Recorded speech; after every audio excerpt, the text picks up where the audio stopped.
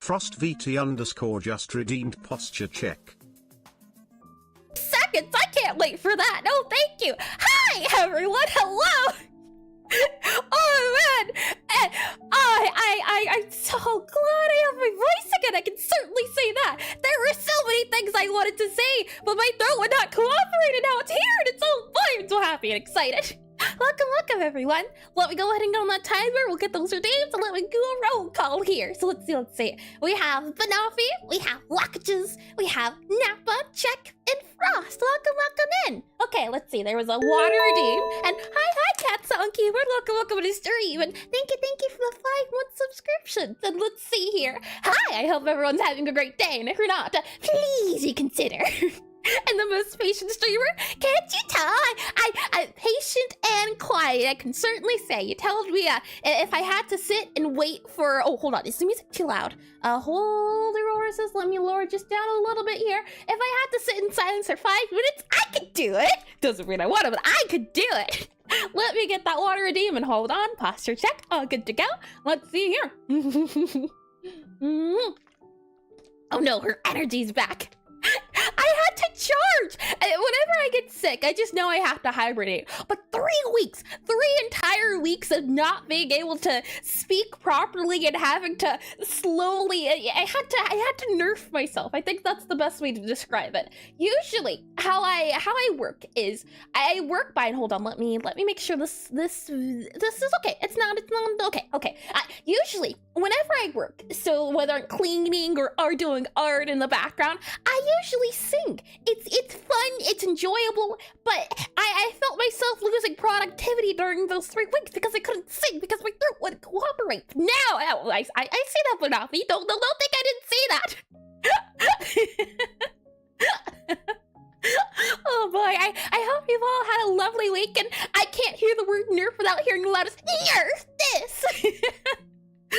I do miss my Overwatch days, and shaking my head, I can't redeem hydrate. How am I supposed to drown, Eris? Someone already redeemed that hydration redeem, so you're gonna have to wait a little bit. And at least you did a good job gaslighting me into thinking Gungeon was a good game. Gaslighting? Hold on now, that's an accusation. It is a good game, it's a fun game. The issue is, well, in my free time, what I was doing on my computer was I was playing a Minecraft mod pack with the create mod, and so I was making factories and stuff, but when I got sick and I wasn't able to get on my computer, I had to substitute. So I was playing Enter the Gungeon and a little bit of Satisfactory. Now it's 100% Satisfactory. I have just reached the train era, and it's so fun. I only wish I could honk the train horn. And ooh, what mod pack? Mod pack I made on my own. So it's a mod pack I just added a bunch of mods together with, not a specific one. And hi Beatus, welcome in the stream.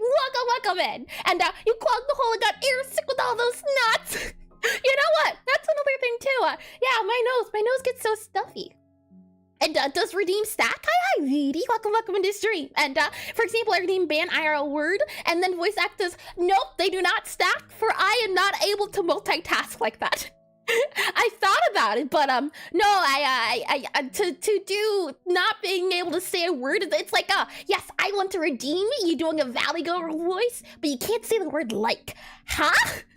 And then every time I say the word, having to reset it, that's too many things to focus on. I can do a lot, but multitasking, not quite as much, not quite so. Let me slide this down here a little bit, and it's boring, monotonous, repetitive. The pickup economy is whack. Did I mention repetitive? The Enter the Gungeon, you mean? I like the skill expression when it comes to Enter the Gungeon. Hi, Rodrigo. Welcome in the stream. Welcome in. And let's see here. Or 0.5 or something? Oh, hold on. Can't think about more than one thing at a time. Yes. Yes. My multitasking skills are all-time low. Let me move this guy. Let's see here and here. I think we should be good to go. Just double check to make sure YouTube is up. We should be fine. A-okay. Which means I shall move you over to the planning screen. So let's see here. Transition! And her brain can't brain like that. Yeah. You have to know your strengths and weaknesses. And let's see here. Don't tell her about Civilization 6. medieval game that's like multitaskly, kind of, sorta. It's the one where you can make like, I don't even remember, but I remember playing like a medieval game where you got to make kingdoms and conquer kingdoms, and you could do history accurate stuff. I don't remember, but that was too much multitasking. So instead, I'm now subject to Satisfactory. I've had a lot of fun with it. And Bannerlord, no, does not ring a bell. And I watched Civ 6 and find myself 5 days into the future, having skipped food and gym, just wondering where my life went. Yeah, that sounds about right where I am at in Satisfactory. Saying that though, Stronghold? No, wasn't Stronghold. And welcome in, Brunchless. Welcome in. No, it was a fantasy. Crusaders, yes, Crusader Kings. That's the one. Yep, Crusaders King. I gave that a try. It was fun for the moment, but and how many H do you have in Satisfactory? You know, the thing is I AFK in it, so I don't know if the hours are accurate. With that said, though, here are the stream plans for today. Mainly the same exact thing we've been doing in the past for the past maybe 2 months now. The good news is, I think we're almost done. I started doing this, started doing the UI off stream, but then I got sick, so we'll be picking up, kind of not sure where things are going, but that's a-okay. I'm hoping that since it's the beginning of February, maybe by the end of this month, we can finally close the chapter, so to speak, on UI. Wait. And I haven't played Satisfactory in a while. I made an abomination of a factory with belts everywhere.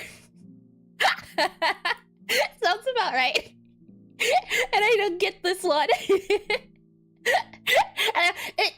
It mixes necromancy with coffee puns. And so what state you on, you building space elevator? I have just gotten to trains, Rudy. Just gotten to trains. But that said though, you all get nice and comfy, sit right where you are, right? Don't move. There's no need to move. You just stay there and think about your choices in life.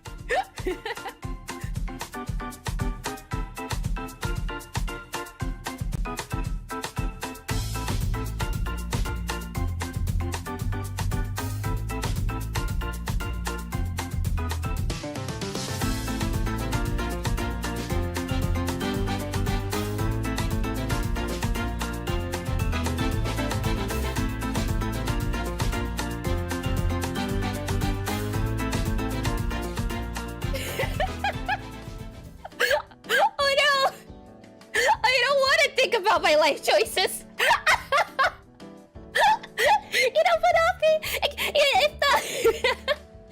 I'm surprised the redeem didn't pop up. Hold on, there you go.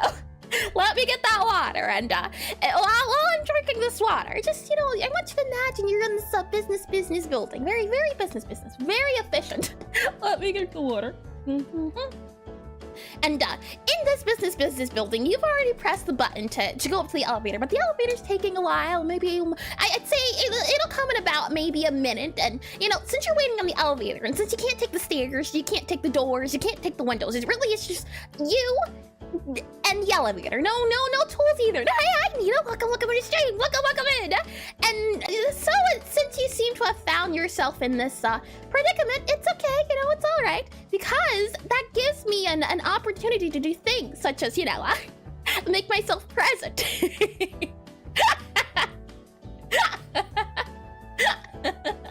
Hi. How are ya? And as a business lady I am, I understand a moment of opportunity. So since you're here, the only thing you could do is be here. Why don't I go ahead and talk about my up-and-coming game? Oh, bam! Necrotype Cafe, a Necrotype Cafe game. I'm sure you'll enjoy it and are not being held at any threats. And going up to one floor. I came just from down below. It was nice and cozy, but you're going up, so you can't go down. And you can't take the windows. There is no escape. Well, when you put it that way, Frost, it sounds a little threatening. I don't know if I enjoy that tone. And hi, Chapel. Welcome into stream. And what if I want to take the stairs? There aren't any stairs. There aren't any doors. There aren't any windows. It's just you, the elevators, and me. What more could you want? Welcome though to a section at the beginning of stream, like I like to call the elevator pitch. It's a section where if you haven't been here in a while, it gets you up to date on my game. If you haven't been here before, it also gets you up to date, and it also gives me a better chance at explaining what my game is about in as short amount of time as possible. So with that said, let me go ahead and click on this guy here. When that reaches 45 seconds, I will begin. Let me double check on here. Blam! I think the area sub-bird should be Employee of the Year. And Yuri wouldn't last. I last a day in corporate. She's more of a princessy type. And hi, Thorley. Welcome in. Oh, Okay. Welcome to Necrotype Cafe, rhythm typing cafe game where you play as Gabriella, a necromancer sent by her necromancy family to this prestigious wizard magic academy. The idea behind the game is that it is a cafe sim, so you don't want to become. No, I'm rusty. Hold on. Okay. It's fine. She's sent there to become a necromancer, but she doesn't want to become a necromancer. She wants to become a baker, a chef. So she decides to open up a hidden cafe in the part of school. So not only is the game a cafe sim, it is also a rhythm typing game. Rhythm typing comes into place in the fact that in order to serve customers, you have to type to the beat. And to type to the beat, you have to spellcast. You have to summon the food. And so the idea is that as you go along in the game, you'll unlock more spells, more poetry, you'll unlock more songs in order to serve customers. And by the end of the school year, you'll be able to show everyone you don't have to be a necromancer to be successful. You can be you. You can have your dreams. And yeah. Oh boy! Hasn't been an entire month since I've done one of these. I was going on the up and up with my best work this I'd probably give it like a 7.5, maybe 7.5. And we won't get away. I tried months ago. Since then, I'm stuck under Gabriella's table. I'm sure it's cozy there. And let's see here. The older like I see, and it's jumping down the elevator shaft possible. Cats on keyboard. In order to jump down the elevator shaft, you would have to be able to open the doors. And those doors you can't open. They're too strong. They're very strong. And me pounding on the elevator door. Get me out! Get me out! Oh boy. And you have a super passionate eldritch princess smile like, yeah. And at the wall, like eerily, you can't get yourself open. Hold on, eerily? How am I scary? I'm not at all. And hi to Mastrix. Welcome in his dream. As well as you, Gabi. Welcome in as well. And I rate a goober out of 10. Terrible score. I know goober. Okay, maybe goofy goober. Let's see here. Let me go ahead and get off my business suit, and let me get my programming associate here. And with that said and done, let's go ahead and try out the prototype of the game. As if, for whatever reason, you weren't convinced that this game is a game you should definitely try out sometimes, why don't I go ahead and show you the prototype? And business suit airs in my sleep paralysis demon. She just stands at the end.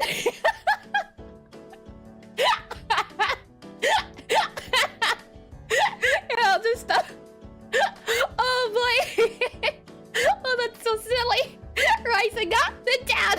Let me bring you into the obsidian screen here. You better be convinced they're out.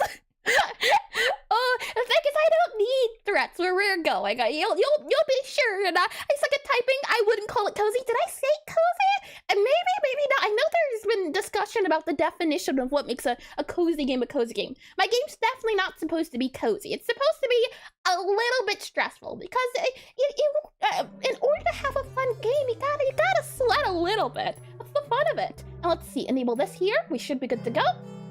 You should be able to hear the game if I'm not mistaken. There we are. And your laugh brings me joy. I'm so happy. I haven't been able to laugh like this in a good 3 weeks, so I'm taking the liberty. And hey, I missed you. Hi, Josie. Oh, right, was it Josie? I think it was, it wasn't an H, right? It was a J, possibly. Welcome back in, and I'm glad to have you back here. And it's not cozy. Her feet smell like mold and hot chocolate. Huh? And isn't there a void in there? Yeah.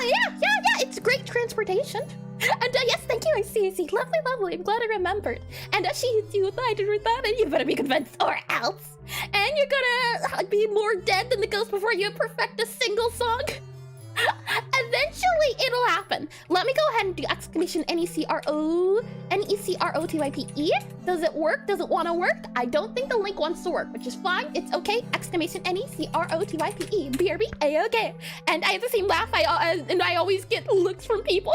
Oh boy. And as someone that's fallen asleep watching stream, I can tell you that having the audio from stream show up in dreams is oh boy. And is Bobby still in his rebellious arc? I think Bobby's doing better. I think he's he had to take some sick days too. And alert so I can give Key Stardust. And let's see, Bobby Rebels, he just got tired. I think that's what it was. So to begin, what we'll do is we'll go ahead and try out the calibration. So if I click start, we should be able to click the button. And what did I miss here? He didn't want to press the button last stream, but I think he's good to go this stream. He knows his assignment. So let's see. Click on start. Let's give it a go. Wait. Hit, wait, hit, wait, hit, wait, hit, wait, hit, wait, hit, wait, hit, wait, hit, wait, hit, wait, hit. Okay, we're good. I do need to at some point add a counter in the top that says how many you have left to go before it's calibrated. And we have to take him out back and cut off one of his tentacles. Hold on now, that sounds like violence. Stop hitting Gabby, she didn't do nothing. There's a force field around her. She's fine, she's a-okay. And hold on, let me also hide the taskbar since we're not there yet. So let me go ahead and hide you. Oh, hold on now. Yeah, you get hidden. You don't need to be at it yet. There you are. Good. And Flash picking up ads. Yeah, he was pressing buttons he didn't need to press. So let's go ahead and try the tutorial out in omelet lick. Oh boy. That is an interesting emote. Welcome in again, Agape. So let's see here, tutorial. Let us go ahead and get started. So if I use our arrow keys, let's see. We move around. We have Gabby here, and we have a customer. So let's go ahead and have the customer sit down. Go on, customer, go on, eat. And that is also a lovely and interesting emote as well. The customer will think about what they want to eat, read their book, and then wave their little arm around saying, hey, I'm ready to order. We'll go ahead and take their order with E, and then if we hold down space, we can see what they want to eat. And they want to have some here. The idea is that as you go along in the game, you unlock, and I keep forgetting I need to add that into the pitch as well. The idea that each wizard represents a flavor. That has to be added. And, oh boy, what an emote. And Bob was keeping you on your toes. Yeah, he was keeping me accountable. And the idea is that as you go along in the game, you'll unlock new flavors associated with different wizards. For example, Gabby here is a Necromancer, so she is associated with the color purple and the flavor of bitter. We also have healer wizards, which we're calling Medimancers, and they're associated with the flavor sweet and the color pink. And negative 0.51 was not supposed to be... Hi, Murky. Welcome back in the stream. Welcome back in. I think that was fixed with the most recent, or the build I have currently in Godot. I think we fixed that. But the one up on it isn't currently the timing there. That's the correct timing, but it's not rounded off the way it should be. Oh boy. What we can go ahead and do is follow this little skull back here to the back area, and from there we can go ahead to the desk. And the idea is that we combine two different flavors in a product. So we can see here we have a pink and purple, so let's go ahead and grab that sweet flavor. We can also go ahead and grab the bitter flavor. And from there, we also need a cake, since it's the cake symbol. And yes, Your Honor, it was the fault of the cartoonist pickle-like squid. I swear, I'm trustworthy. Bobby can plead, not insanity, plead cuteness. There you are. And Eris hits keys on a 0.051 MS arrow. She secretly plays Osu. Oh boy, no, I tried Osu before, did not work out. We'll go ahead and hold down Q here to start the spell casting, so let's see. Now, in order to play the game, once the letter reaches the white circle, you press the button. You see this bar here? Once this fills up, you have completed the game. And if this bar fills up, you have failed. This is the fail meter. So anytime you miss something, this goes up, and anytime you get something correct, it goes down. So this bar up, this bar go down. Are you ready now? A complete Elder immunity. Exactly. Who do you think is the judge of the judge, jury, and executioner? Let's see here. Go ahead and close. And Eris is a smurf. Okay, so... Huh? I had to make my skin's purple, not blue. Thank you very much. Okay, so, seems to be the case that the bug that we thought was fixed has not been, that's okay. I know the issue. Just, let me, click this again. Executes the punishment, not death. Not that type of execution. Works as intended. Let's see if it'll work again. The bug that we've been having on and off is that certain calibration numbers make the game bug out, and we've been trying to fix that in the back end. So let's see if this 0, -14 is a good number. So let's see. We'll go back into the tutorial, move around, have the customer. Let's give this another go. Customer read, customer wave. This open up. Then we go back here. Let's try one more time. And here we go again. Yeah, my streak. Hi, Lazy Love. Welcome back in. The stream has been on and off in terms of availability, but I'm happy to have you here. And I saw that word pull up and was like, AMP the difficulty. No, the difficulty was not amped up. That's a gnome bug that keeps coming back every time I think I squished it. And oh, purple, no purple here. He doesn't kill. He orders he doesn't kill. He orders the kill. He orders his own tentacles, but still, he orders a just punishment. Let's see. Let's give this another go. Okay, WIT H space T H R. Okay, let's see. E A D. Yes, a space. O F space T. Okay. W. Okay. I L I G H T space A N D.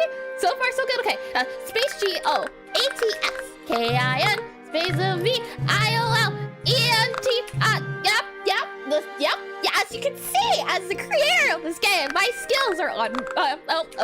Okay. So yeah, that bug's still there. How odd. And I'm not blue. I'm purple. Ears. Not even a minute later, I'm not purple. I said I'm not purple. That's the purple. I'm purple, but not purple. And it's all just through. No, don't even look towards the stairs of the elevator. Oh boy, and I see that evil unlock as well. Oh, there's two of them. Oh boy, yeah, the latency bug still needs to be addressed. I think I fixed it with this update, but we'll see. We'll see if it is fixed. I haven't had any issues with it in the current build of Godot, but we'll see. Once the customer has been served, they'll eat their food, wipe their mouth, and they will be on their way. There's more in this game. For example, there are ghosts in the game. The ghosts do different things, and you also have to serve them like you have to do the customers. But for today's knowledge, you don't have to know that. And I like how you sing the letters. I don't know if I'd call that singing. Oh boy, that's loudly yelling the letter or stating it. And yeah, blame the performance on the bugs. What choice do I have? Let's see. We'll go ahead and close this guy. I should be able to just you there. Lovely. Okay. So with all of that said and done, let us now, let's see. If we go back into the planning screen here, lovely.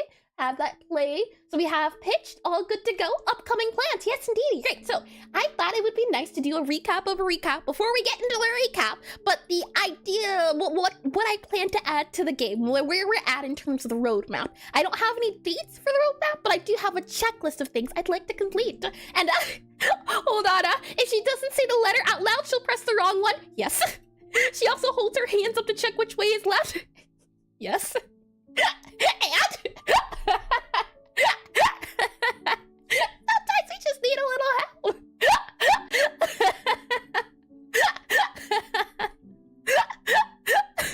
Oh boy, let me go into the screens here. And you purple. Not at all, I tell ya. And she's a business affairs in a trench coat. You know, I don't know how many of you know, but I did used to have a business affairs. I had a total of 4 at one time. And oh boy, a keyboard ferret. And did I hear that coding may be on the plan? Coding is what we're doing today. Yeah. And welcome into Scream Sorcerer. Welcome back in. So as you can see here, the roadmap, and same, they were cuties. They were indeed in 4 ferrets. Yeah, you get 2 and then you realize I want more. Oh boy. And Eris, you're probably my favorite game to streamer. How sweet. Thank you. And that's a nice wizard graphic. Thank you as well. So as you can see here, we've been going slowly down the list. We have solved bugs. More bugs have appeared, as you saw before. We've added the bookshelf mechanic, then we did some refactoring, and then we re-implemented ghosts. So now that ghosts have been added back into the game, what we're working on right now is the Spellbook UI. So what you saw before with me pressing space and having the menu pop up, you could see the 2 different colors.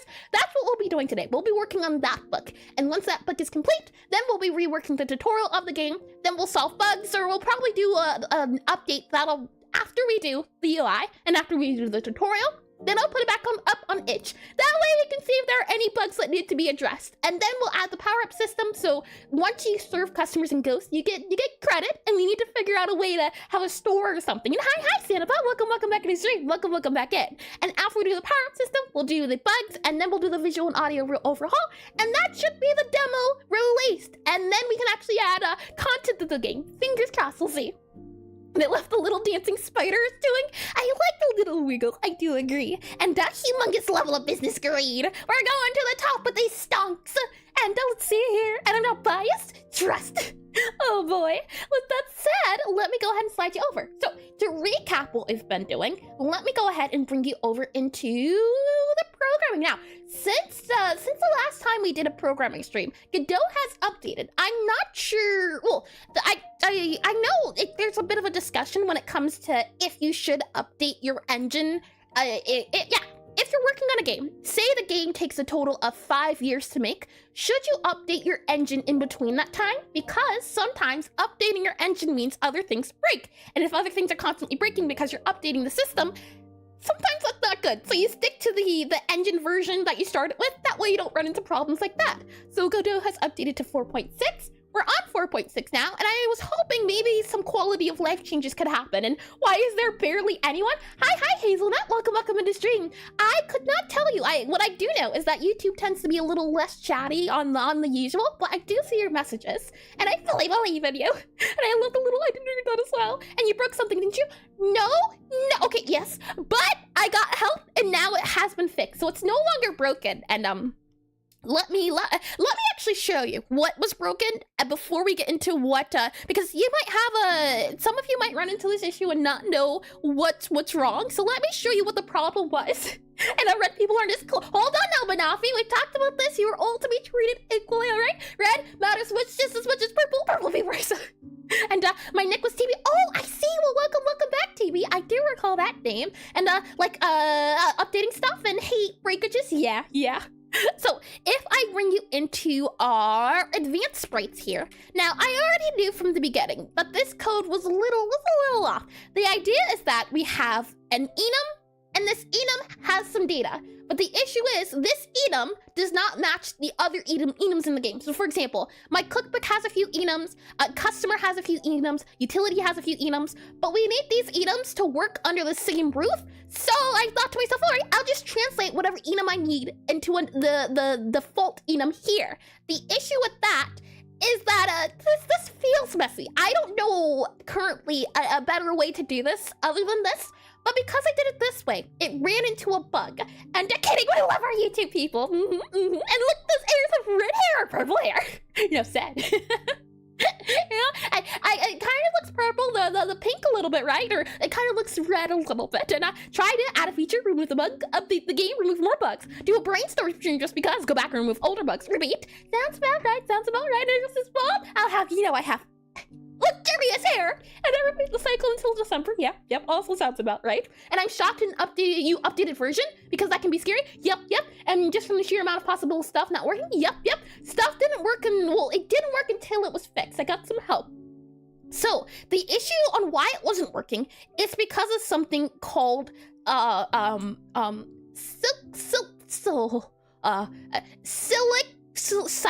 cyclic dependency. I think that's how you say it. And the idea is that we have this class called advanced sprite, and we have this class called customer. And the customer has an advanced sprite. So it has it as what I guess you could call it a child. Yeah, it has a child of an advanced sprite. But the issue is, this advanced sprite needs to know what a customer is. Okay, but a customer needs to know what an advanced sprite is. So they go back and forth depending on each other, but they can't define each other, and so they crash. That was the issue when I updated the game. In the earlier version of Godot, the last version, for some reason, this dependency bug I never ran into it, so I thought it was fine. And hi, is it Niku? Possibly? Welcome to the stream. I can certainly try again if I did butcher the name. And that's true, red people are cooler. It's all the colors, I tell you. And luxurious hair, singular. There's multiple. And let's see here. Niku Dayo, is that better? And so the customer kills a child? No. The customer just has a child, but it's how to best describe it? They depend on each other, but since they depend on each other, no one can be the top of the head of the household. And just like my local corner shop. And cyclical, or cyclic. And both work, the second one I see. And I have a question? Sure, answer away. I can see if I can answer it. And it depends on how code is read. It is called member. Oh, yes, member. You could call it a member, yeah. And since they depended on each other, the game crashed. It didn't crash in earlier versions of Godot, but this version decided, that's a bug, that's a problem. And so what I've done temporarily to fix this issue is I just took the enum that had the customer, well, in this case, the ghost's enum. I pulled it into its own file, and now the ghost can say, all right, we now both depend on this guy. So now instead of either them depending on each other, now they depend on this guy. This guy doesn't even know about those two. So that's why it's now non-breaking. And cyclic, and cyclic, and the Frosters can barely reach your fighting against the losing warrior. Hold on now! I can do it eventually. And it depends on how code is written. Cyclic dependencies. Yep, case in point. Oh, what a fight!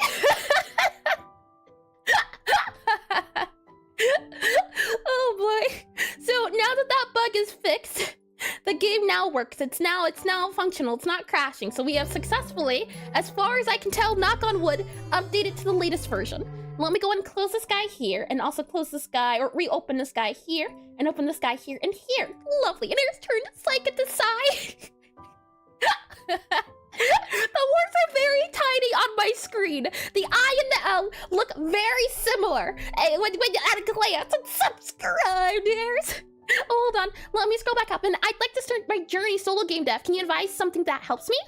Oh, I know, or I had planned on coming out with a video in January on the topic of getting started with game development, but if I had to give one advice, let's see, I'd say to start small. To start small, and whenever you're making a project, write everything out. Don't ever keep anything in your head. If you have an idea for something, make sure you write it down and then actually think about the idea. For example, in my game, let's see if I go back to here and I go back into concepts here.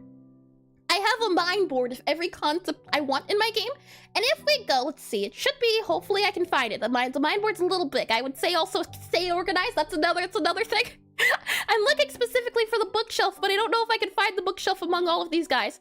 Bookshelf, do we have oh, here, bookshelf, lovely, okay, I think this is the bookshelf. Yes, so, in my game, for example, I have a bookshelf, and on this bookshelf, you can pick up ingredients and put them on the desk. So, how would you implement that? And what I did was I made a checklist, so I went through each step like a recipe. So first, the customer or the player has to interact with the bookshelf, then a menu pops up, then you have to select the item then has to be added to your inventory. Once the item's in your inventory, then you have to place it on the desk, and then you can start the spell. So it turns from into, all right, I want the player to go to this bookcase, pick it up, drop it down, into this list of things you have to do, and by breaking it down, it makes development a lot simpler since you're doing it in steps. I have to figure out a way to interact, wait for a menu to pop up, things like that. And I appreciate every little bit of you put in there.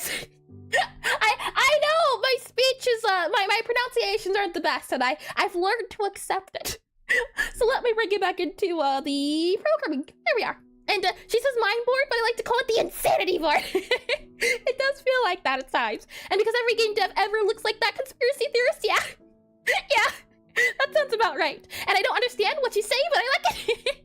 Well, that's support. Well, hopefully, it's February, so I'm hoping sometime this month to come out with a video. That way, next time it gets axed, I can say, I talked about it here. So fingers crossed, and watch 10 more streams, you'll start to understand. And as I check myself, I approve of the list.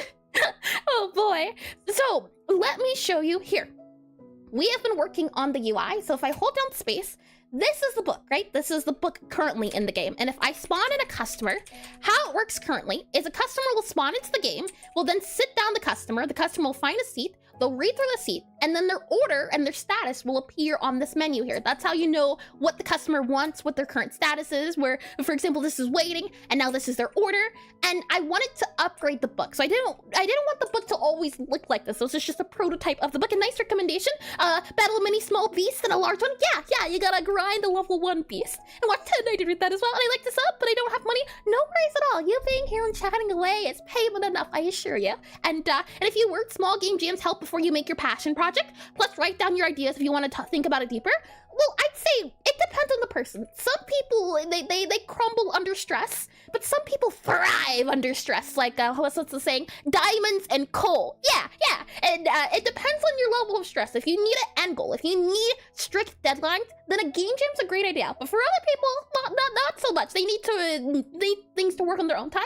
But I can certainly say, game jams definitely help for getting ideas, for having a time frame, getting a structure. Yeah.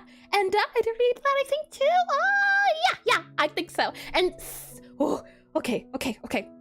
Cyclic, as in circlic, goes round and round like a bicycle. If you draw a picture of your dependency chain, it should look like a tree. If a branch is growing back into the tree, then you have a cycle. This can confuse a dependency loader. You will think in order to load A, you need B. Yep, that's the gist of it.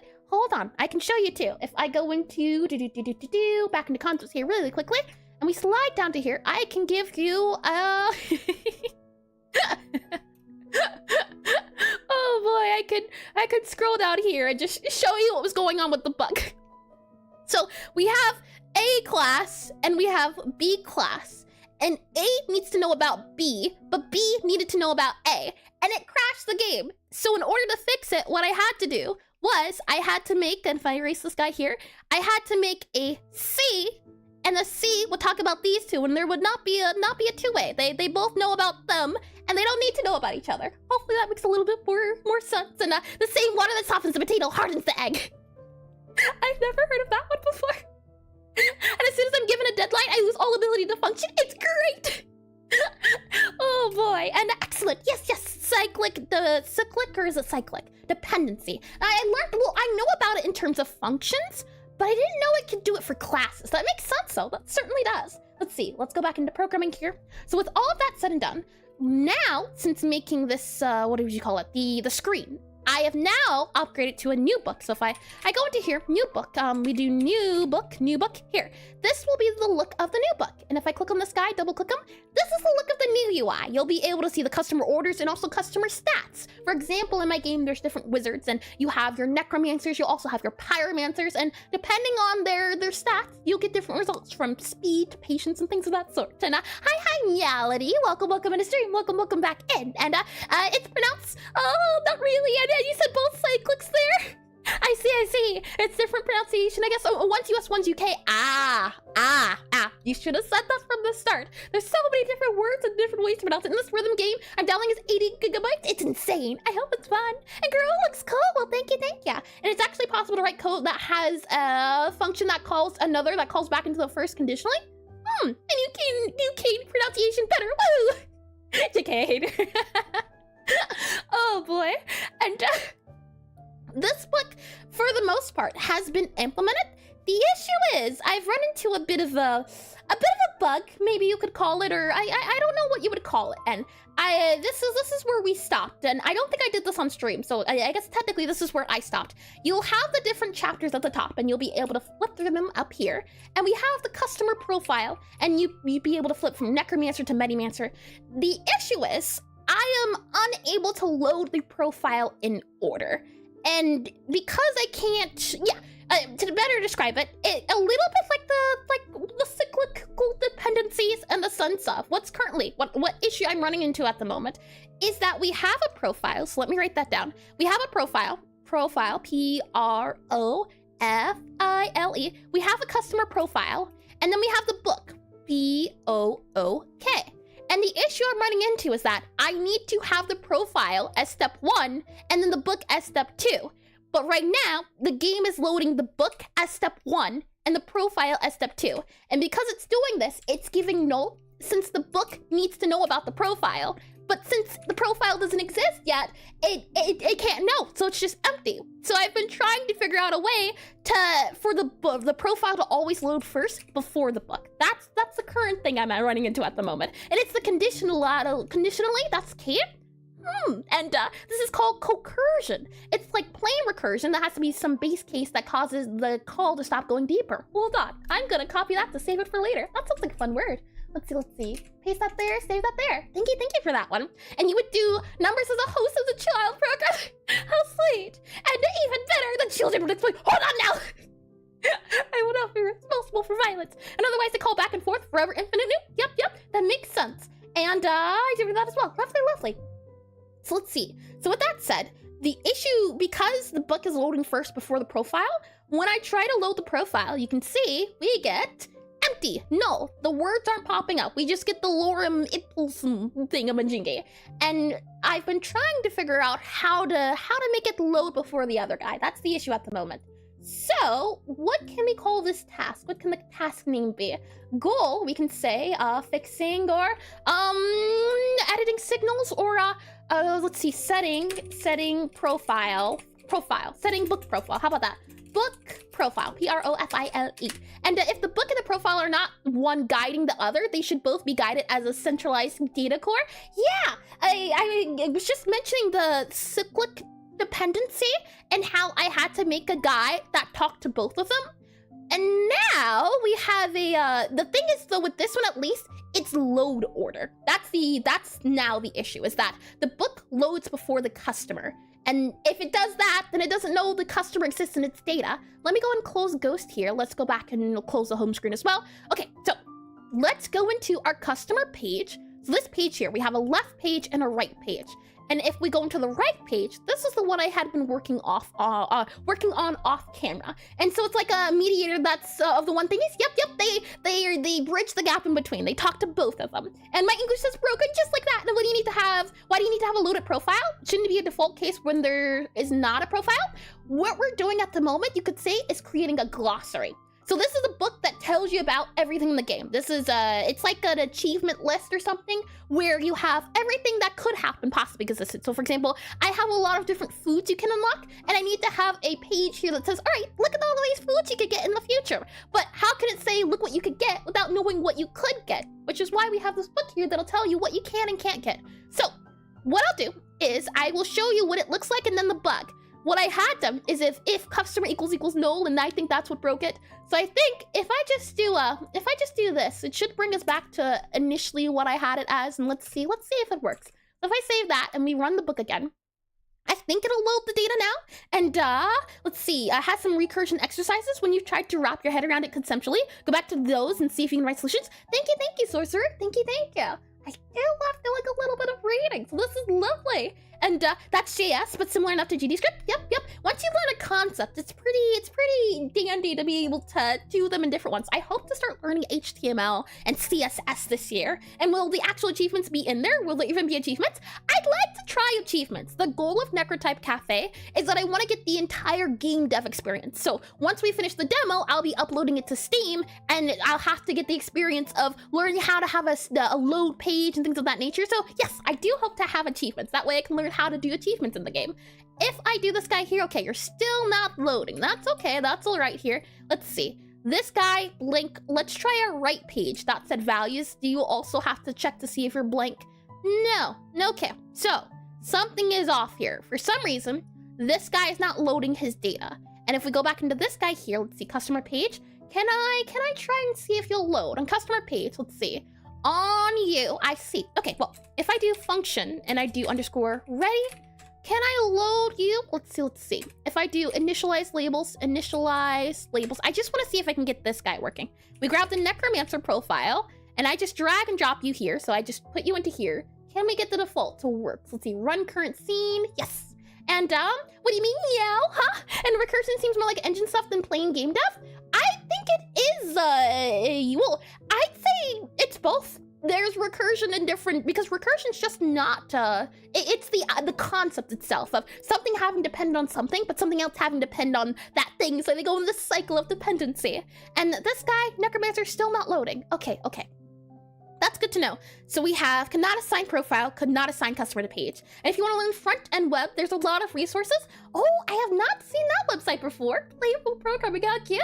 I see. I've heard a lot of good things about boot.dev, but I have not given it a try. But this playful one looks adorable, so I'll also look into it. Thank you. So let's see, customer page. This customer page, upon loading into the game, it has the Necromancer. And we know it's working to an extent because we can see that it says Necromancer, but it's not giving us our stats, so our stat bars aren't completed. And we also don't have the information about the Necromancer. So why is that? Let's see.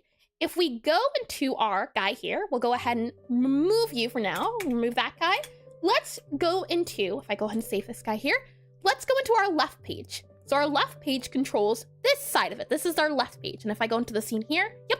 This is all the information for our left page. We should have the stats filled out when we load it, and we should also have the description. So something's amiss here. And not wrong, most game scripting isn't going to need it. Very true as well. And playful and programming are oxymorons. What do you mean? And it's getting a little hot in here. Give me 1 second to turn off the heater. I'll be right back.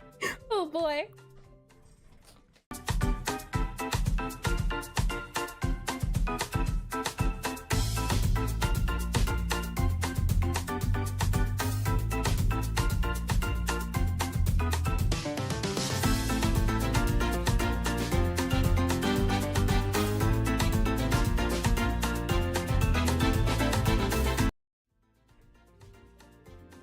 We're all good to go. And but also recursion is just another way to write loops. So you will be using loops, just like writing them in an imperative style with for and while. Yeah. And I just remember recursive loops. That was the big thing. It was either a good thing or a bad thing. I can't remember, but I know it had to do with sorting algorithms. And that's like saying food and tasty are oxymorons. Gotta learn to cook well before you get to enjoy. Well, hold on, Frost. You don't have to cook it in order to enjoy tasty meals. You could order something. Is it hot in here or is it just buddy? Oh boy, reminds me of Man Snow. So let's see. This is the entirety of our control nodes, and I've also had help in learning how to go about this guy here and ordering something like buying a game on Steam. Yeah, you don't gotta make the game in order to play the game. So let's see. On our customer page, the issue we're running into right now at the moment, and thank you, hold on, let me grab that name here. It is it extra Ertomert? Possibly? Welcome to stream. If I certainly butchered that, please correct me if I'm wrong, but welcome in, and thank you for the follow. And have you ever heard of restaurants? Oh boy, in the news. Let's see. So we have here a label. So this guy here is a label, and this guy here is a label. And we need to fill this information with the information of our profile. And if I click on our profile, you can see here that our profile is a resource. So this guy keeps all the data and stats of each different wizard. So if I slide over here, so you can see that what we should be seeing at the very top is Gothic cool people. That should appear up here. And then what should appear here is fancy instruments. And then we also have our different stats. So all of this data here should be loaded up into the sheet when we started. But when we started, we don't get that, do we? We get nothing. It doesn't load. So that's the issue at the moment, is that for some reason something's not loading. And let me slide back over. And with that said, let's take a look and see. Because we know at the very least, it's grabbing the title, right? For example, if I go back into our book here and I add another customer, let's add in our Medimancer. Just doing a test here. If I add in my Medimancer and we just connect it here, then in theory, if I did this correctly, we'll be able to see Necromancer and Medimancer, but we won't be able to see their data. So if I click on play, this guy loads up, and let me click on Godot so you can see it. This guy here and then this guy here, there you are. And if I go to the next page, we have our Necromancer, and if I flip the page, Medimancer. Huh? I'm so confused. Extra super duper confused. Hold on. Okay, I got an idea, but okay. So I was saying how things were broken, right? This is what it should look like, but it doesn't. So for some reason, this one's not working. Huh? Hold on. I'm wondering if maybe I just restart the page, refresh the page, it'll work out. Does yeah, this is correct. This is doing what it needs to do. We have the stats, we have the name, we have the flavor associated with it, but for some reason this guy's just empty. He doesn't want to do things. So I have a few questions, just a few, Godot, if you don't mind answering them. You know, I take you there. Let's see, and the magic of race conditions, maybe? I don't know. And I will not stop until it becoming a permanent addition. You know, what we did last time is, and hi Tim, hello, and welcome in. What we did last time for the last stream anniversary is and you'll be able to see them too, is that we added some fan-made, community-made emotes. So next time the anniversary hits, we can add some more emotes to the to the stream. So depending on how well it goes between voting, there is a chance to get the emote into the stream. I can certainly say that. And maybe first profile is broken. That's what I'm not too sure about. What I'm going to do is I'm going to clear the profile and I'm going to drag and drop it back into the screen. So let's see, if I add Necromancer back in, so Necromancer profile here, drag and drop it back into here, save it, load it. What are we doing? How are we looking? If we go back into here, Necromancer, no. Okay, so something's off here. Medimancer working, Necromancer not working. Interesting. How odd. So why is our Necromancer broken, but our Medimancer isn't? That's so weird. They have the same exact thing, same exact resources. You can see here we have a Medimancer resource, and then we have a Necromancer resource. And if I go into this screen here, our Necromancer, oh, you know what? I should as well not make this guy say Necromancer as default. That'll probably help a little bit. Only 7 months, man. You gotta keep on the grind. Oh boy. Let's go into our left page. I want to rename this because I think that's what's throwing me off. I think the name itself is making it confusing. Hydration, sure. And why -1? -1 shows that it did not go through. I do -1 so that if I load it into the game and it says -1, I know something's wrong with the numbers. So let's see here. Water. And I am nothing if not stubborn. I once hunted a shining Pokemon for 3 years. Oh no. When an unstoppable object meets an immovable force. So let's see. I'll go to our label name, and I definitely think we're going to do here house. And now if I set that, right, now we'll know for certain if it's doing Necromancer. I think that was our issue.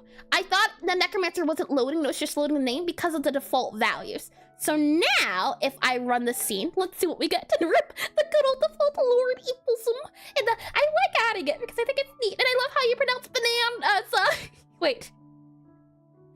Hold on. Is that not how you say it? Hold on. Hold on.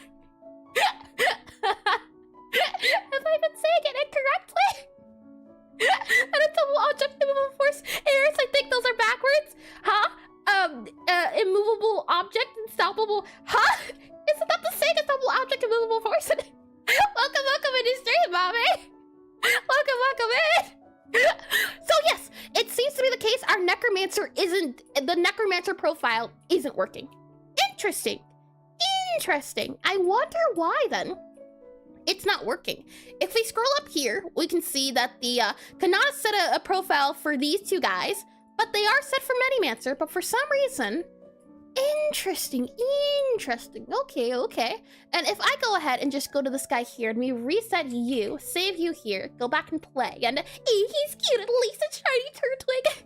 And later that and hello ears, hello. And what would happen if only Medi was to be left to load? Will it work? We can certainly try. If I go into close here and we just delete this guy here, so we're only left with the Necromancer profile, this guy here. If we load it up, let's see. Run current scene. We go ahead and do that. Let's see.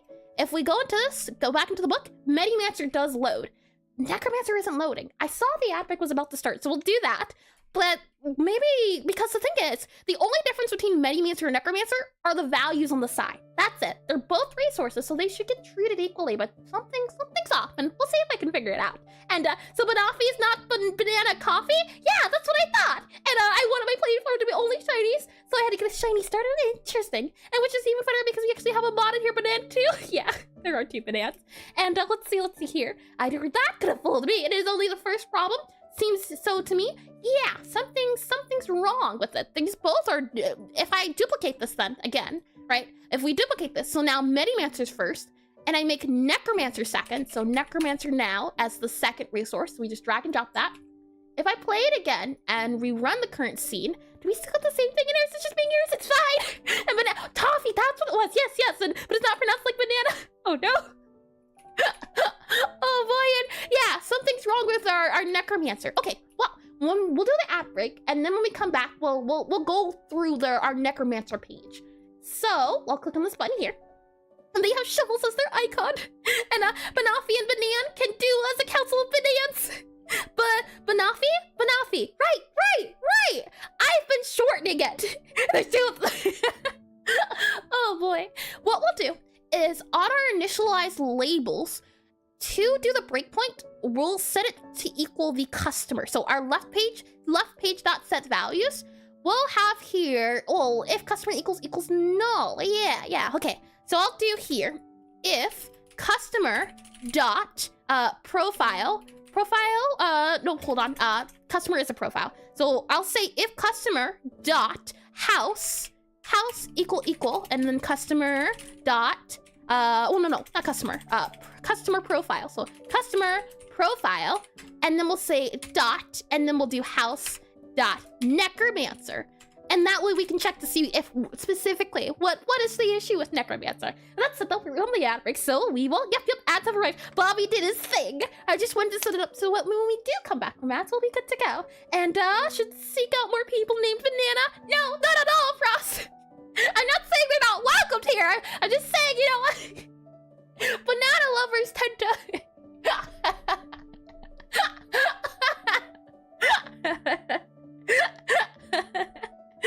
yeah, they just tend to... I didn't say that in the slightest. Hold on, Banafi, right? I'll try to correct it. No, there's no hate here, not at all. Only judgment. There's a difference. And the good part about me disliking bananas and the good part about you liking bananas is that every time I get a banana, I can just pass it along to you. There's a system here. That way no banana goes wasted. That's the system here. Let me get some lemonade.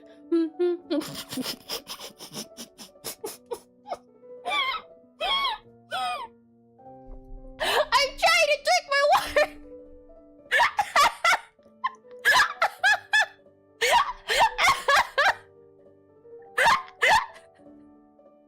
How am I supposed to live, laugh, love in these conditions?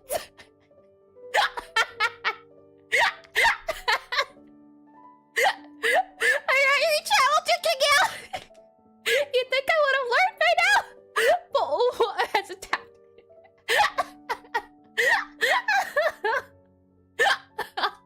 Okay, I'm going to look away now and drink the lemonade. Hold on. Okay, swallowing has been done. Reminds me of the little bit ago, like I just woke up and in a steaming mood here. Never heard of that one. Oh boy. Let me get some coffee as well, and then we should be good to go. Let's see here. Alrighty, coffee's all nice and tasty. Alright, with that said and done, welcome back from the ad break. Welcome back. So, since it seems to be the case that the Necromancer profile is one we're having issues with, what we'll do is we will have a breakpoint. So let's see, I'll do something like a pass. And what we'll do here is we're waiting for this guy to go off, since this is our Necromancer profile. So if I go ahead and press play, we should get the breakpoint if we even reach this point for our Necromancer profile. So if I go ahead and click on run current scene, let's see, in Birmingham. And needless to say, I've never heard of Birmingham. Oh, no, look at that. You see? The thing didn't crash, which means that our issue, or not crash, but it didn't pause, as far as I can tell. Yeah. If we'll just to double check, we'll have it print bleh, just to double check and make sure that it definitely didn't pause there. Because if it doesn't pause, that gives us information, and it doesn't pause. And since it doesn't pause, that means the issue lies up here somewhere before we even get to here. Oh wait, we just have to slowly track this down. We have to become Inspector Gadget. And it's just showing how American she is by saying I've never heard of Birmingham. Isn't that like, no, I'm thinking of Bridgerton. Never mind, I take it back. I thought it was the Netflix show, I think. And did we even get there? Nope, we don't. If we got here, we would have had the breakpoint. But since it didn't use the breakpoint, we don't even get there, which means the problem lies somewhere up here. So next up, we'll say if customer equals null. Oh, let's see. If customer equals, before that, what we'll do is we will do this guy right up here. So we'll move him up to see if we can get the breakpoint. So I'll go ahead and do this guy here, that guy there. Let's run it again. Hopefully we get the breakpoint now. And maybe the dot house is broken. I don't think so, because remember as well, the Necromancer. The Necromancer does the same exact thing the Medimancer does. So the Medimancer has a dot house, and the Necromancer has a dot house. So this dot house is an enum. So it should do one of these guys here. It'll always at least be one of these, but it can also say none, but it's not even getting the data, which is odd. So we'll see. We'll go back into here. We are at the freeze point, and it says invalid access to property.house. Interesting. Okay. So we are getting the issue of ready set values. Oh, hold on. You don't do ready. You're waiting to get a signal is what it should be doing. So let's close this guy again. Save it. Click on play again.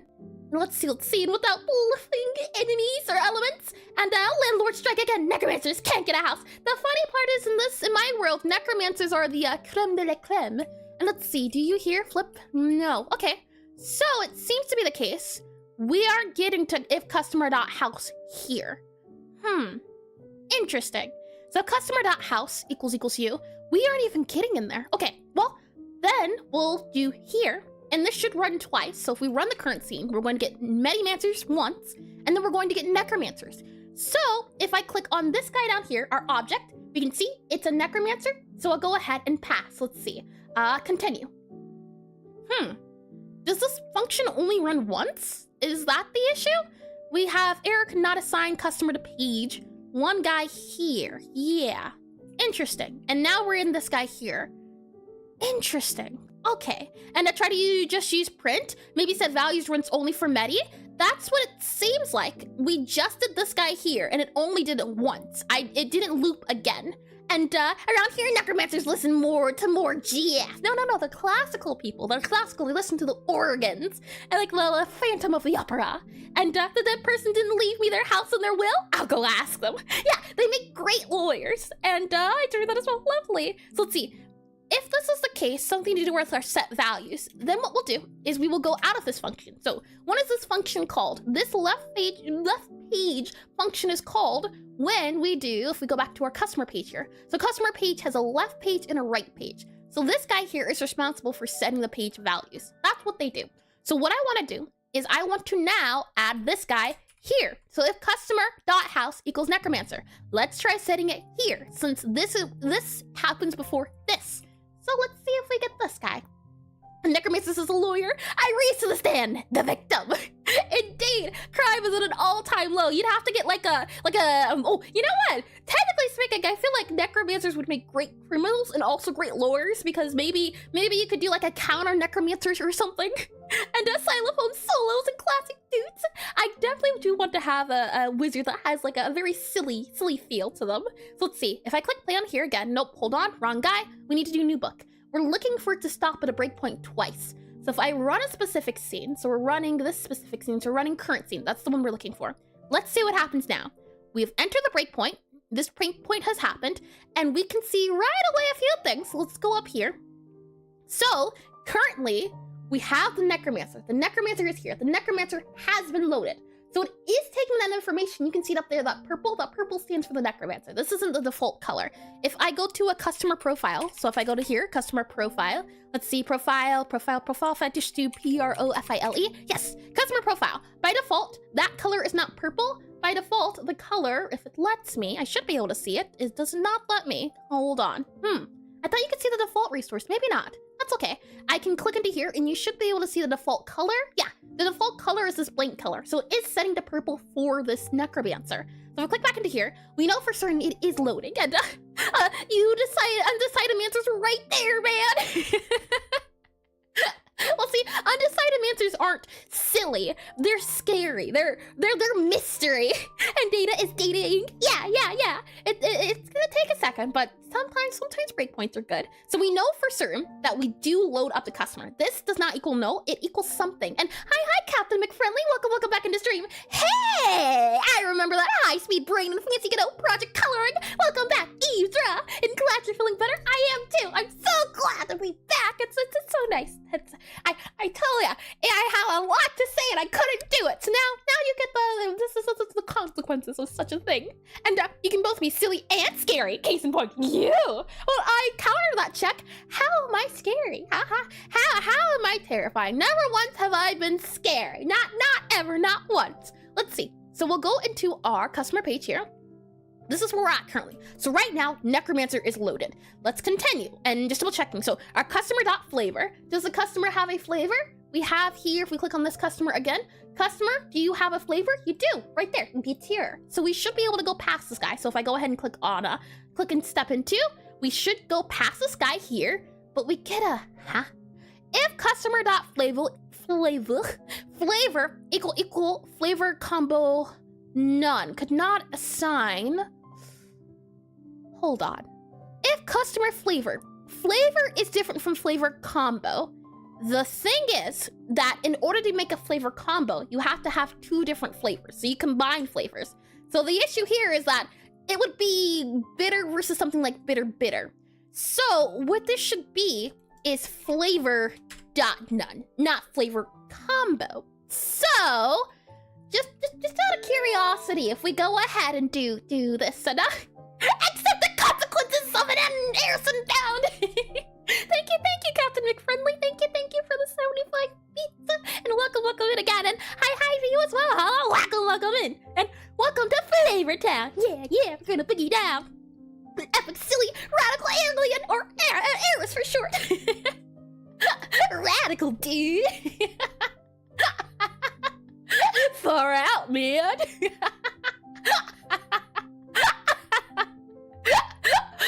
Oh boy. Let's click on run currency to beat. And hi, Torrid. Welcome back into stream. Welcome in. And behold the butcher of chats, the murderer of a focus, the bringer of procrastination. Torrid jumped into the room. Ta-da! Welcome back in. And how goes the UI? It goes, you know, and Eris, you inspired me. I'm so sorry for this. No, Frost. No, I think I know what you're doing. No, don't do it. And hold on. I've been seeing strong breezes and. Frost VT _ just redeemed do a voice / act for 5 minutes. Surfer did.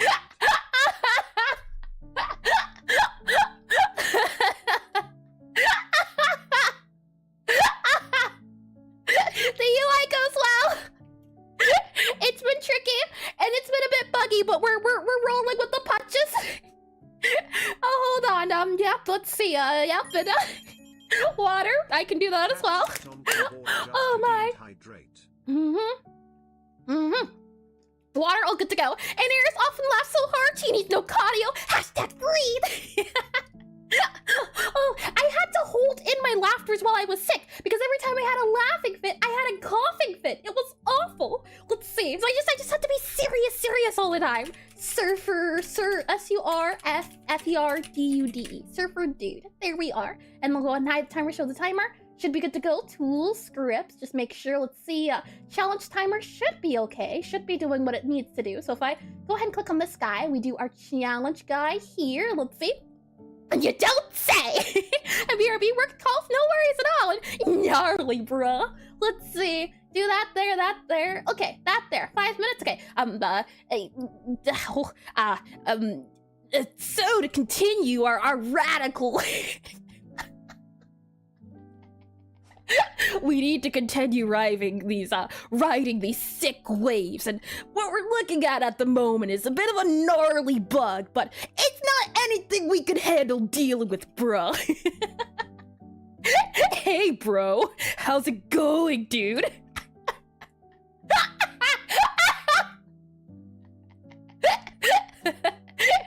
So I was talking to my bruh, and I think this might work now in our favor, and that the waves will be on point. As a California, I feel offended. No need to get so tense, bro. Chill out. So where we once had a bug, it seems to have calmed down, and now we have a The Necromancer is working as it should have always been.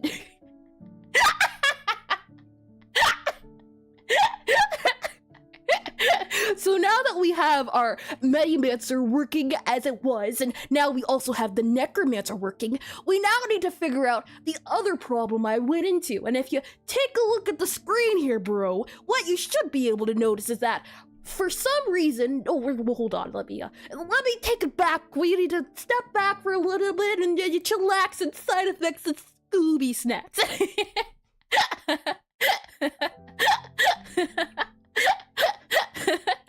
I only do clean meat here. And what started like Ninja Turtles has become Surfer, bruh. We're going for the more of the Surfer, and welcome into stream, right on, man, Brunchless. That's nasty, Bronicle. Sick UI, Necromancer, by the way. Right on. So, what we're looking at now is if we go into our test level, what you can see is that we currently have 2 flavors unlocked, and we have the sweet, and we also have the memory going for us, and riding these out, and bug, let's go, mate.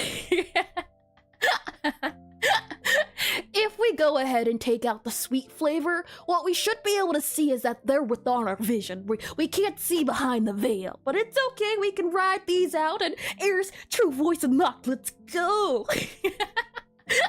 Suh, dude! Or hold on. Wait, suh, dude. Nah, that's the value. This is the real Air. So I don't know about that one, but you know what? We're keeping it on the down low. So if I go ahead and run our scene again, right now at the moment, we only have the sweet flavor unlocked. And looking back to our earlier predictions, what we should be seeing is that this man should only unlock our Necromancer flavors. The Necromancer only has the bitter flavor unlocked, and can't believe Air's a secretly been a surfer this whole time. Far out, man. She's hip and cool with the youngins.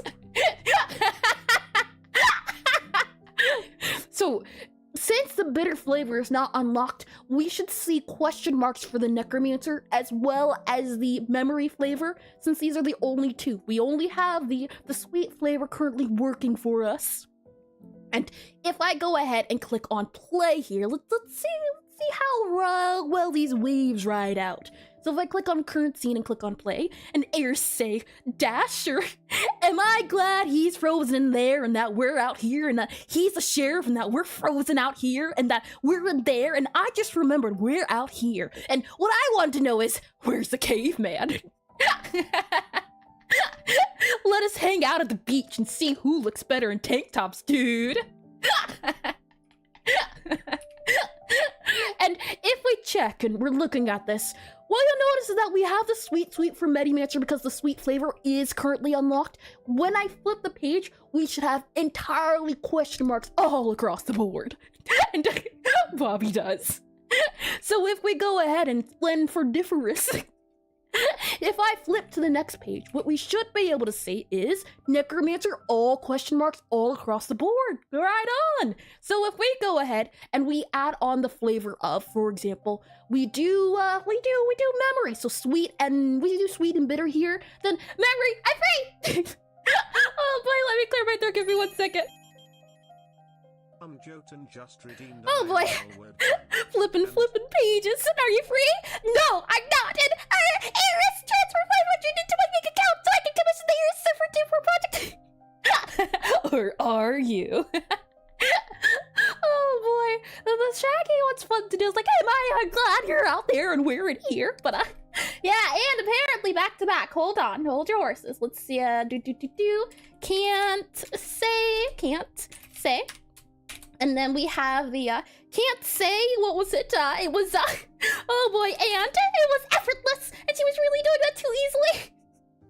I listened to the Muppets recently, and one of the, what was it? It was a musical, Muppets musical, and what keeps playing in my head is, your accusations are far out, man. Over and over. 3 minutes here, reset that to there, and now we're good to go. Oh, hold on, let's go. Okie dokie. That's on the board now. That's not the word I can say. We'll see how well it goes in tank tops, dude. Dude, I don't do this weapon stuff. I'm a pacifist, bro.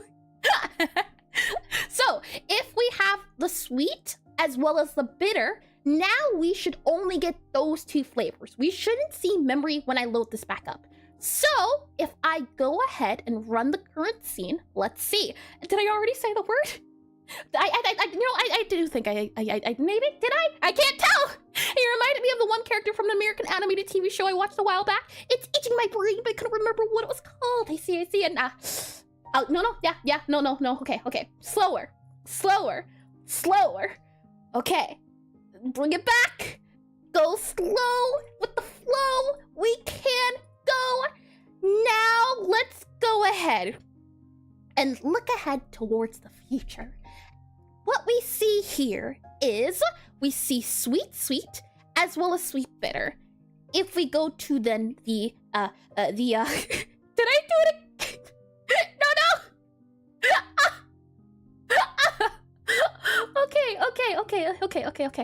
Okay. Necromancer working and okay. This is okay.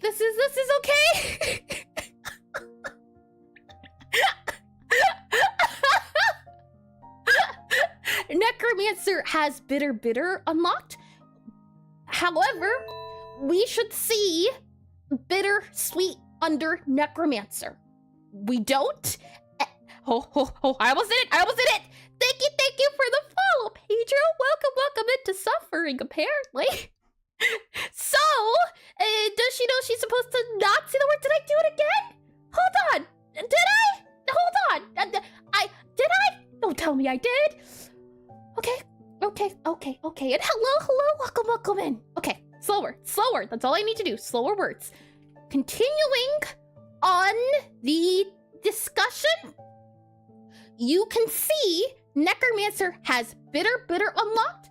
We should also see here bitter sweet. The profiles should exist for anything that has the faster like Sonic. welcome into stream, PD. Welcome in. Did I? No, don't tell me I said it again. I've been slow. My words, okay, well, they haven't been that slow. Slower again. Okay, so, bitter, as well as bittersweet. Anything, and what if, just hear me out, you temporarily ban a random person every time you... I like the sound of that. Anything that has the flavor name here should appear. Oh, no, I see. No, okay. So, our Medimancer has sweet, bitter.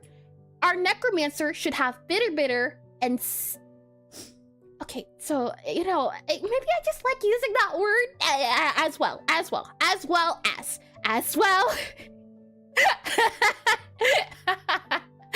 Good job, Mr. President. We should say bitter, as well as sweet bitter, but we don't. And slower.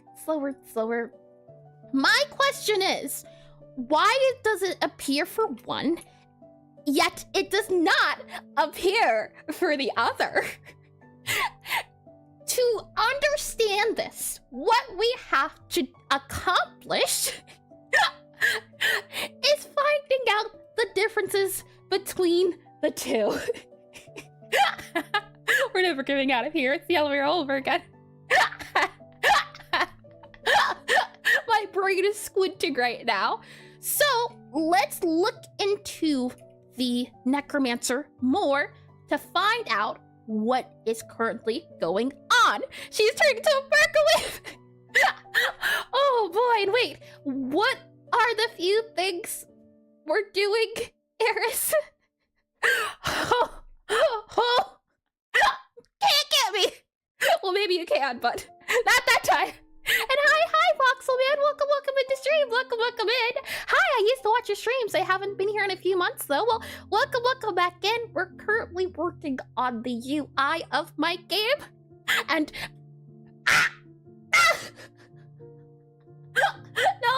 No. I had it. Okay, slower. Okay. It's fine. What I'm going to do is, now that we have this working properly, as well as... Nice! No! Don't join! We just got here! So, into customer page we will go, yes? And here's sort of the little black or red insects that live in the underground nest. And your laughter is contagious. Hello, hi, Jake Sandwich. Welcome into stream. Welcome in. And what's that can't say thingy?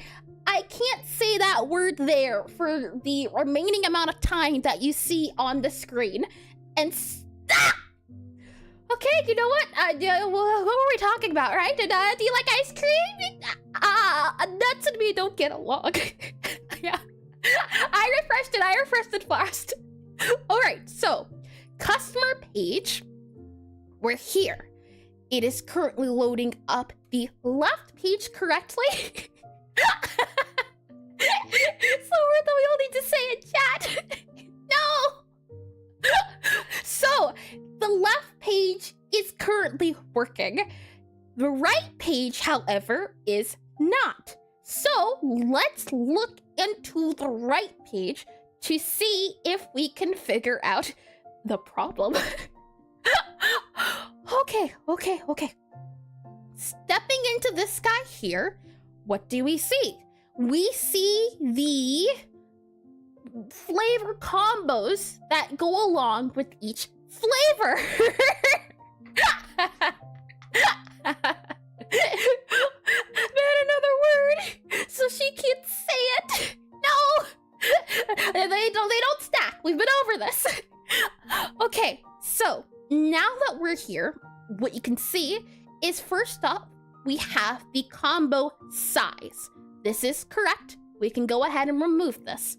Currently in my game, there are a total of 6 flavors. That's working. We know that all 6 are available for us to use. Did I say it? Oh no! What? Oh! Okay. Yeah, no, okay. Wait, why is it 5 minutes? Okay, it's 3 minutes. Okay.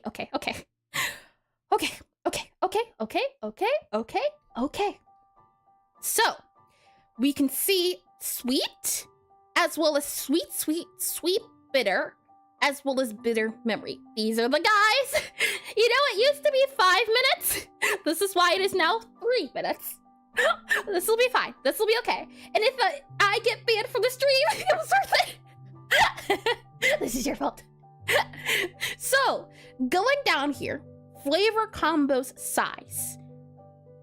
Going down here. Yeah, okay. So, as well as, I just need to use it is the issue. I'll do it again. Oh boy. Our flavor combo size is also correct. This is showing what flavors appear in the game once they are removed.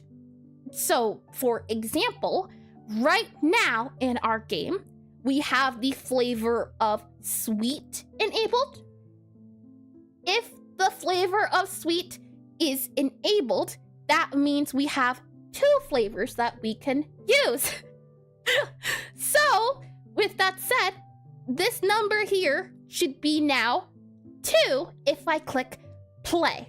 Why don't we go ahead and... I'm overthinking it!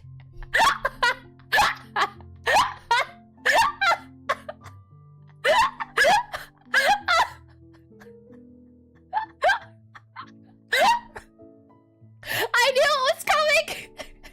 But I forgot! Okay. This is okay. Everything is...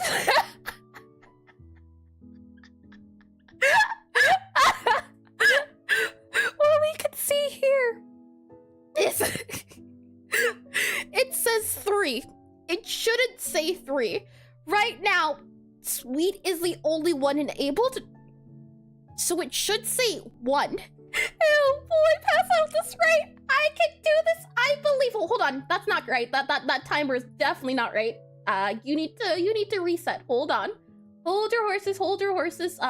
Do that guy, then that guy, and then this guy again. Okay, there we go. Okay, good.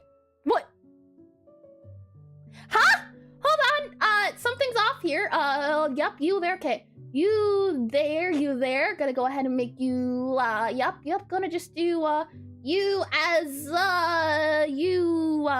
hold on. You there. Okay, there we go. And then you as 3 minutes. Okay, you're good to go now? Lovely. The timer gave up. It did. So I actually set up real buzzers. Oh boy, that'd be fun. And it's ticking down 1 second.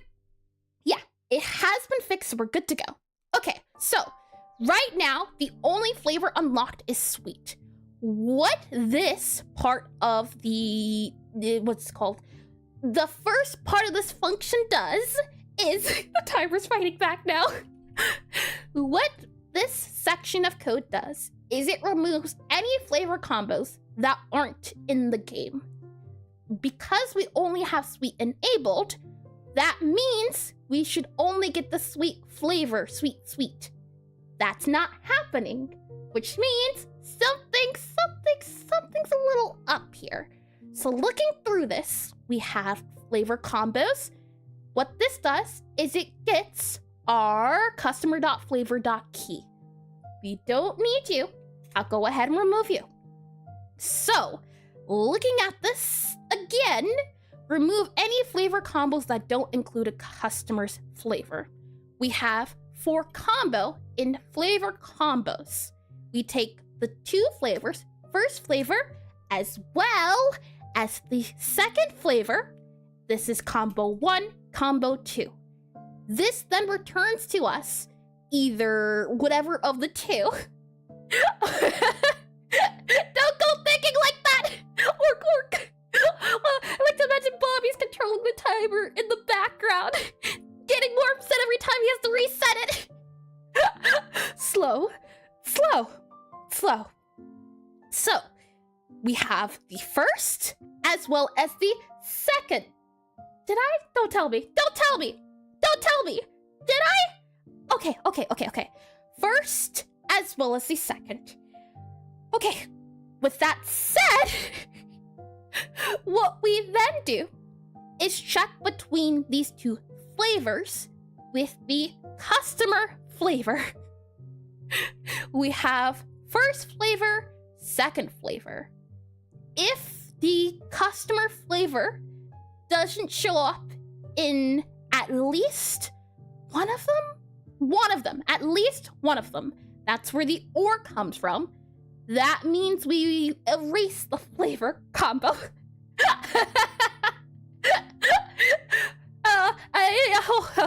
It was there, didn't acknowledge it. So, for some reason, we have print cookbook flavor find key.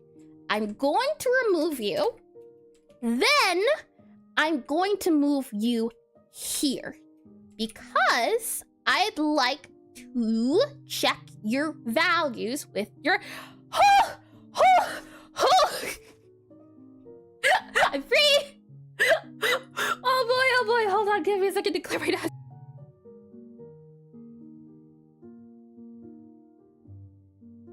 That was awful! And okay, I'm caught up. Okay, so continuing on what we were talking about, I was saying that we need to check to see what's in this array of cookbook flavor combos. So finds the key, finds the flavor combo. We need to check for afterwards when the flavor combo is completed. Batman! I think it's 30 minutes. I think I have 30 minutes of free time. So what we're going to do here is I want to print this guy out. So for, let's see, combo in flavor combos, I want to go ahead and print this out. Our flavor combos, after we remove all of them, it should just be sweet. And it made me look at 3 speed on YouTube video after she get her bleeding.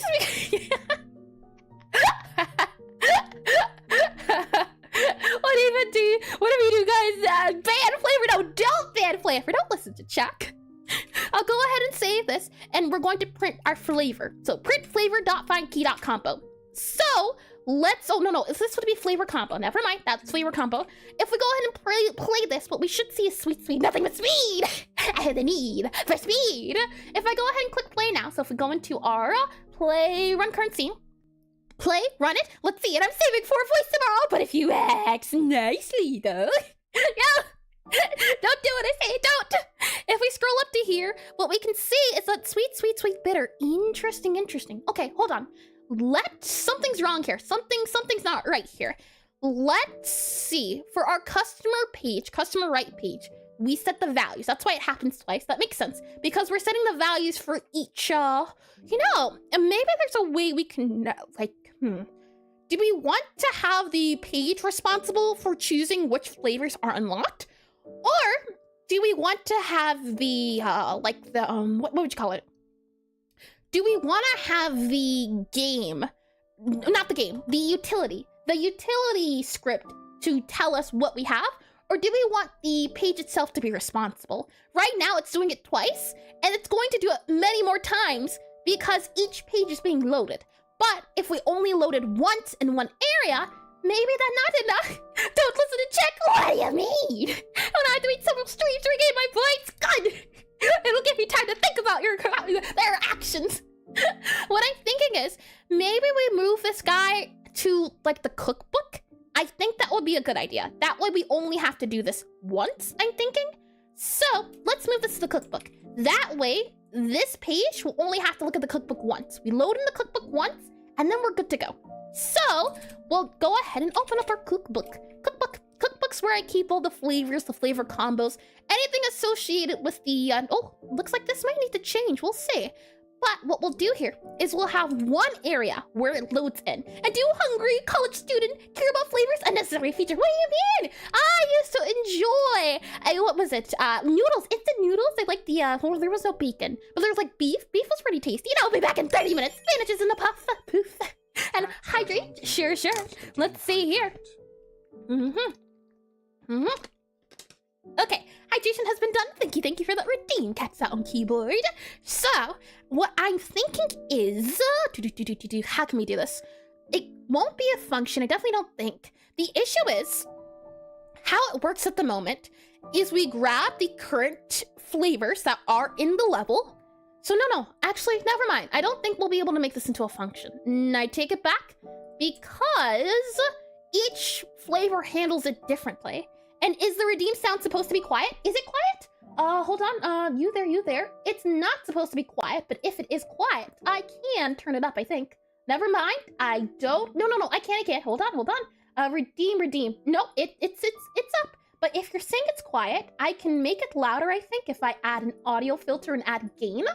We'll add a little bit of gain, just a smidge of gain, like that there. Okay, I upped the volume, so hopefully it doesn't blow your ears out. Fingers crossed. And you want to know something funny? My code was so bad, it not only crashed my game, but also crashed Godot. I remember when I started out making Necrotype Cafe, and Godot always crashed. Anytime I ran the game. And then it didn't even have to be, I didn't even have to start play for it to crash. I would just be in the engine, and it would crash. But since reinstalling Windows on my computer, I don't get the crash anymore, which is really nice. So what we'll go ahead and do, close our cookbook, don't need you. We just need our customer profile. And nope, I mean our customer page. And from this page here, what we're going to do is go into our customer values of you here. And reaching the biggies in this one. Reaching the big brain. What we're going to do and start off by doing is we have cookbook.getFlavorCombo as arrays. Let's print this guy out first. So let's see. For combo and combo flavors and stingy, all of you guys here, let's go ahead and have this guy print out. And just for safety, and then, well, not safety, but for clarity, we'll only have it print out this guy here. And then we'll have you do, let's see, a print here. So print out you here, all of you guys here. And the good old days. Oh boy, what do you mean good old days? Those are the painful ones. I don't think it's necessarily bad code. I ran a profiler on Godot in a very simple project and it blew up. Then I reinstalled Godot. Yeah, I don't think I ever tried reinstalling Godot. We'll go ahead, click on play here. What we should see is all of the flavors. Let's see, yeah, cookbook.getFlavorCombo as array. Right now in our game, you should only be able to get the sweet flavor because the sweet flavor exists. So if I click on the play key, what happens? Let's see. No, trust me, my code is bad. Oh boy. Right now, we load up all of the flavors. Interesting. Okay, that makes sense. Never mind, I take it back. These are all the flavors in the game at the moment. And what we need to do now is take those flavors and crush them. We need to crush them down, do a little bit of little bit of chopping. So now that we know that we do load all 6 flavors, we can go ahead and remove this guy. We'll go ahead and remove that there. Next up, we need to check and make sure that we are removing each of the flavor combos. So what we'll do here is for combo and flavor combos, we have our first flavor, our second flavor, and I'm pretty sure this does it correctly, but you know what? Let's just double check. Let's do some printing here. So what we'll have happen is what we can say, how can we do this? We'll do a var, var, flavor first string, string, first string, we'll save you as a string, we'll set you equal to, and then we'll go ahead and do, let's see, what's it called? It would be cookbook.flavor.find key, and then it's going to be our first flavor. So actually this guy needs to go down. Hold on, let me remove you down to here. There you are. Okay, so our first flavor, our second flavor. So let's see, we'll do this guy here. So we have our first flavor, we now need our second flavor. So we'll go ahead and copy this guy here, second string, second, second string. We are also going to need our combo string. So var, combo, and underscore string, string, and we'll do string here. string, combo string, and this is going to be cookbook.flavor flavor combo. So let's see, add that space there. Flavor combo, so flavor combo, and whether it's reducing features, reverting version, or anything outside of the intended flow, I have an anecdotal belief that the more you mess with the OS in the same system machine, yeah, you know, I do think that too, yeah. When you start clean and fresh, yeah. And this, however, specific to machines that have at least one version of Windows on it, whether as a dual boot or as a main OS. Interesting. So let's see here, we have you there, and then we have combo. So we have 3 strings. First string, second string, combo string. From there, what I want to do is check to see if they are in between. So I'm going to do next is if first flavor not, you there, and then we're also going to do else. So else, and then we're going to do, okay, how can we say this? I remember it was one thing. It was like a, what was it? It was print, and then you would do something like print, what was it? I forget. Let's see. I think it was like a print brackets, and then you would do a percent like this, %s, and then you would do plus, and then it's another %s, and then it's going to be equal, and then it's going to be another %s, I think, right? And then I think it's a % here, and then is it that there? Like that, I think, right? And then we do first flavor, and then first string,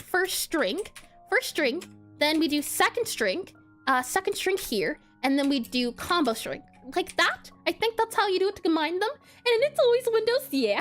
And so you're saying you should stop dual booting and just do Linux. And I like to hate on Windows, but I would never want to go through the effort of babying someone through Linux. Yeah, the next time I update my operating system, I would want to go to Linux, but the issue is, Linux doesn't have a lot of support right now, unfortunately. And see? I take what I learned, Manafi. I do my best. Oh boy, let's see. I'll go ahead and print this, and we have that there. So I want to do the difference between the two. So actually, what we'll do is let's see. We'll go ahead and do utility dot print debug message. So print debug message, and then we'll do there, and we'll have this set as a utility dot, and then we'll go ahead and do debug color, and it's going to be a pass, so it's going to be green. And then we'll also do an error because it is the one we're getting removed. And that'll just be temporarily. So let's see, error, ERROR, error. And then we'll also do you here, and we'll do you here, and you here. Okay, so let's see if this gives us Sana. She's using print variables. She's good learning. And it was like 1.5 years of making the game. Oh, and you should quit everything and go live in the woods and draw together tomorrow. Yes, indeed, Rodrigo. Draw together will be tomorrow. So let's see here. I'll go ahead and click blah, blah, blah. Go ahead and click on play, and it shocked me so much. Oh boy. So let's see, but I already live in the woods. So if I go ahead and click on you here, we should get any time that they don't equal. Hold on. No, almost, I see. Well, the hope is that, and actually this guy needs to be error and that guy needs to be pass. I always try to alternate them between either, this one's pass, either Fridays or Saturdays seems to be the best case. So since this time will be a Saturday, next time will be a Friday to hopefully make it easier for people who have certain days where they're working. So now if I click on play, let's see what happens. It should go through all of the list. And we have all of these 6 guys here, so it should be first flavor plus second flavor equals that flavor. So if I go ahead and click on play here, let's see. We should have only one should be green. And what do we get? We have you here, and actually I need to set it so it's not centered. Yeah, sweet. This is good. Hold on. 1, 2, 3, 4. Why is there? Ooh, hold on. What's going on here? What you doing there, bud? If I close on you, I also need to do, let's see, comma here. I'm also going to do a false here. That way they're not centered. And bucko, dooley doo. Oh boy. Let's see, gee willikers. If I go ahead and do comma here, and I'm wondering where this print is coming from. I see. Okay, hold on. And we'll remove you. There we go. And we'll go ahead and remove you. We are checking the total of flavor combos.size. So our flavor combos we know is a total of 6. So go ahead, save this guy again, and let's see where we're at. Yeah, sweet, bitter, memory. Yeah, okay. So let's go ahead, click on play now, run current scene. We should have a total of 6 of these guys. We get 4. So there's sweet, sweet, bitter, bitter, sweet, memory, memory, memory. That's not true. We shouldn't be getting those. And now she's doing game dev hero bossing like I've never before. Every day you stop moving, I get closer. Let's see here. If not customer flavor dot first flavor. So this is the only one that matches, but we should have sweet memory, and there should also be sweet bitter. Why isn't sweet bitter appearing? What I'll do here is for combo. How do we do that? For combo, for combo, COMBO, for combo and flavor combos. Let's double check. This guy is our flavor combo, so let's just make sure it's printing. We'll go ahead and print this guy here. Print our flavor combos dot find key. So let's see. If I go to print here, that there, we should be able to get our flavor combos. Now, I know that there's some other guys too. There's like print S and print other guys. I haven't worked my way down to that one yet, but we should be fine. I'll go ahead and do. Let's see. Print combo flavors, you there. Yeah. Oh, oh, no, never mind. I was gonna say we could print, hold on. No. It's only a class, right? I saw something the other day. I tried to look at fun facts about Godot, but there's a way to state how something should be read as a string. I know you can do it with classes. Is there a default way to write an enum as string? Like, there's like a, hold on. I know it's a thing for classes. Can you change a way an enum string shows up as? That's what I want to know. I know there's a way to do it for a class. I don't know if there's a way to do it for a enum, because that would be neat. And let me clear my throat. Give me 1 second. Hold on.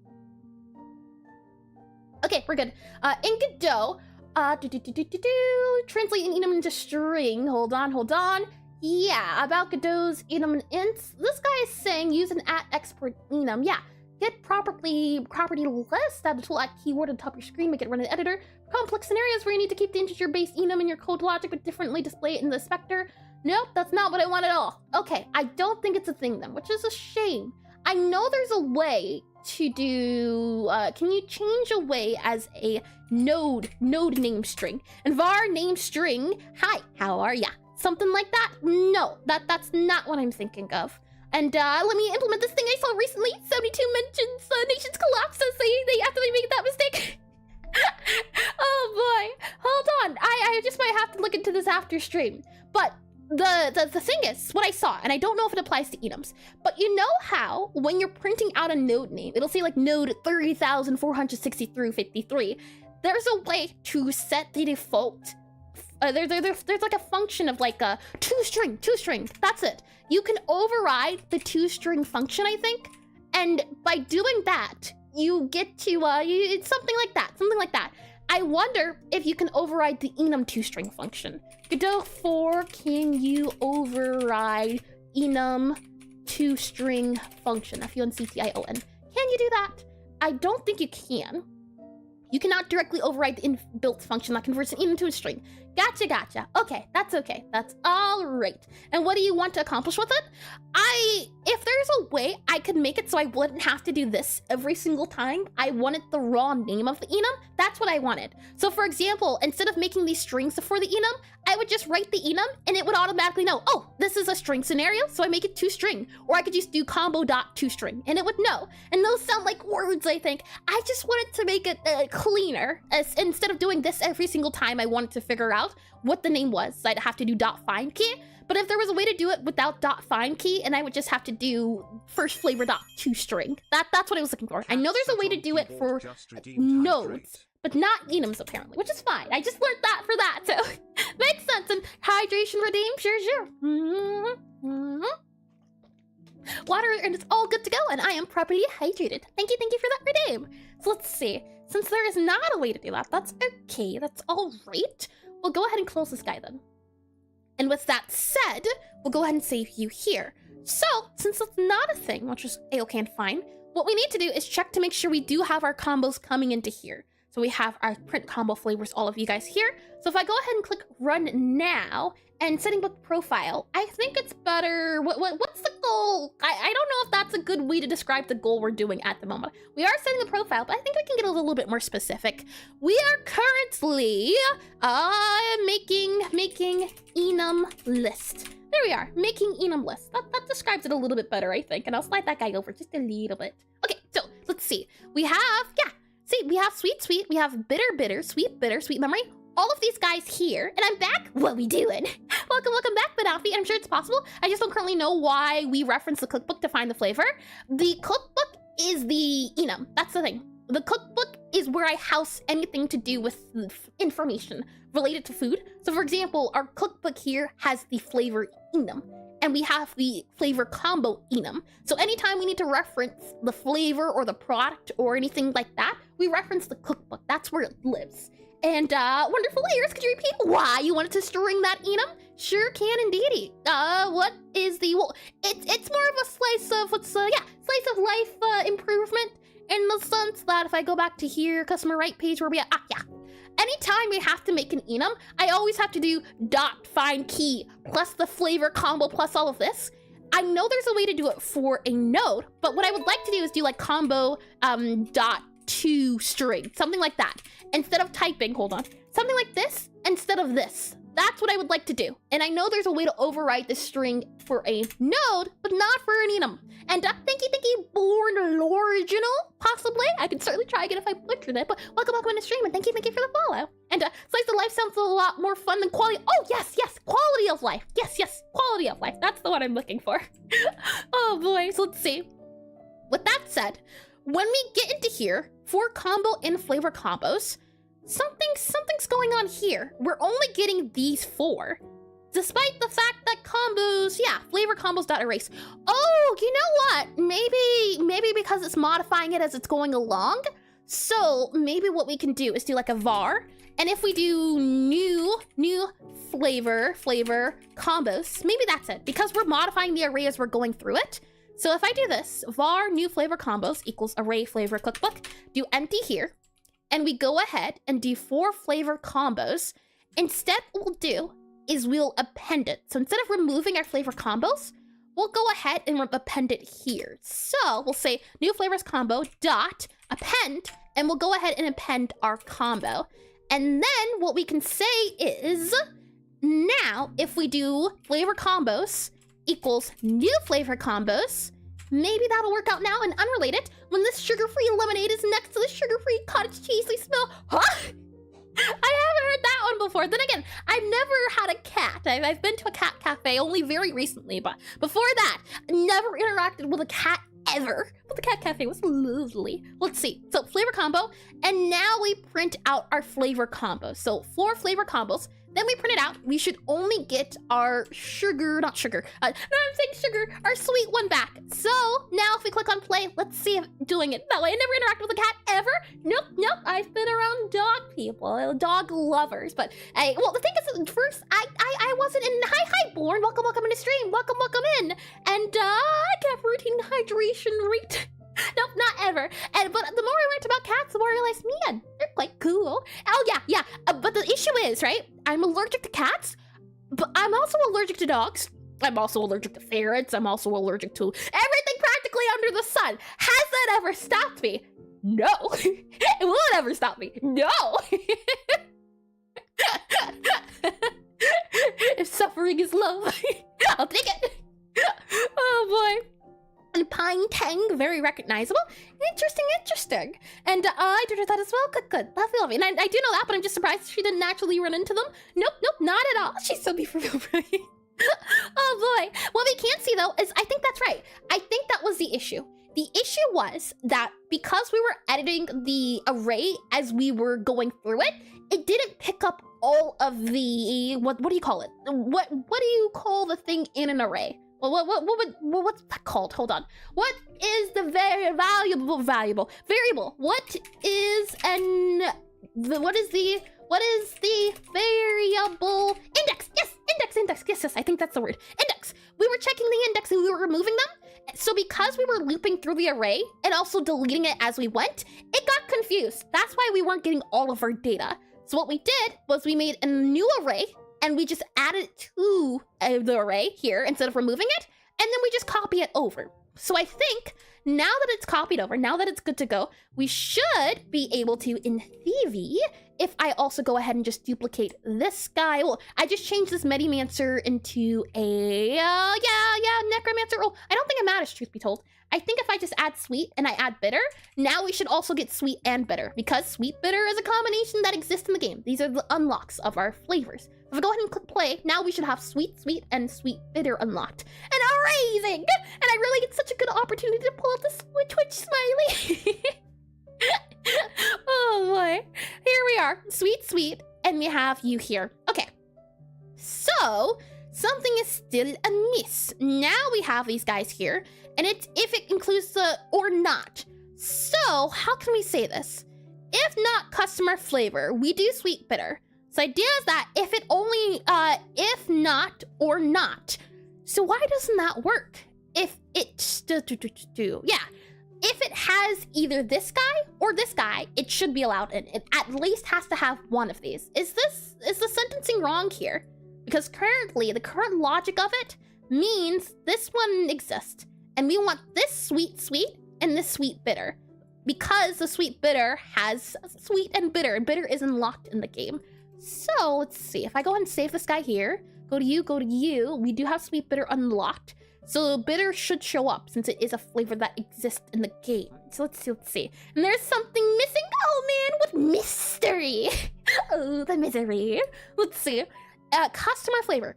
If customer flavor, okay, I'm gonna say, I never like using nots because they're a little bit weird. So if customer flavor equal first flavor or customer flavor equal second flavor, let's do this instead. And then we'll do this else here. I think that reads clear, usually when you're dealing with positives instead of negatives. So go ahead and remove this guy. We'll go ahead and remove you here, move you there, paste you here. Let's try this instead. So if customer flavor is first flavor or customer flavor is second flavor, then we go ahead and add it to our guy here. I think that'll work out clear, at least reading wise. So now if we go ahead and run this guy, what do we get? What are we seeing? Yes, it does. Lovely. So now anytime sweet appears in a combo, it appears here. However, if it's not unlocked in the level, it'll be a question mark. So if I go to the page here, you can see we have sweet, easy peasy, and question mark because we don't have memory unlocked. So if I were to remove bitter, now we only have sweet unlocked. So if I go ahead and click on play here, we should only see sweet because that's the only flavor in the game. I go to here, sweet. And if I go ahead and remove this guy again, and we add the memory flavor into the game, and then we go ahead and play, now we should get a sweet question mark, and then mystery. And we do, or memory, I mean, which is good, lovely. And string knots, is there a pattern? Has there always been a pattern? That's good, it's working, this is lovely, I'm happy to see it. So I think we fixed the issue I was having to begin with, which is really nice to see. So we'll go ahead and move that there. Go ahead and remove you here. And we don't even need our combos anymore, or strings. We don't need our strings. We can go ahead and remove you here for combo and flavors. We can go ahead and print that guy here. We don't need to print this guy anymore, so we can also go ahead and remove you here. It should be working, I believe, now. So label left, and panel all of you guys here. Yes, and thank you, Blue Bun Rounds, for the follow. Welcome into stream. And if I butchered that, please correct me if I'm wrong. But welcome in, and thank you for the follow. And I did that as well. Lovely. Okay, so to double check, we right now only have sweet in the game. Sweet is enabled. And if we go back to here, and if we were to do, let's see, you're a Necromancer, right? Okay, so we'll make you Necromancer. Necromancer, Necro-Nyama-Nyama-con. There you go. And we'll go ahead then and add our Medimancer back. So customer page, Medimancer, M-E-D-I-M-A-N-C-E-R, our Medimancer. And if we go to you here, you should have like, I think a 4, right? Yeah, 3. We don't need you to be 3. You're a one and only. So I'll go ahead and save that. Was this always a thing? Did it allow you to do this in older versions of Godot? This feels new. That feels a little bit weird. And I did it all lovely. Okay, so we have our Necromancer here. We have our Medimancer. Our Medimancer has not been moved. So M-E-D-I, Medimancer. Medimancer has now been added. And I'm curious to see. right now, the only thing unlocked in the game is Sweet. So I'm going to guess our Necromancer is going to have all question marks across the board. So if I go ahead and click on Run Current Scene, we should see, and let's give you a unique ID, 3. 3 is a good number. I do enjoy 3. So now if we go into here, you can see all question marks because Bitter is not unlocked. But if we go into our Medimancer, Sweet because Sweet is unlocked. And if I close this guy again and we add in the flavor of Bitter, if I go and click play, now we'll get Bitter, Sweet, and Sweet Bitter. So there should be 2 unlocks for each of them. So if I go ahead and click play again, let's just double check. And then after that, we'll do the ad break as I'll be saving. So next page, yes, Bitter, and Sweet Bitter. And if we go into our Medimancer, Sweet, and Sweet Bitter, because they both have the different options. So this is good. And we're also getting our profile in, and we're getting the name, so good to go, lovely. Okay, we just fixed the problem I had been having 1 week. Good, okay, so we'll run the ads. I'll go ahead and save this as a backup, and then we can continue and figure out what we need to do next. And is YouTube dead, or is it just dead? Is YouTube still sends here? Yep, YouTube should be up. I'm getting that it's saying it's running, so we should be okay. Let's see. Let's see, double checking. I'll refresh it too, just to be good. Okay, yeah, I think we're good. And okay, good. So I'll go ahead and make a backup. Now we can properly say that I think our customer page is functional. We have the left page and the right page working. It's showing the data. So now we can move on to another tab. We have the customer page working. Next up, we touched on the order, but we'll see. And hi, Alex. Welcome in the stream. Welcome in. And thank you for the resubscription as well. Thank you for the 4 months in total. Hold on, let me double check to see if there's. She's alive! Alive! Welcome in the stream. Let's see. Let me go ahead and we're saying a backup here, backup there. Okay, and do you hear stream material? And then where are we at? Godot games, yes, Godot beta. And then I open up with code, customer profile functional. That's what they need to put. Yeah, customer page functional. Okay, and you can't see Godot. Let me just make sure you can. Oh boy. Let's see, customer page functional. So I'll go ahead and click on you here. And we'll do CUSTLMER PAGEFUNCTIONL functional. Lovely. Okay, which means when we come back, we can do our order page now. And once we do our order page, or I guess it's the product page, dish page. I think I settled on calling it or dish tab. Yep, dish tab. You can see our tabs up here. Dish tab's different than order tab. So when we come back, we'll do all of that. We'll get there when we get there. But for now, let me get some lemonade.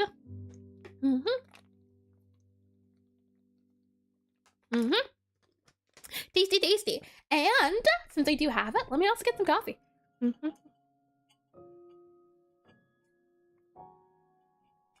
as well. Okay, I'm fully hydrated. And you know what we haven't done in quite a second as well? Because we have time. We have about a minute left. Next stretches. Let's do some of those. So you'll start off by going to the left. Okay, yeah, I needed to do more of those neck stretches. This does not feel as comfy as it once used to. A reminder that I'm not liable for anything that breaks. So go slowly and use your own caution. And hi 8-bits, welcome back in the stream, welcome in. How is everyone doing? Wonderful. Wow, I'm so happy that my voice is working properly now. Let's go to the left now. Let's see. Right, let's go to the right. I mean the right. Hold it for a little bit here. Let's also turn our head here. Oh.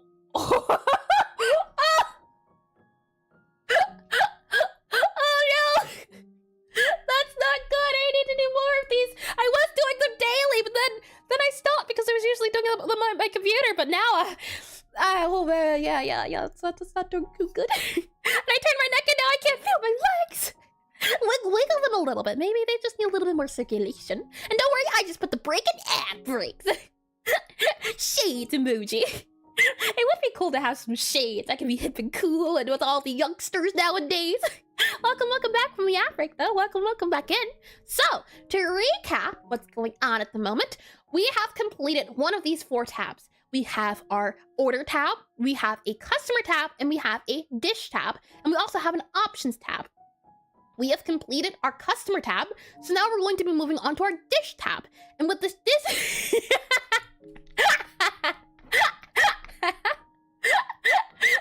whatever is the problem, check? What is the matter? And is it weird I don't see ads on ad breaks? Some people don't. Some people don't get they win the lottery with not getting the ads.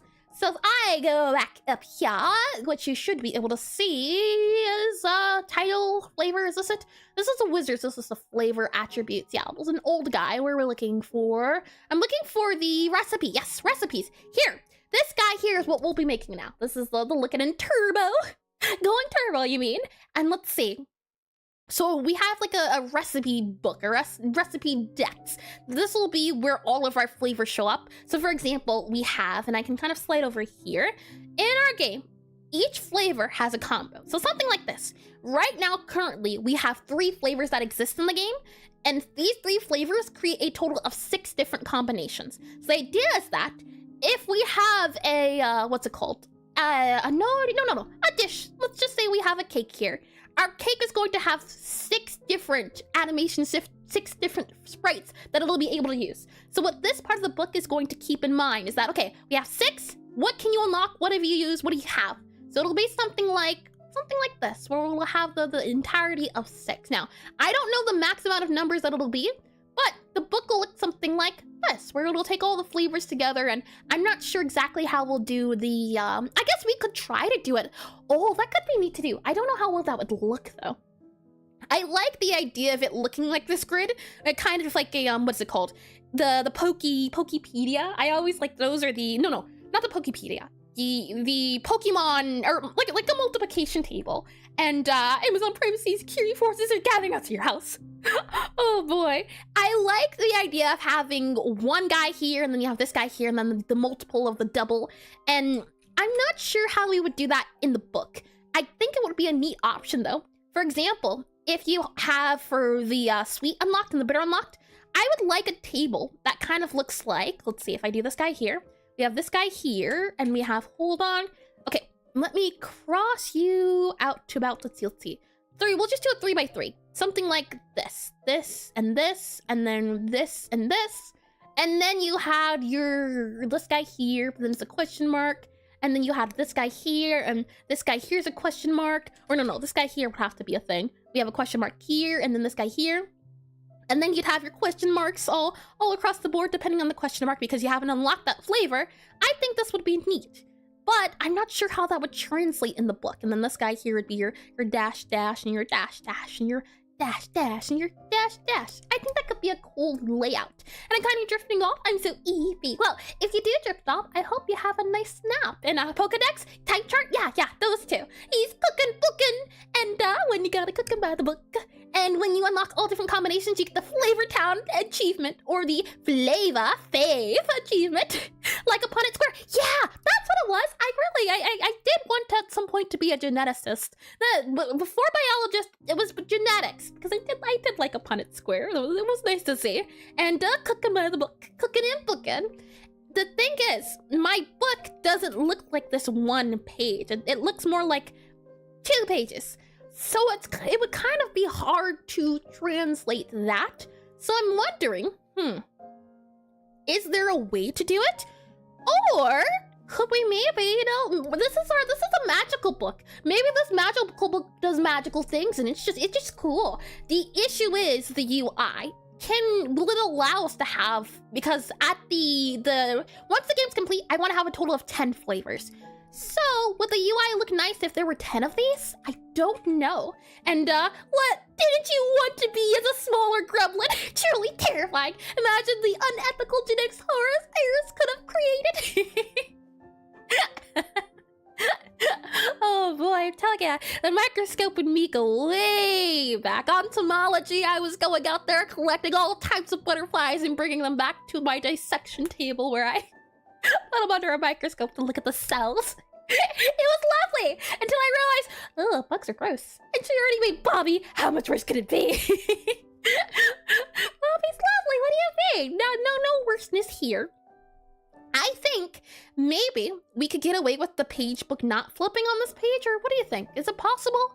Is it possible to make our book 1 page for this section? Or do we not do that? And now it's gonna be, it was legal and morally okay. And I have the rule that if a bug comes into my home, it's fair game. As long as you stay outside, we're all cool, we're all chill. Oh boy. I'm wondering if it's possible to do the page like this, or do we do it in trespassers get dissected?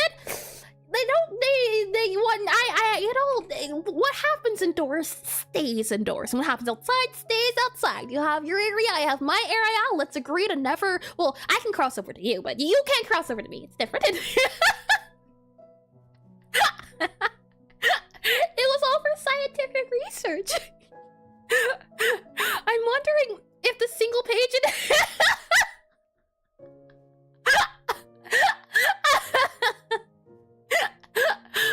oh boy, do we do something like this and then have the page flip? Or, you know, I'm starting to think Bobby needs glasses for coding streams. He looks a little confused down there.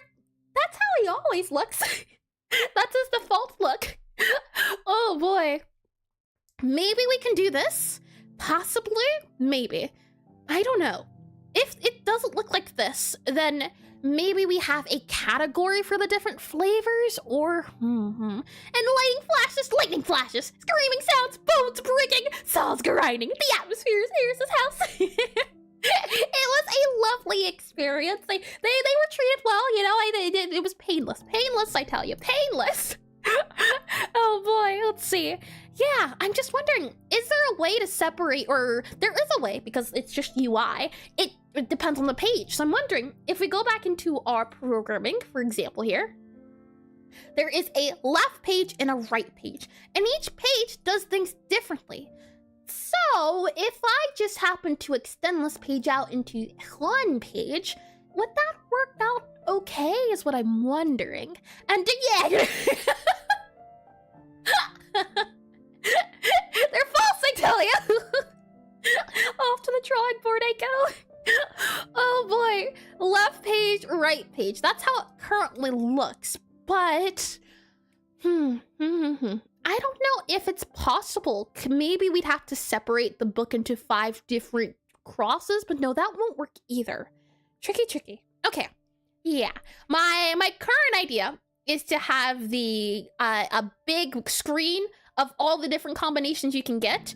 But if it's not like that, and we just have each different flavor unlocked, that's not too bad. And am I blind, or is that a new screen transition? Is it? Hold on. You there? We were in Obsidian? No. This has always been the screen transition. Nope. We're all good. Gonna go ahead and save this. Let us go now into our options tab. So our options tab, you have a center container, pages, left page, right page. Got ya. Okay. So what we can do, I think, is if we go here, I should have a dish page, I think, or do we not? If we go to left page, let's see, left page, right page, maybe right page? Nope. Product right page. Got ya. Yeah, we need to call you dish right page. So I'm gonna rename you, and we'll do dish right page. So D-I-S-H, dish right page. And then we'll go ahead and do that there. Okay. So this was the idea initially, and then this guy just fills up with the different combinations. Oh, you know what? What's that calculator that gives you, it's like a prediction calculator? No.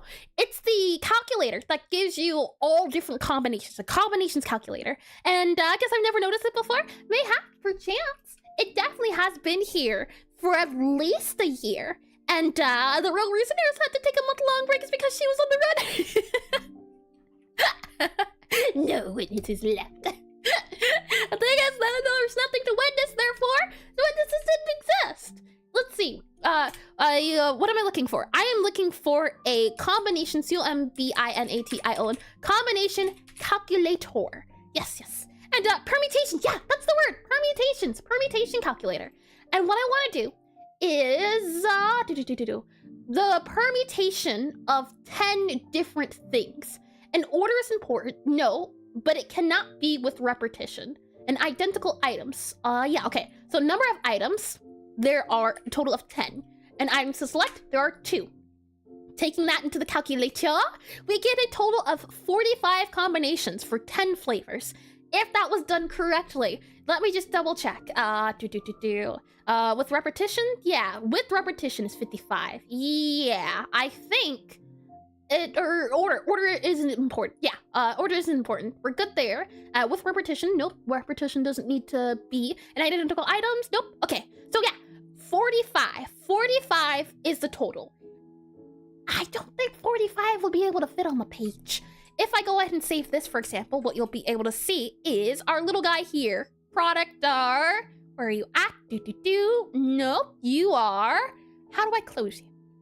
Let's see, collapse, and then do that there. There we go, okay.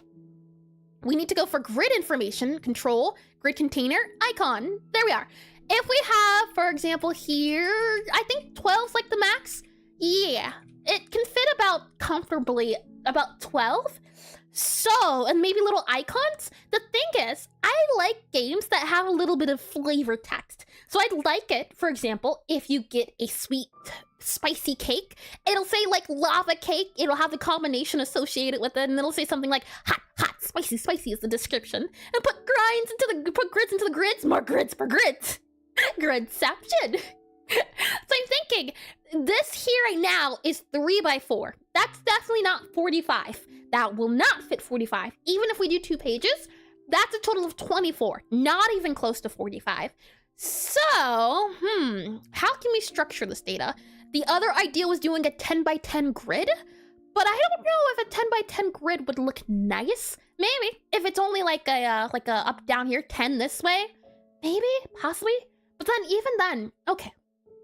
I'm starting to realize my wants in life are maybe not realistic. Maybe it's a me problem, and I'm trying to get it to do things that it was not born to do, and it's crying a little bit, and it'll be okay, you know, we wipe those tears away. Something is off, or at least the structure, and we could do 3 of 5 for an even 3 pages. The thing is, you have to remember, is that if we go back into here, this is what the pages ultimately look like. So for each, for example, let's just say cake.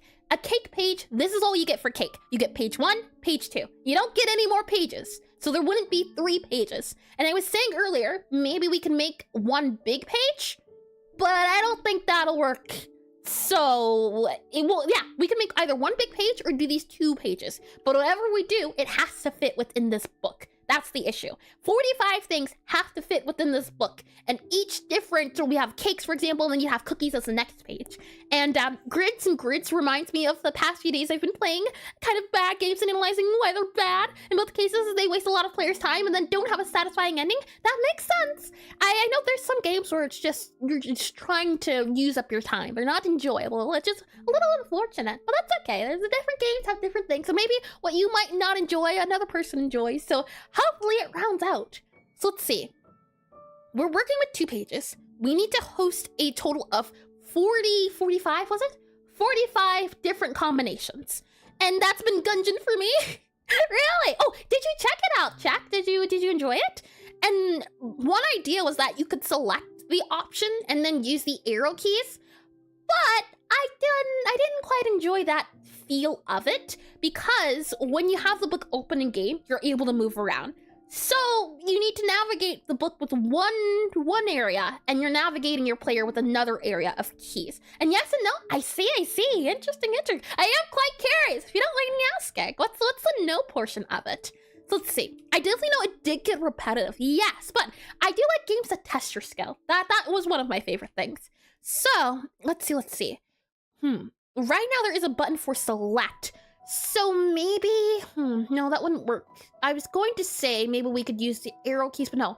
The only keys we can use when we have our page open, so if I go to, for example, here and open this up in our page, there's a few things we can do. We have Godot here, and if I open you here, we can do 2 things. And I might rant on Discord tomorrow, and I mean that rant. I'd love to hear it, Jack. It's always nice to hear people who really enjoy a game and also really didn't like it. And there's some games that test their skills, like the Perfection game, so difficult. Yeah, the skill, but the thing is, the skill has to be enjoyable. It can't just be a test of tests. It's gotta be a fun test, an engaging test. So, let's see. Right now, how I navigate this book is you use the A and D key. So, A will take you to the left, D will take you to the, hold on, I gotta click it. Okay, A will take you to the left, D will take you to the right. You navigate the top tabs. After that, what you do is you select a tab. So for example, our customer tab, I click the select button, which in my case is F. So we select into the tab. And now when I use the A and D key, we flip between the different pages in this chapter. So that's all to say, it wouldn't really be possible to add more buttons. That could be fun. Adding buttons, this could be entertaining, but right now, we only have 3 buttons, left and right, and select and deselect, and then it brings us back to the other guys. And I'm wondering, a page that has the 10 by 10, yeah, even here, you can see, this is 3. If that's 3, is it possible to do 10 by 10 maybe? If this is filled out, well, sideways, yeah, but up and down, no. And I rarely remember much about them though. I do enjoy playing horrible games once in a while, sometimes for way too many hours. That does sound fun, at least when you know it's horrible and you know what to expect when you go into it. I can understand that. Let's see, set values, flavor combos, customer flavor. So this is all working, this is all good to go. We can go ahead and close our customer page. We can also go ahead and close our ghost, anything to do with that. Nope, you're not needed, you're not needed. Customer profile, you're not needed either. Customer page, nope, we don't need you anymore. What we're doing, oh, hold on, I need to do this here. So, designing UI. There we are, designing UI. D-E-S-I-G-N-I-N-G, designing UI. There we go, designing UI. Okay. So, let's see. And surely you can get more than 3 if you decrease the minimum size. Do you mean the scaling of it, Banafi? If I go back to here, and we go back into here. Oh, let's see. Yeah, right now this is the size, but we could certainly make it smaller, truth be told, yeah. But is making it smaller going to make it nicer to look at, or is it going to be worse to look at? Right now there is a bit of spacing between them. We could also modify that too. But all in all, this guy here, 45. Is it possible you can do 45? That would have to be like 50 with a little bit of space. So if it's 5 tall, 3 wide, that might work. So no, not 5 tall, 3 wide. 5 tall, 10 wide. And they go for both pages. That might work. That's doable. 5 tall and then 3 wide. Wait, no. 10 wide, 10 wide. So hold on, math. Oh no. Okay, you know what? I'm not going to do the math in my mind. Yep. Oh boy, I realized way too late. Yeah, okay, so let's see here. We have a page and we need it to equal 45 slots. S-L-O-T-S. Yes, indeed. And 50. I'm rounding it up to 50 because I think that might be the nicest thing to do. And if we have one page and another page, that means each page has to hold a total of 25. So we have this page here, this page here. So it's going to be a 5 by 5 page. That's the number I was looking for. 5 this way, 5 this way. And 5 by 5 will get us 25, which will then give us a total of 50. So 5 by 5 is the area we're looking for. Hold on, 5 times 5. 25. Yes, I think, right? And if you don't like remaking things, finishing a design with a complete set of details can be necessary before you measure screen space, but remaking things gives you more freedom. Well, the thing is, I don't mind making things Meowity. The issue is the sizing right now. For example, if I go back into here, I have what I want on here. It's just the sizing that's the issue. We have placeholders to check to make sure the sizing is good. I want to have an icon, I want to have a name, I want to have the flavor combo, and I also want to have the description. I don't know how long I want to make the description, but I'm thinking maybe if we make it smaller, maybe if we make them overall a little bit tinier. Right now, this is 3 by 4. We need it to be 5 by 5. So making this guy smaller into 5 by 5 is what we have to look into. And hi, Yana! Welcome in the stream! Welcome in! Yes! Welcome in! Let's see here. And I'm wondering how do. This is 3 by 4. We need 5 by 5. And it would be nice if I could just make this tiny. Like if I, let's see, if I hide you there. All of you, goodbye. See you later. Like that there. So 12, 13, 14, 15, 16, 17, 18, 19, 20, 21, 22, 23, 24, 25. These are the amount we need to fit in. And this book is magic, so making information hover and move around the book shouldn't be too out of place. Could you elaborate on what you mean by hover, Meowity? Do you mean making it move, or when the player hovers over it, it moves? If you're talking about a hover, we won't be able to do a hover because that would require another button or using the mouse. And the whole goal of the game is that you should only have to use the keyboard to do things. So you use the arrow keys to move around, and then you use the WASD keys to navigate the book. So right now we have 2 buttons, one for flipping the pages and one for selecting things, but you can't go up and down. Or I guess, how can we do that? I don't think the up and down idea is a good idea. I don't think we use, right now we use the left and right key. We don't use the up and down key. So, hold on. Mayhaps, we can get away with a little something if I go into our concepts. Right now, we're using left, let's see, let me do this color. Right now, we're using this button and this button and this button for our controls. And right now, hold on, actually, let me do this instead. You there, our F key, and then we also use our, let's see, for movement, we use W, A, S, and D. So let's see, arrow keys for you here, arrow keys for movement, down, and then we also you here. And this is for player movement, so I'll go and do you here, you here, you here, you here, you here, you here. And we'll do P-L-A-Y-E-R, player, M-O-V-E-M-E-N-T. Player movement is used through the arrow keys, but then book navigation. And I'm realizing, I think I think you gave me an idea, Melody. So we have player movement, and then we have book navigation. Book navigation is currently done with the A key, so A here, and the D key. We don't use the W and S key, and it's not getting used for anything. So mayhaps, perchance, what we can do is, let's see, book navigation, B-O-O-K, book, N-A-V-I-G-A-T-I-O-N,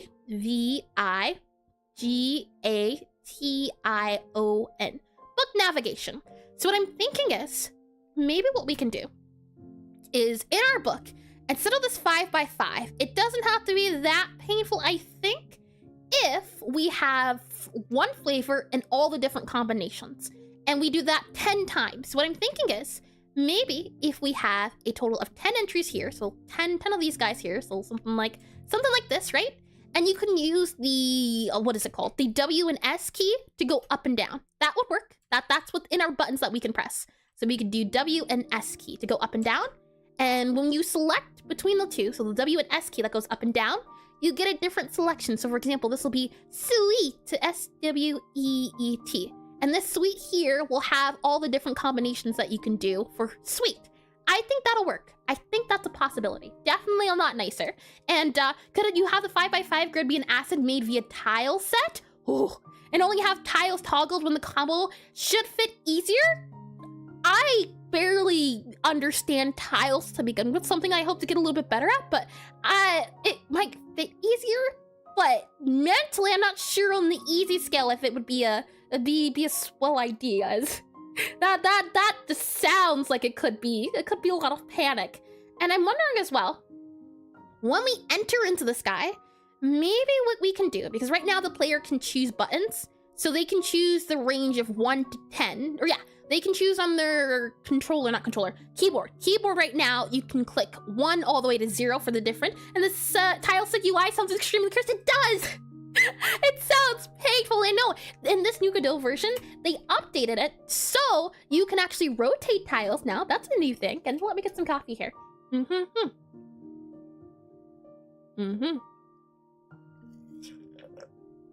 Well, hold on. Now curse is basically how Iris codes. Sometimes it's not a guarantee, all right? Thank you very much.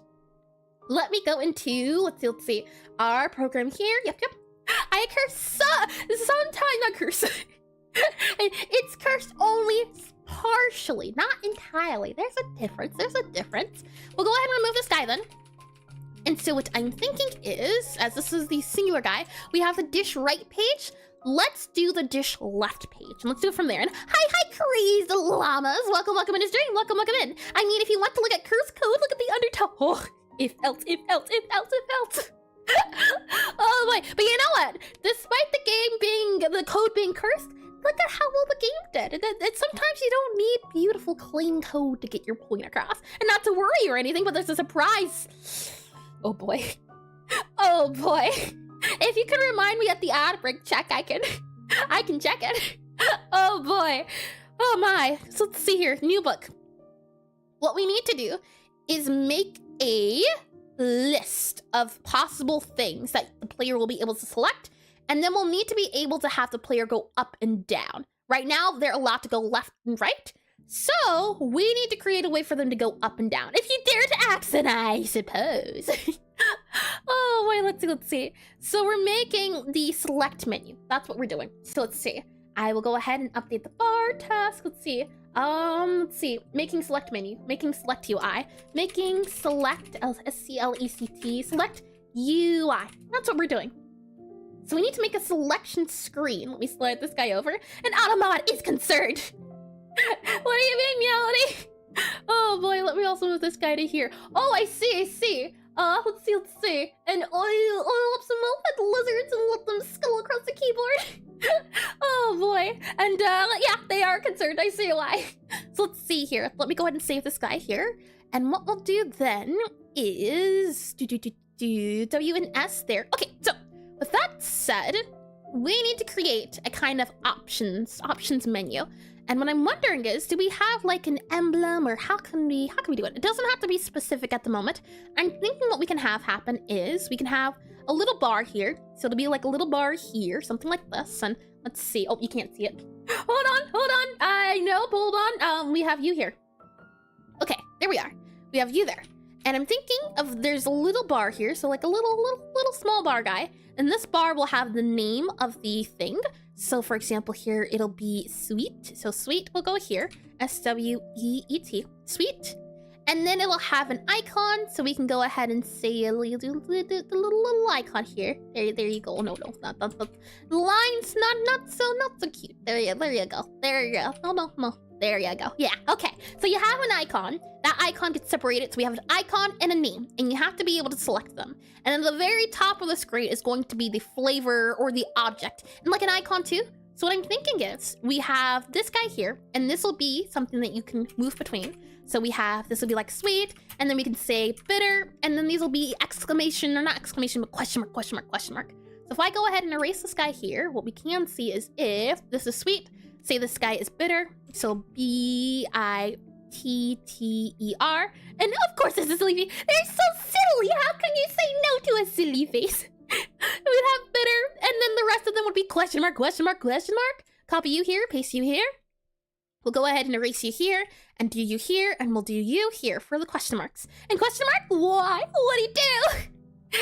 He no longer exists. That's what he didn't do anything, because he doesn't exist anymore. Let's see, do that there. And that'll be the other unlocks you can get as you go on in the game. So this will be the menu you can select from, and then you can use the up and down arrows. Now, I'm not sure how we can say it's selected. I'm guessing we could just highlight it to say it's selected. He's a remarkable Bad! 0 out of 10, I say 0 out of 10! Oh boy, how do people usually do like a select screen? We can check. We can see and take some inspiration from games that have already cracked the code. But I'm thinking this will be the book. We're doing this right now. We're making the select menu. So I want to have a menu here. There will be a total of 10. We have the guy here. So let's see, the book page here. Something like this. So hold on. Like that, and that, and that. And then we'll have the icon here. So we'll do another, hold on. It'll do there. Hold on. Yep. Hold on. Yeah, you get a little triangle. There you go. And then we have that there. I'm thinking then we also have you here and here. Maybe a small description too can work. So we have the icon for the cake, and then we'll also have this guy down here. We'll then also have a page number. So I'll go ahead and put down, for example, the one page, the first page, and then it'll be the word. So this will be cake. So CAKE. Cake will go here. And then there will be a small description right underneath that. Something along the words of and so and such. Or something like that there, a little bit more that there. And then the rest will be this guy here. This is what I want the UI to look like. Something like this. And you won't believe how long I waited to use that pun. Thanks, BNM. I'm slightly more free now. And UI select screen can be fun UX and design times. Depending on the style or feel of the game, it can be hard to get a select screen down. Yeah, the thing is, I don't want to go for something super highly optimized. Maybe in a future update of the game. Since I've never done this before, I don't want to set the bar too high. I just want it to be decent, not beautiful, revolutionary. People are making articles about it. Functional, and then we can worry about making it pretty. So we have this guy here, and when you select up and down, right now we do have a select menu, so we can use the code that we already have for the selection. And one of the things people underestimate in some types of games, example games that don't pause while a menu, think of Dark Souls, like where you can't pause combat. Interesting. And glad to see you. I just wrapped the dev session myself. Hi, Raven Raven of the Red Sky. I think welcome to your stream. Welcome in. And I hope your dev session was very productive. So let's see. How can we do this? Do we just want to make the icon change color maybe for the different ones? The idea is I want it to feel like a book selection. So if a thing is selected, like what's it called? An inquiry? No, what is it called? The thing, an entry. An entry. I want each entry in YouTube to see like, oh boy. Slowly but surely it seems like an entry, a book entry. And you know what we can't see about? The Enter the Gungeon UI. That was a pretty cool UI. So hold on, let me pull it up and then we can also take a look at these guys. I don't know if this will have the scroll one, something like this, but this is outside of the book. I would want it to have, I guess maybe we could do like a bookmark sort of tab. This won't matter right now since that'll be updated, but just something to start off. A glossary, that's what we're making at the moment. I'm talking about the entries in a glossary. I think they're called an entry. Let's see. Let me go ahead and remove that combination calculator since we do not need you anymore. We have the cake, sweet bitter. And what I want to do is look up the game UI database. Game UI database. And I want to look up the Enter the Gungeon's pause menu. So let's see. Enter the Gungon. Enter the Gungeon. You should be here. You should be able to. You're a very popular game. I would assume as much. And let's see. HUD and gameplay. We are looking specifically for our book screen. Here we are. Information and text. So let's see. I'll go ahead and copy you here. And it's literally a food entry. Is that a pun? I can't tell. Hold on. This is the Enter the Gungeon's guy here. Let me move you up here. Oh, are you with the other guys? Hold on. You need to be with your family. There you go. Go up there. Be free. Like that. Okay. And in this one here, you can see I guess it would be flipped, right? This guy, if I can right-click you, can I flip you? Do you allow me to flip you? Yeah, it would look something more like this. No, never mind. I take it back. Not quite like that. I'm gonna guess maybe we can do like a paper script though across each of them for them selected. So I think it'll be okay. It'll be entree. Oh, I see. Oh boy, the jokes rate themselves. Oh boy. Oh my. And each of these will be a button and we can modify the buttons later, but when you're on the button, it highlights up and then we're good to go. And as you go up and down, it'll say those guys there, so I think we're good. So with that said and done, question will then be, do we want all 10 to appear on the screen or do we want you to be able to scroll?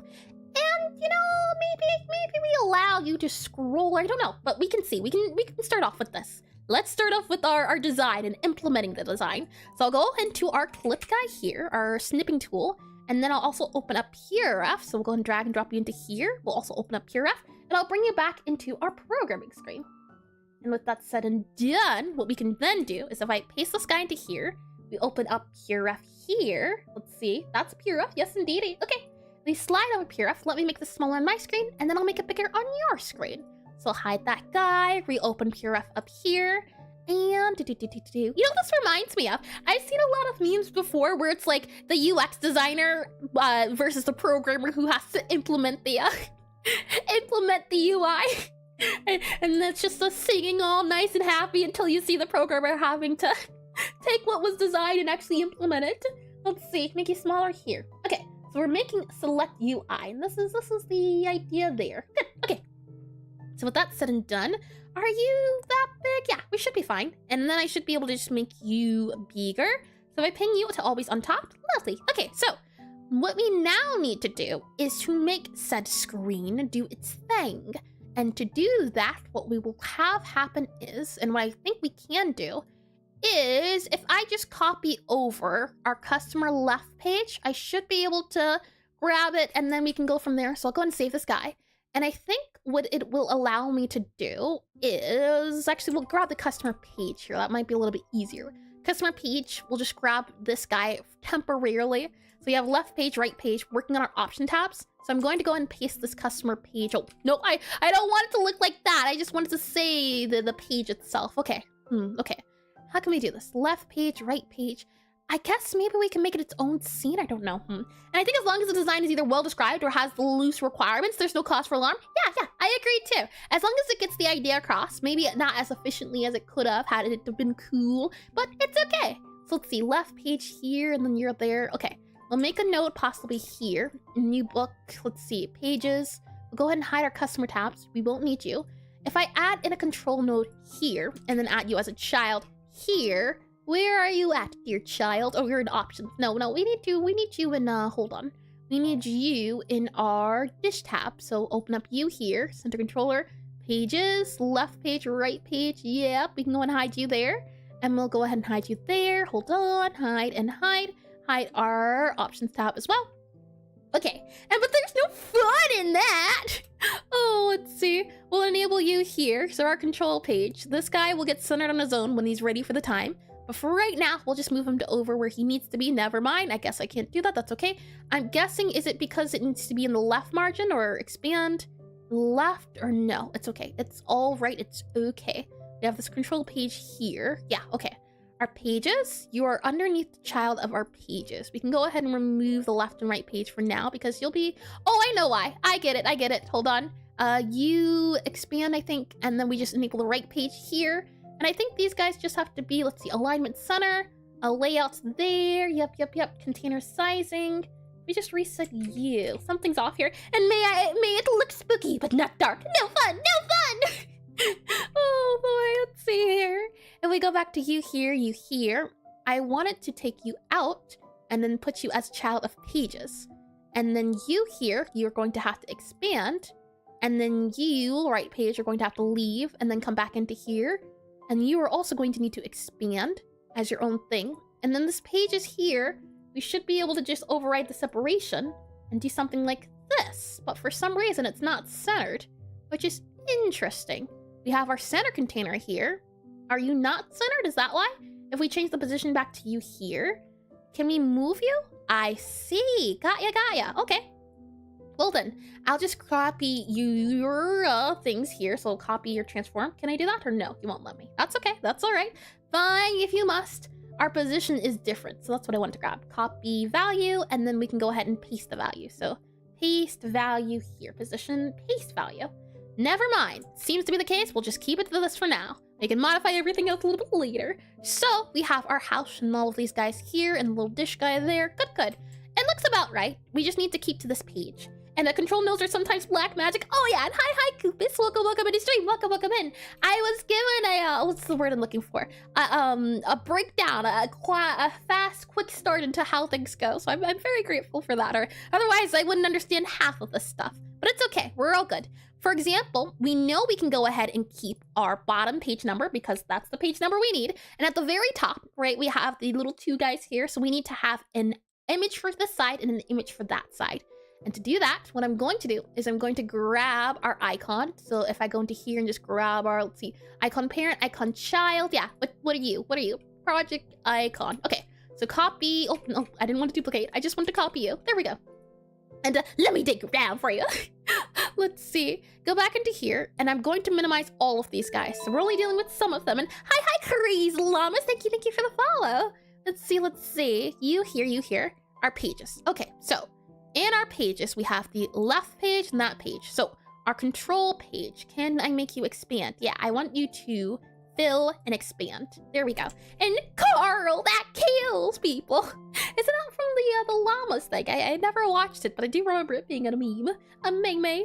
Let's see. So we have our left box here. And this layout of the left box should be center. We should have it as full rectangle. This seems like it works fine.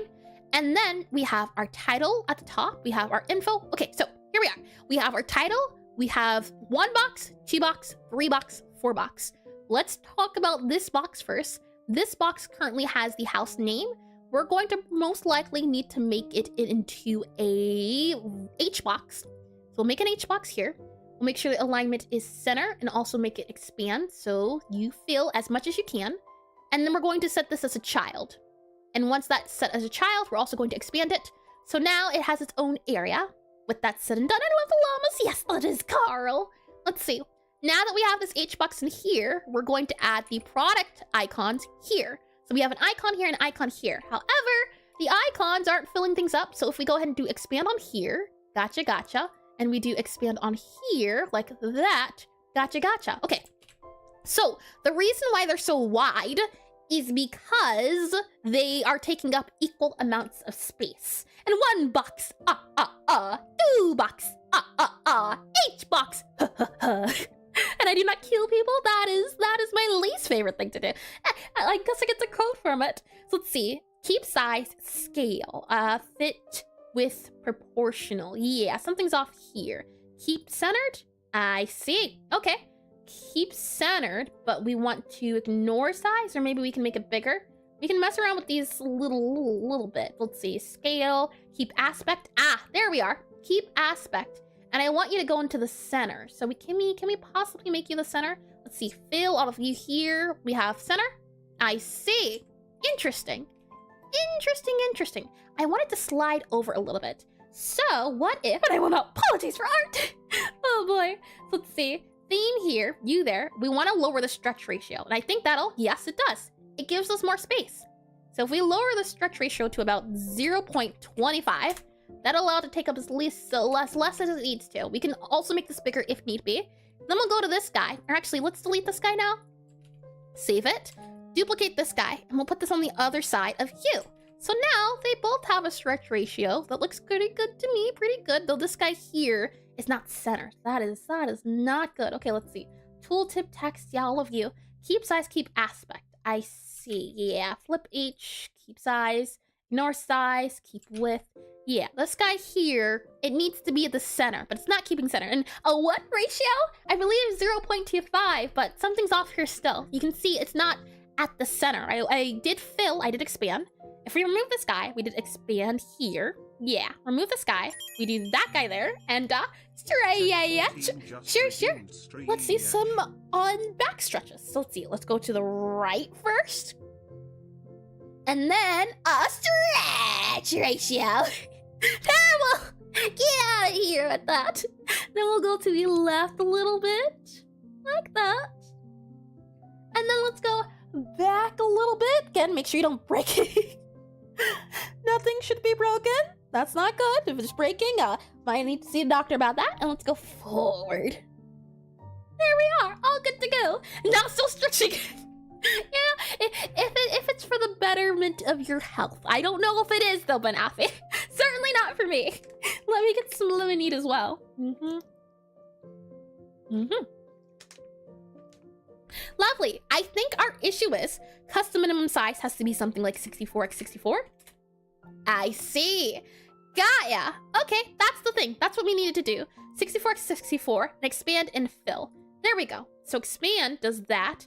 I see. Okay, stretch ratio, remove you. Interesting. Okay, so what we can say is keep size, stretch mode, keep centered. Yeah, and if we increase your size, how does that work? We remove that there. Interesting. And you breathe less because there's less breath cells beneath the air. I mean, you can breathe through your mouth though. You could be a mouth breather. Fit width, fit height, texture, stretch mode, keep centered. Yeah, keep aspect maybe? Maybe, perhaps. And if this is 16x16, yeah, but it's not keeping the center. That's the issue. Yeah, that guy there. If we lower our stretch ratio to be about maybe about here, the issue is it depends on the two. So I don't like doing that itself. So I'm wondering, let's see. So this guy here, localization, don't need you. We have this guy here, a simple product guy. Stretch mode. I thought we could make it, but I think scale might be it. Lovely. It's broken. Oh no, our table, it's broken. Let's see. Custom minimum size, clip contents. Nope. Layouts directed, transforming, fill, expand. What if we do shrink center? Interesting. Shrink center. Aha. Custom minimum size 16. X16. What if we do 32? Nah. It's temporarily dysfunctional. Let's see. 32x32. Okay. So if we do 64x64, that'll give us this guy here. Just like me for real. Let's see. I think this will work. So we make that the custom minimum size there. And then the stretch ratio is 0.25. That should work. And then we need to make this guy bigger. So if I do fulfill there, and we do this guy here, because these guys should be in the center of that. So center, center, unexpand, re-expand. Yeah, this rectangle is not filling up what it needs to in terms of these guys. And don't know me, I think there's some long-term damage there. Oh boy. I'm wondering if this has to go in like a different container or something. Let's see. I need to remove you. I'm wondering why oh, I know why. We need to make this custom minimum size of 64. Let's see, layout, custom minimum size. Height needs to be at least 64. There we go, something like that. So now we can go ahead and do here our dish icon, ICON, dish icon left or right? No, right, dish icon right. And then we need to do dish icon left here. So let's see, L-E-F-T, save it.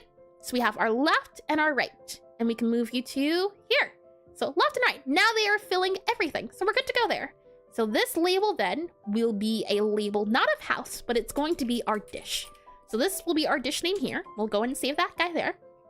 Now that we have the very top filled, the next section is going to be a section of text, it seems like. And focus, Iris, is it good, or it's gonna be a disaster? Oh no, terribly Saint, horrible, awfully bad, no good, very bad. Oh boy, next up we need to have an area for the description. So what I'm going to do is I'm going to close this guy here, and we need to, we need to close this guy here. So we have our page title. Next up, this is going to be our dish info. So dish info, D-I-S-H, dish info. There we are. And with our dish info, we don't need to have the H box. That's not required. We just need to have this area here. And we'll go ahead and remove, let's see, you are that guy there. We can go ahead and remove you there. There you go. Oh, never mind, hold on. What's going on here? We have our dish info here.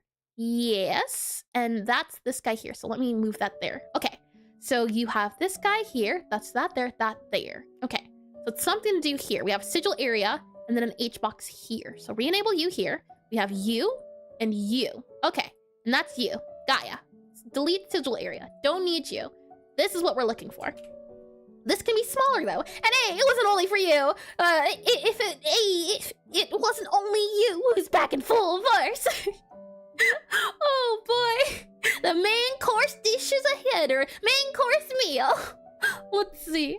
We'll go ahead and grab this guy now, and with our dish info, we're going to go ahead and do dish label L-A-B-E-L label dish info info label dish info.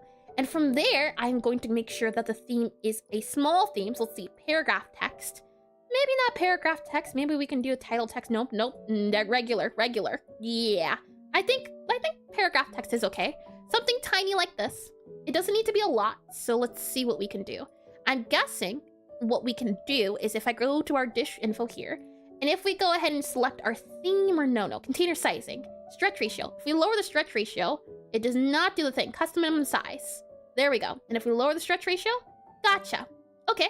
And what is the current height of this here? The current height of this guy. Also, you missed bananas. Oh, hold on. Maybe we should put an L and an R on the screen so she knows which. That was not a very important message.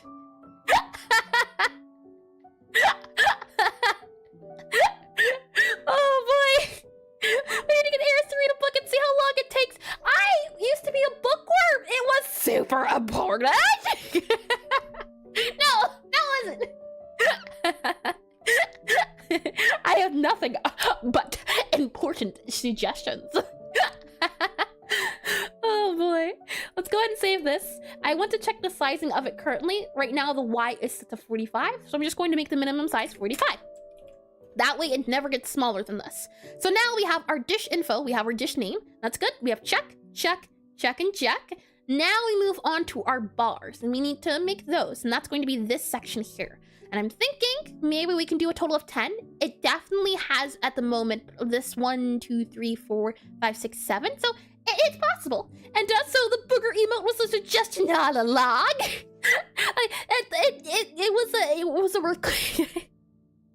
It was a request. We'll go ahead and save this guy here. And now what we need to do is figure out, so I'll go ahead and close our dish info. Now this is going to be our, let's see, our C dish list, our container dish list. So open up here, you here, it no longer is going to be an H box because I believe that is, yeah, it's going to be a V box. So if I go ahead and change the type to a V box, so V box here, what happens? We get, okay, so let's not do that. Let's just remove what we currently have. I think that'll be a better place to start. So we have our stat area and our flavors area. That's this guy here in the other area. Let's go ahead and remove our flavor area. Delete you, don't need you. And no, that's a threat. I'm a demand. Oh boy. We can do this guy here, and then we have an H box here, and alignment, we will do center here. And now, let's see, H box stats area. I don't think it needs to be a stats area. I think we can just do this here, I think, possibly, and then hide this guy here. Yeah, that should work out. We're still on everything else, so I'll go ahead and delete you. We don't need you. We just need our V box, and our V box here should be center. So put you about the center here, and well, Iris, read without... No. Well, Iris, read this without total shift. No. Let's see. Save you there. And then we need to have a category. So these guys here are the next things we need to do. And if we go to our category title, I'll go ahead and we can, let's see. Do we just make this, no, I say we can just keep this guy here. So I'll go ahead and I'll delete this guy here. We can also delete this guy here and find out next time on Total Drama Island. Let's see. We'll go ahead and delete you as well. So we have our V box. It's not going to be our stat box. It's going to be our V box of dish. No, this is going to be a flavorless. Flavor. V box flavorless. And this is going to be a C flavorless. So FLAVOR. There we are. Flavorless. Okay, so in our flavor title, let's list this. So flavor title. We need now to have all of our flavors. We have here a label for flavor. So label FLAVOR, label flavor. And I'm thinking we make this into a button. So just like how all of these guys were a button, we need to make our button. Okay, I got another idea. I will tell you right now, if you think the guy, I don't even know his name. I never watched Total Drama Island. But I have seen many, what is it called? Game theories about it, or I guess film theories, or theories about it. So I know the lore of it, but I haven't watched it enough to know how to do his voice. If that's if that was your idea. Oh boy. Let's see. Scroll out here. And isn't his voice also just more of a surfer dude, bro? If I remember correctly. We'll go ahead and save this guy here. We need this to look like this, a kind of area section. So what we're going to do, and Chris McLean, yeah, Chris McLean. I just remember the intro of the song. So let's see, we have this there, all of you guys here. So now what we can do is we're going to need to make texture botones. So what we're going to do is I'm going to open up our Sprite and we're going to make some very simple buttons. ASCPRITE, and open up the Sprite, and then we're going to go into our book tabs here. So let's see. If I go ahead into our Godot, hello Godot, book page sprite, book page Sprite, open file location, let's see, and Bobby, so soon, is something between us Liberty and Tenna. Yeah, you know what, that makes sense, okay. We will do since we're about to open the Sprite, that'll give me a chance. Let me take a look at your thing, check, and then we'll go on the ad break. Let's see, if I go into, I'm guessing it's in discussion. Okay, it's not okay. Let's see. Then is it in our quick shares? Let's see. I scroll down here too. Okay. I see adorable Pokemon. I do know that. They're adorable and cute. I'm not saying it. Where did you send exactly, Jack? And let me get some lemonade too. And while we're waiting on that, and while you're answering, we'll go ahead and have the thing run and do its thing in the background. Banner! Of course! That makes all the sense! Oh boy, here. Okay, I haven't clicked it yet, so I don't know. Oh boy.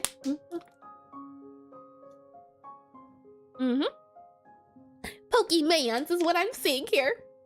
Like I see a, okay, I can do this. We have, we have here, Espionage,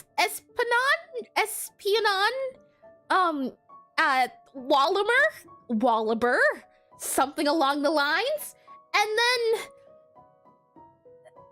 not Diglett, not Ditto. I don't even know if I've seen you before. I know this one, I don't know the name. I'm gonna guess it has something to do with slug though. I like it. Goomy. Oh, I would have not guessed that at all. Goomy, I see. and this was your art, I see.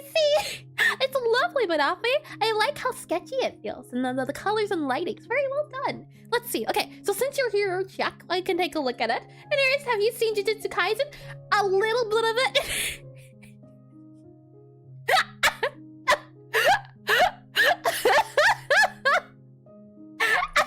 How could you? You even gave him nerd teeth.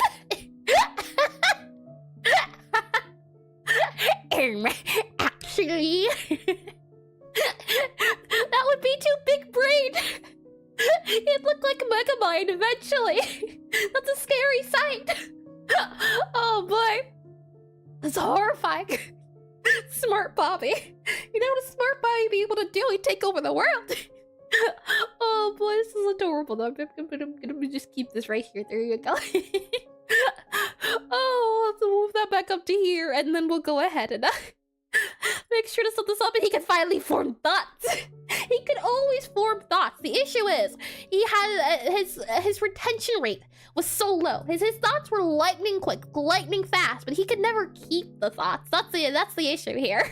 In one ear, out the other. Let me open up this here. And then somebody asked for glasses on Bobby, and that's why I did around these parts, you know? I do remember that. And he can form a thought, but they disappear instantly. Exactly. Yeah. Oh boy. I'll go ahead and I'll go and duplicate you. So let's see. Duplicate. How do I duplicate you? Control D. Yes. And then books. Does that not duplicate? Book. Yes. A sprite. Duplicate. Oh, Control D deletes it? Why did it do that? Huh. Interesting. Control D deletes it on Windows. Interesting. Okay, that's okay. We'll go ahead and just actually I'll just open up this. This will be easier to do. We'll go and save this guy here. And then we'll go ahead and move over to A sprites. Let's see. Drawing. No, let's draw. Is that the correct one? Is this A sprite? Is this the thing? Oh, it is. Look at that. Okay. And then I'll go ahead and make you smaller, and we'll bring you back into screens. Let's see. You go about a little bit. Oh, welcome back from the ad breaks, by the way. Welcome back in. And you missed nothing except for this actually.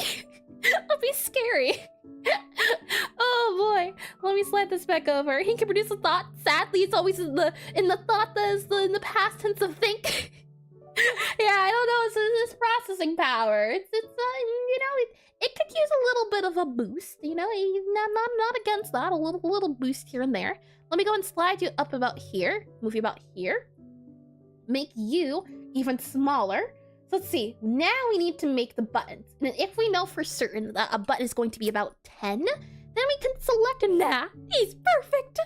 We know that our book page is about this tall. So if we just make a few modifications, we should be able to get something that looks nice. And we know we're looking for about 10. So I'm gonna go do about, let's see. About 10 here. And I'll we'll do you here. Yeah, okay. So I'm thinking maybe, depending on the size of the words too, we'll have to see. But maybe we do something about, let's see, here, about this big. And then we can do about there. And then we can have the, hold on, let me open up the book too. That way we can get the buttons. Button. Boutone, where are you? Book sprite, is that what I'm looking for? Book sprite works a little bit. We can definitely go for something like this here. And then we can go ahead and grab this guy here. So in fact, we'll use you as the color. I like that. And then we'll go ahead and just make you a little bit bigger. So I'm thinking something like this. Will this be about 10 though, is the question.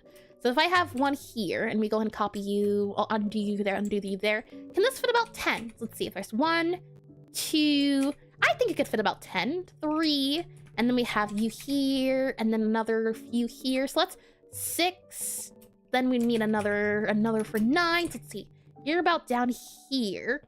And then we have, let's see, 3 more. So definitely not 10, I take it back. Probably going to need to be a little bit thinner. So we'll make it thinner. So undo you. And we'll go ahead and make you here, and then we'll make you just a little smaller. So it won't be even, which is okay. We'll just drag you down a little bit more, like that. Okay, so if the button is that size, then can we now do 10? Let's see if we separate you by 1 here, and then we do 2, that's 4. And if we do another 4, that's going to be 8. And then I think this will work. I think this is the size, maybe a little bit smaller still. It's about there. This would be then 10. About this here would be a total of 10. They definitely don't fit on the screen, unfortunately. So might have to do one down a little bit more. So something like this. And then you grab this guy, bring him down a little bit more. Bring you down a little bit more. Hold on. Bring you down a little bit more. But that's if we want them to all fit on the screen at the same time. So if you want to be able to see all the entries you select, it would be about this big, which is not too shabby, not too bad. Make you smaller here, make it smaller here, and make you smaller here. Yeah, this would fit all 10 we need. So this is the size we should go for. And with that said, I do know that the good news is, well, no, the bad news. This is not gonna work out pixel art size. So either we could do like mixels and mixels is just pixel art at different sizes. So you would mix big pixels with small pixels, and some people don't like it when you do that because it feels off, but other people don't mind. So it's just really a matter of preference. I'm just wondering, I guess we could do the different colors. It wouldn't have to be an icon. Maybe they could be like different inks, and that way. And Eris, hi BD. Let's see here. And I did read that as well. So let's see, now he's perfect. We'll go ahead and make this guy here our guy. So we'll go ahead and do that. File save. And my sister brought chocolate spoons. Never heard of that before. I didn't know that was a thing. The only thing I could think of where would be a thing is in like hot cocoa. I think I've seen, yeah, hot cocoa chocolate spoons. I have heard of that before. So you start drink and eat them. Oh, now that I don't know about. I just remember the spoons melting. But it sounds delicious. I hope it's nice and tasty. It makes slurp, but oh, this feels wrong. Yeah, exactly. Check. We'll do a file, a new file here. So let's see, file new. We'll make your file this big and do about this big here. So this is going to be a, well, what can we call you? What can we call you? I will go ahead and make sure you're saved in the area we want you to be. So about here is where you'll be saved at here. And then I'm going to call you our, let's see, our dish select, S-E-L-E-C-T, dish flavor, F-L-A-V-R, flavor, S-E-L-E-C-T, select button. There we are, button, there we go. And psh, you could do that with normal spoons if you try hard enough. Oh, and so I did read this one lovely. I don't know about that one, Jack. Oh, oh my. So let's see. We have this for when it's selected, and then we need the non-selected. So this is it selected, and then we'll just duplicate this guy again, and we'll do it when it is selected. So that's going to be not that guy there, this guy here. Is it? If it's this color here when you select it, and this color here when it's non-selected, I guess that'll work, yeah. So let's see, D-E-S-E-L, let's see, normal, N-O-R-M-A-L, normal, and then we have here hover, so H-O-V-E-R, hover. We'll go ahead and save you. I can then bring you back into Godot, so back into programming here, and then we can go ahead and have a file of export. So I can go ahead and export both of these guys here. We have dish flavor select button, frames, selected frames, all frames, yeah. We want to do different layers. Oh, I know I do have a plugin I can use now, I think. I haven't used it much in the past, but I believe if I just do an export new said plugin, let's see if this works. If I export layers and I do sprite name layer group, nope, we shouldn't need any of that. We should be fine. And I do export here. I think if I do close there and we do open back up our Godot, so Godot back to here, we should get, yes, now we have dish flavor select button, and we also have our dish flavor select button normal, though the names look a little off, so I'm going to delete these two guys because I don't like how it looks like a capital letter. So that I can just go back into here and redo the letter. So that would be an H for hover, and then an N for normal, making them smaller so that they feel right. And then I can go ahead and export again. So let's see, export as layers, export like so, and then back into here. Now we have both of them.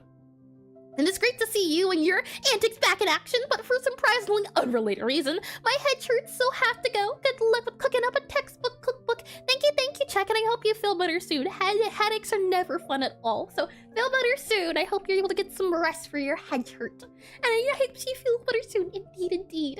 So let's see, back to here. how it works currently is we have these little buttons here. We have an order tab button, a customer tab button, dish tab button. And the idea is that if I go here, for example, and I slide over to here, on these buttons, you have normal, pressed, hover, all of those guys there. Oh, disabled. Let me also make it disabled.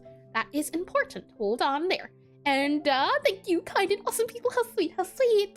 Let's see. I'll move you here, delete you too as well. Remove you. And then I'll also do the hovered color if I can color it and find it. Let's see. That there.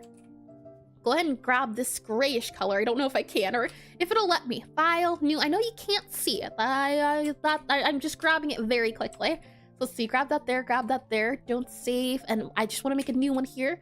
Call it disabled. D-I-S-A-B-L-E-D. Disabled. Very quickly. And then go ahead and fill you in with that color there. Oh, hold on. Let's see. That color there. And then this is taking a lot longer than I thought. Might not just have to do the show it on screen. Save it, file, scripts, Gatsby, export layers, export back into here. Okay, now we're back. So we have normal, pressed, hover, disabled, and focused. My question is if we can make the button have its name. I think we can. I think we should be fine. So now what we're going to do is we can hopefully make our own button. And once the button is made, we then need to transition between the buttons. And this is how you change the button. So when the button is selected, then we show a different tab. That's how that works. So I'm wondering if the button might have to have its own class or something. Because right now in this is how we're doing it in the function. So what I'm wondering is if we import a node, and that'll be the node that it does or enters when it is selected or on focus entered. That's what I'm thinking. But let's see. So we'll go back to this guy here, back in our book, and we need to add a texture button. So we are about, let's see, flavor list. Yes, flavor label. This is where we're at the moment. And what we can do is in our flavor box here, let's go ahead and add a texture. Texture button is what we're looking for. Texture button. With the texture button added, automatically make sure you do expand on here. And with our texture button added, now we need to add the textures. So I can go ahead and add our selected button. Let's see, this is our disabled button. That's for disabled. We have our focus buttons. Let's see, hover. So focus would be this one here. We'd also have our pressed. We'd also have our hovered here. And then our normal, the way the button looks normally, is going to look like this. So this is the button in all. Oh, it's so tiny. That's no good. Huh. You know, here I thought I was doing good with scaling, but then you look and it seems to be the case that no, it didn't do the scaling properly. Oh, this is also normal. Is this disabled? Hold on, disabled, normal, hover. I see. Hover should be that color. Is it brighter? I can't even tell. That's that color. That's that color. Oh, it does look a little different. Hold on. And hi, y'all. Welcome back into stream. Welcome back in. Let's see. Remove you here. Let's do this guy here. I know you're hover. So this is on pressed and on hover.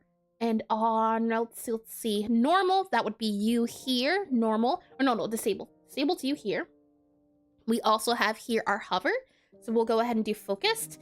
And did I really make 2 streams ago? I would not know, yeah. For things like that, it goes in one ear and out the other. Let's see, back to that, there. Okay, and then normal, there we go. Okay, and save there. So we have you here. My question is, why are these so small? What do we do? Center there. Yeah, but we want to expand you. We want to expand and fill. So is the issue that the sizing is wrong? We would want to transform it and we would want it to expand as much as it can. So fill, yeah, interesting. Okay, so let's see. Back up to here, and we'll do stretch mode. Scale? No. And expand! We're trying, but it's not working. Something's off here, and I'm quite curious as to what. I also question if we can make the texture button bigger, possibly. Maybe that could work. What we could do is, let's see, how can we do this? This texture button is having a little bit of issues, but it's okay, it's all right. Let's see. We'll save this guy, and I think what I have to do is grab a regular node to put it as a child under. So we'll try that. We'll grab a regular control node here, and then we'll go ahead and make you that, like so. And then we'll go ahead and make sure our control node is a child of our V box there. Yes, indeed it is. Then we'll make sure that this control node is expanded. And then we'll set this texture button as a child of the control node there. Make sure, again, you're expanded here. So as big as you can get, expand. And then here, let's see. I believe now we can change the scale if I'm not mistaken. We can. Ah, got ya. So we can make the scale whatever scale our book is. And if we go to our customer page here, how big is the page?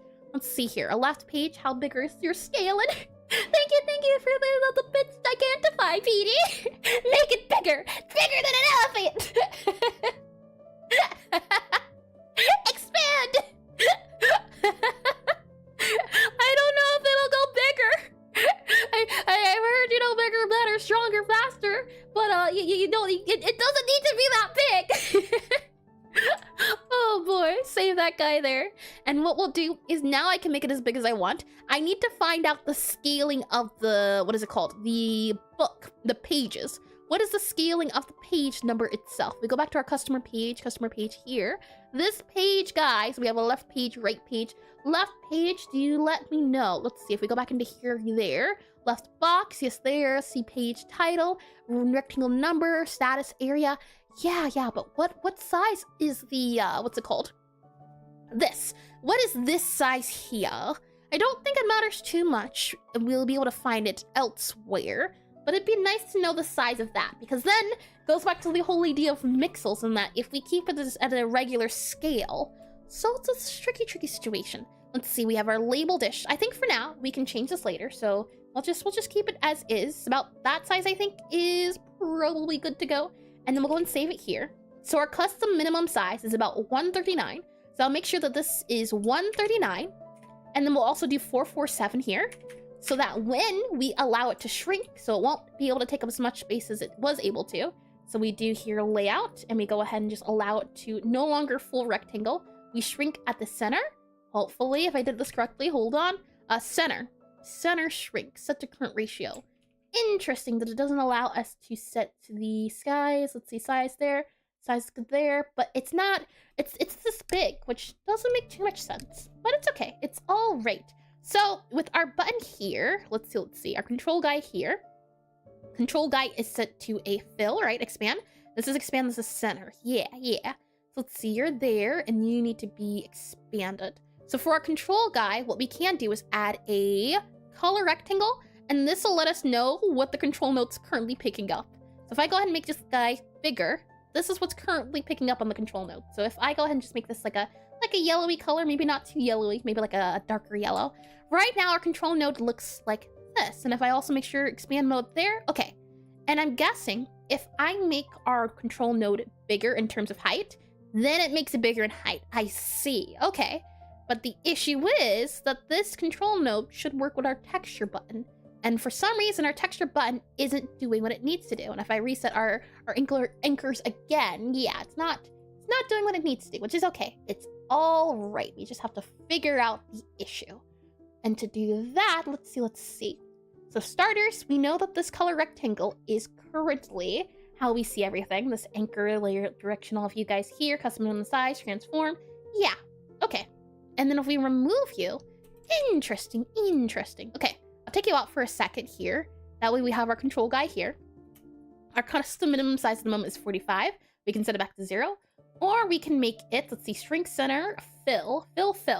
Set you both to fill. And then if we go ahead and make you bigger, let's see. Size. Where are we at? Layout, focus, tooltip, nope. I'm looking for the size of this guy. Ah, I see. Okay, so size, reset the size. And if we set the height, so something like this, I see. Okay. Question is, why aren't you centered? I wonder, is it because you have to be here to be centered? And then you'd have to change the size again? Interesting. Yeah, I can certainly say control nodes are tricky, but it's okay. We will be fine. So what I'm going to do is I'm going to delete you. And then I'm going to delete you because we don't need the title yet. We can always go back if need be. And our V-box here, I'm going to also delete this guy here. And then after I do that, I'm going to save this, make sure align is centered, layout all good to go there, save, and we're going to add a rectangle child. And no, don't delete me! What do you mean, Petey? You weren't deleted. Whatever do you mean? We'll go back into our layout here, and in our color rectangle box, we'll make sure it expands, so it takes up the entirety. Petey, it's not a you problem, it's a them problem. Let's see here. We'll set the color to a different color like this guy here. So let's do like oh, that's a nice yellow. And if I duplicate this, you can see how they separate differently. And this would be where we'd have the different 10 go here. So that's about 1, 2, 3, 4, 5, 6, 7, 8, 9, 10. Interesting how this is a total of 10. I don't know how I feel about this. This doesn't, well, I mean, it could work, but it might be too small is the issue. And a single color gives me flashbacks to Boulder Dates 3. All their spells use Latin. I haven't touched Latin, or I haven't touched Boulder Screen in quite a second. Welcome in, by the way, Disco. Welcome in. Did you reply, or were you here earlier? It doesn't say that was your first message, but I don't believe I've said your name yet. So let's see. This guy here, we know for certain we can also make this guy, let's see. We can take up less space here. So if we go back to our layout here, we can go ahead and make sure this guy takes up less space. So something like that can work out. Now he has less space here. And after that, I also think we can make this guy here take up more space. So if I go to container sizing and up the space it fills up here, we can also make this bigger. So something like, hold on, if I go back to here, yeah, we can make the stretch ratio bigger. It can take up as much space as it allows it to. So we'll do like, I think 10's fine, 10 there. And with that said, let's see. So each of these will be a different entry, and then our color rectangles here, we then have a control node. And under this control node, let's see. So control node here, and this guy here is going to be a full fill. So if I fill this guy up entirely, he should fill up the entirety of our rectangle, because that's the area our rectangle lives. And I drew that as well, lovely. And with that said, now what we should be able to do is go back to our texture button, create that guy again, and our texture button should be able to also fill out the entirety of this. So fill, we also get that big size there. I think what we are going to have to do a little bit is we're going to have to add a, where is it at? An H box here, I think, because we need the sides of the texture container. So we put this in here, we allow the H box to fill as it needs to, so it's entirety of the box, expand there. And this H box as well needs to fill up, so hold on, fill here, and then this also needs to fill off. So let's see, close, open, saved there. Okay, and after that, what I mean is that there is a way to add like a buffer in between, and I don't remember where we used it at, but there's a flavor. For example, I think flavor has it. Our flavor area, we have, nope, never mind. There's a way to add it in between. So maybe it's our label house description, maybe it's our image title. Nope, okay, that's okay. We'll just go back to here, and we can add, I believe, another node. So first off, let's make our sizing, or actually, no, it's fine. Let's add another node here. So add another control node here. And we'll also add a control node here. No, I'm also forgetting. I need to make sure everything's labeled. So let's see. We have our flavor box list. And this is a flavor, FLAVR, flavor rectangle flavor, FLAVR. There we are. And then we have a flavor, FLAVR, flavor, PARENT, flavor parent. Okay. And then from there, we have a H box flavor. There we are. Okay. And after that, then we have a control node here and here. And these guys will also be able to be expanded. So you expand, you take up as much space as I allow you to. And then we can set the minimum size. That was what I was talking about. So there's 3 sections here. You can see one section, and then another section here. So since we're trying to get a space that looks like an area here and here, that's why I added those 2 so that we get it more centered. After that, I'll go ahead and save. Oh, hold on. I said I'll go ahead and save. There we go. And now our texture button needs to have the texture working. So if we, again, go to our textures here, and we go for our normal button, so this is normal here, go to that guy there. This guy's so tiny, and I believe we can't modify his, hold on, make sure you're, yeah, okay, you're expanded. This guy's so tiny, so I'm guessing we can't set the sizing. Yes. However, if we set it to the child of a control node like this, then we can change the sizing, I believe, if I'm not mistaken. So we go ahead and set the sizing to whatever scale we want it to be. In this case, we want it to be about, let's see, how much of the screen do we want it to fill up? I'd say probably about, maybe a little bit bigger, maybe 5 in total. So 5 scale, yeah, 5 scale. And this 5 scale is about this sizing, so we'll go ahead and set the minimum size to here and here. And I believe, let's see, custom minimum size, yeah. And this guy here, I'm just wondering, because this is that control there. That control, if we do expand, enter you there, yeah. Okay, so with that said, with our texture button doing its thing, I believe now what we can do is if I just make this guy actually go up a little bit. So I think if I do, let's see, move this guy up, does it allow me to? It does. Okay. So allow me to, and I know there's a way to modify the pivot point now, which I think is super neat. But we don't need to do that. We don't need to change the position either. We just really need to do that. And then I guess we do need to change the position a little bit. Something like that there for our height. Okay, so with that said and done, we have this guy here. It expands, it does all of those things. And now for our control node, we need to make the minimum size, the size that this guy is. So 145 by 250. So I go back to here, go back to layout, I go to 145 and then 250 here. Oh, did I do it in the opposite way? Hold on. 250, 145. There we go. Nope, that's not right either. Hold on. You texture box. What are you? 145. Oh, 25. I see. 25, 145, 145, and then 25. 25. There we are. That's the size that we're getting at the moment. But that's not true. And I'm curious as to why this box also says that when our sizing isn't this, which is interesting. Okay. So if I just make you smaller, nope, never mind. I make you smaller here. Does that work? Or does it not work? If I do, change the position, reset the position, and make your size smaller. Oh, I see. Okay, hold on. Redo our custom minimum size, and then change the size here. There we go. Okay. Set the size to about here, and then set the height, or rather this area here to about, let's see, here. This is the minimum size it should take up. Something about there. So let's see. We can make this into a 5, and then we can make this into a 50. Something like that. There we go. But it's not centered, which is, it hurts. It does. That's centered, but this image needs to be centered is the issue. So I wonder what the issue is here. Or I guess maybe we would do, let's see. And hydrate, sure, can do. Let me get some of that liquid. And that action you're doing, Banafi, isn't hydration. I can let you know now. There is no nutritional benefit to that action. And hi, Willy boy. Welcome into stream. And if I mispronounce that, please correct me if I'm wrong. But thank you for the follow. And welcome into a UI pain. So let's see.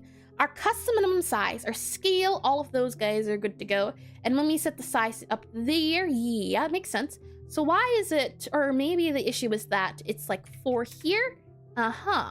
Interesting. 4, 3. 4, 3. Okay, it doesn't want to be set to 3. Reset the size. Oh, I could have done that this entire time. Who would have thunk? Okay, then, well, this is good to go now here. Which means we can set the scale. All that's good to go. Custom minimum size is going to be 46 by 4. So 46 by 4. We can go ahead and enter that there. And after that, we can go ahead and make sure the position is good to go there. And now, on our guy here, if we set the minimum size, it should be 145 by 25. So we'll go back to here. 46 by 4 is the minimum size. 46 by 4. That guy there. Why did you not change your sizing, though? You are this guy here. Yes, okay. So you are double checking here. Custom minimum size, 46 by 4. Yes. But you here, not 46 by 4. Why so? What's going on here? Gonna remove you here. Transform you here.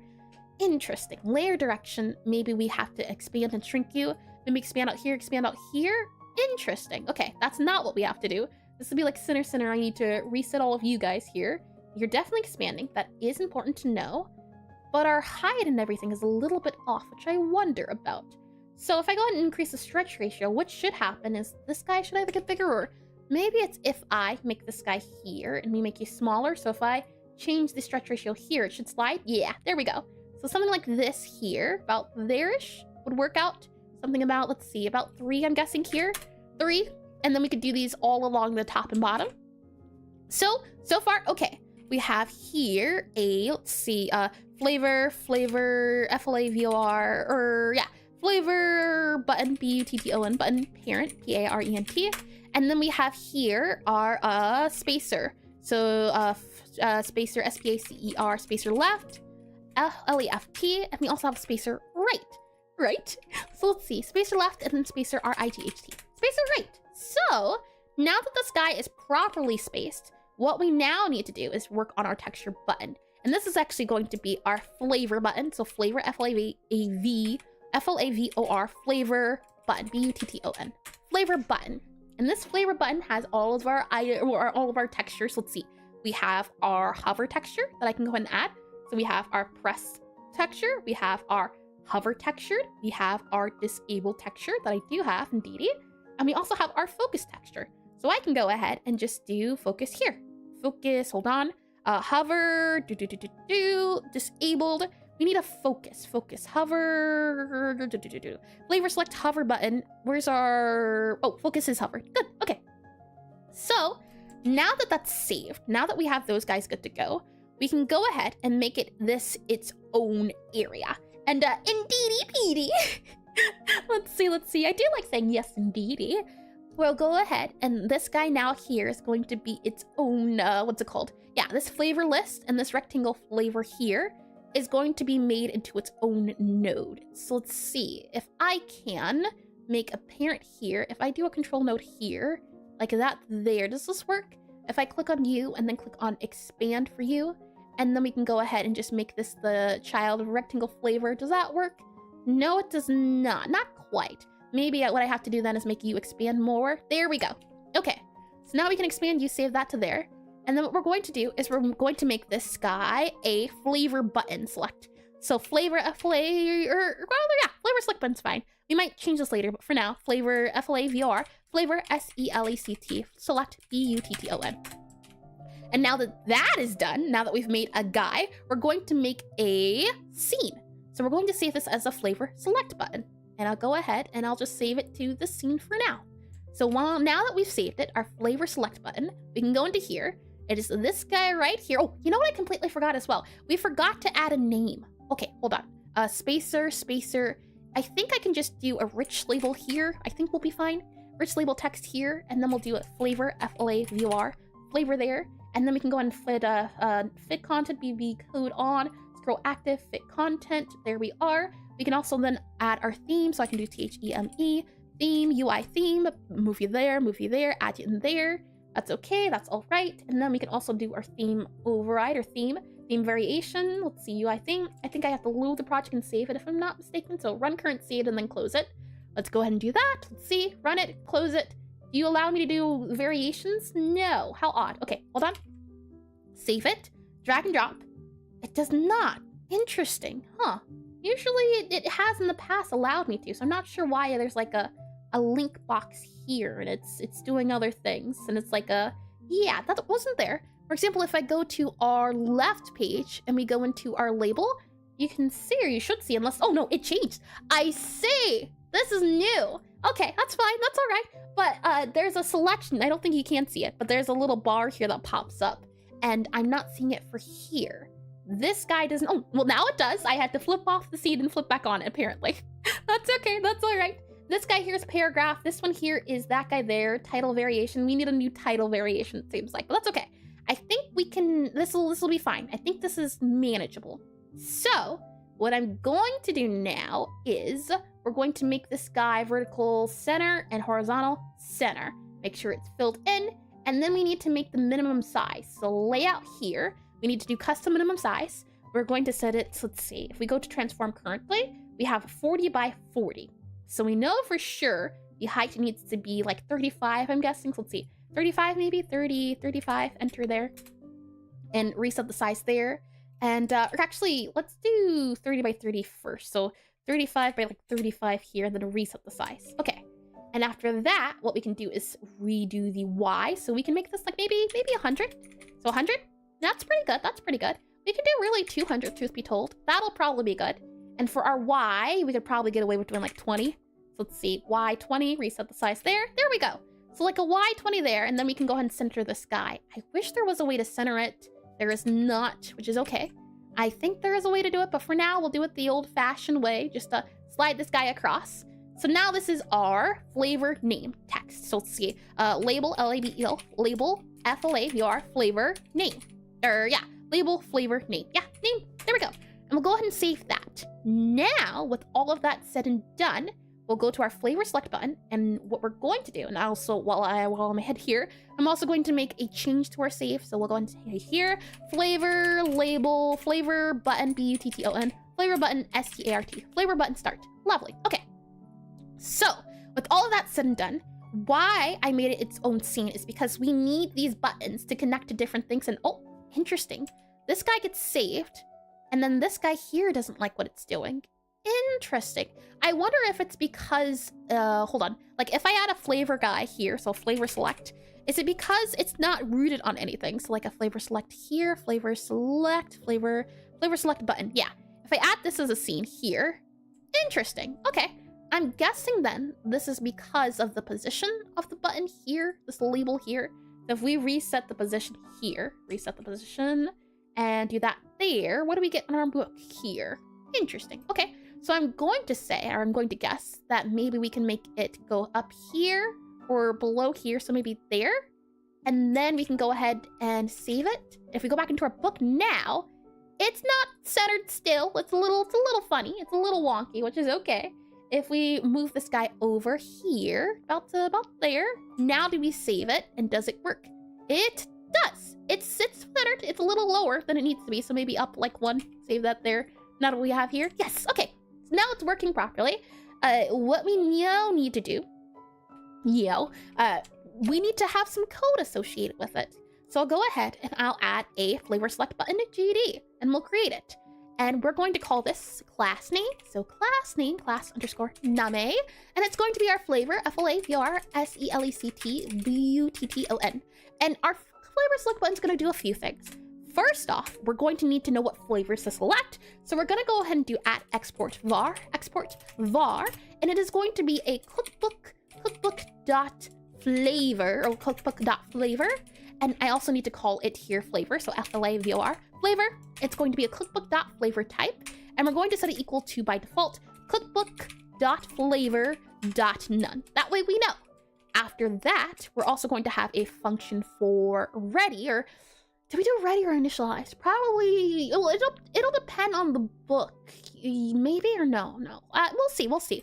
For now, we'll call a function or make a function, and we're going to call it initialize, initialize, and it's going to be a void function. So let's go ahead and set it to void, do an arrow key, void, and what we're going to do here is a few things. Let's start off by doing the rare basics. So I'm going to make sure this is accesses unique name, hold down alt, drag and drop, and now we have label flavor name. From there, I'm going to copy you, paste you into here. So label flavor name dot text, and I'm going to set this text equal to the flavor that we get inputted as. I'll go ahead and subtract this guy, move that down to there. Actually, no, this is on ready, that's export. And then what I'm going to do is I'm going to grab the enum's name. So I'll do cookbook, so cookbook dot, and then do flavor dot find key, and then we set the flavor of whatever key we find. So that'll just change the name of our button. But now we also need to have a way or something to do for whatever button's being set up. So what we can have happen is, let's see. In our book, how we have it currently set up is we have a set tabs, and then this is how we connect it. So what I'm thinking is we have a flavor connect button, and we're going to just do a node. So what I can do is if we just go here, we have a that button focus. This is our button focused here, and sounds like you're making jam with all these labels and flavors. I would love to add like some sort of jam dessert. That sounds like it could be delicious to put in the cafe. So we have focus entered. So you here dot focus entered dot connect, and now we have this here and we have that there. So let's see. Focus entered dot connect. That there. Okay, something's off here. If we go back into our new book here, what are we seeing specifically? The idea is that we have these tabs up here or we have these buttons, and these buttons connect to these tabs at the bottom. This tab has the entirety. So for example, we have an order tab, and then we have an order tab button, and then an order tab. And in the book, what we do is we take our order chapter button, so that makes sense.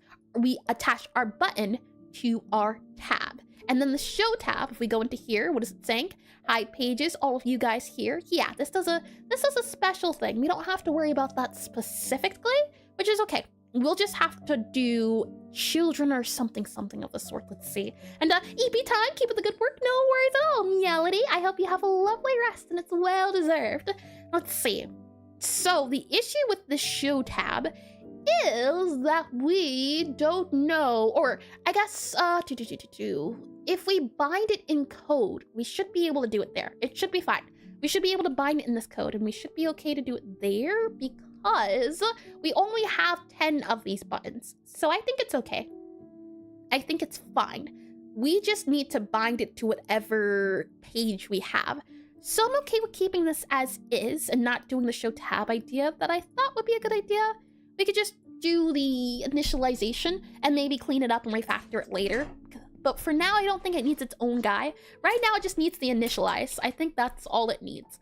So we'll just keep it as is. Keep it as is and set the label of whatever button we have. We'll go back into our new book here. New book here. And this example here is going to be our sweet flavor. So we'll just do here sweet flavor. So sweet flavor, F-L-A-V-O-R, sweet flavor. And we'll also do a bitter flavor. So we'll do B-I-T-T-E-R, bitter flavor. So you'd have this guy here on your left page. And we'll go ahead and just remove all these guys here. We don't need them at the moment. Actually, never mind. We'll keep this here since this is nice to look at. And then we'll have a flavor for you. So we have you as sweet. And then we'll have you as bitter. So we'll assign you there, sweet and bitter. You'll save those for that there. And then what we will have happen is we go into, well, we'll need our right page, but that's not a thing right now, at least. What next we need to know is how I'm currently doing the ordering of everything when I'm going up and down. And water redeem, sure can do. Let's see. Hydration, good, and redeem. Thank you for that one, cat sound keyboard. So let's see here. I'll go and save. And what are we doing? I'm guessing we have yeah, we do. We do have an unhandled input. So if the event is a mouse or event key, don't do anything. If it is a skip spell, don't do anything, or print key code. And then we have if not visible, return. So if input action is just select pressed, okay. And if event is action, just release menu left, menu right, and we should have a menu up and down. So what we need to do is know if we are on a select page. So let's see. If event is action just released, if not flip pages, return. What I'll do is, I'm thinking we have menu left, menu right, index all of you guys here. So what I'm gonna do is, if event is action just released, I'm thinking we can have here a function, and we'll go ahead and do function here, and we'll say, let's see, check menu event, menu event, event left and underscore right. And we'll take an event, and our event here, what is this guy up here? Our event is an input event, so I'll just copy this guy here. And why I want to do this because I think it might be a little bit easier. So we'll go and save that guy there. And then what will have happen is, since all of this has to do with our events, we'll go ahead and just make this saved and then move you up here like that there. And now, uninspected indent. Oh, right. You need to go here and then you need to do void like that. There you go. And now what we can have happen is, if not flip pages, return. Then what we say is to check the menus left and right, and we just say event. That way it's its own function, we don't have to worry about it. What we do have to worry about now, though, is if we're going up and down pages. And maybe more like left or right? Left and right. Could you elaborate a little bit on what you mean, Forley? Is that how you say it? I don't know if I ever asked. So let's see. Check menu event left and right. Then we're going to need an event for if not, and then we can say up and down, or what do you call it in the flip change tab or change section, or yeah, if not change underscore section, section, change section. We'll say change page section. I think that's easier to say, or not easier to say, but easier to understand. So we'll do if not change page, section. If not change page section, return. Otherwise, we're going to do, and I'll go ahead and just copy this and we'll pass it. So we'll do this guy here. We'll then add a pass, and then we'll have this guy as up. So up and down. So down, D-O-W-N. And I don't know, left and right, kind of as if it consumes even when both are pressed. I don't know, left and right, kind of as if it consumes event even when both are pressed. I don't quite get what you mean. Right now it is working in the way, or right now this code is working as it should. So I shouldn't have to touch anything here because it's working as I want it to. So hopefully we'll be good, but I will keep that in mind. So let's see. If not change page section, then we do event up and down, there and there. And then we need to go here, go to our flip pages, and here, we do change page section, and we just set it to a bool. So now, when we have things ready and up and good to go, then we'll change the page sections, or if we need to, we can also flip the pages.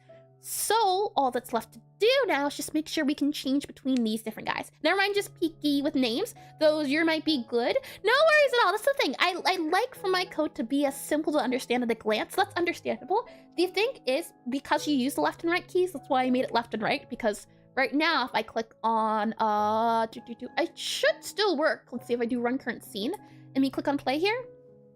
I think it'll allow us to see everything. If I go into, let's see, Godot here, and then I do here and here, and then here. For example, I use the left and right keys to navigate this top part.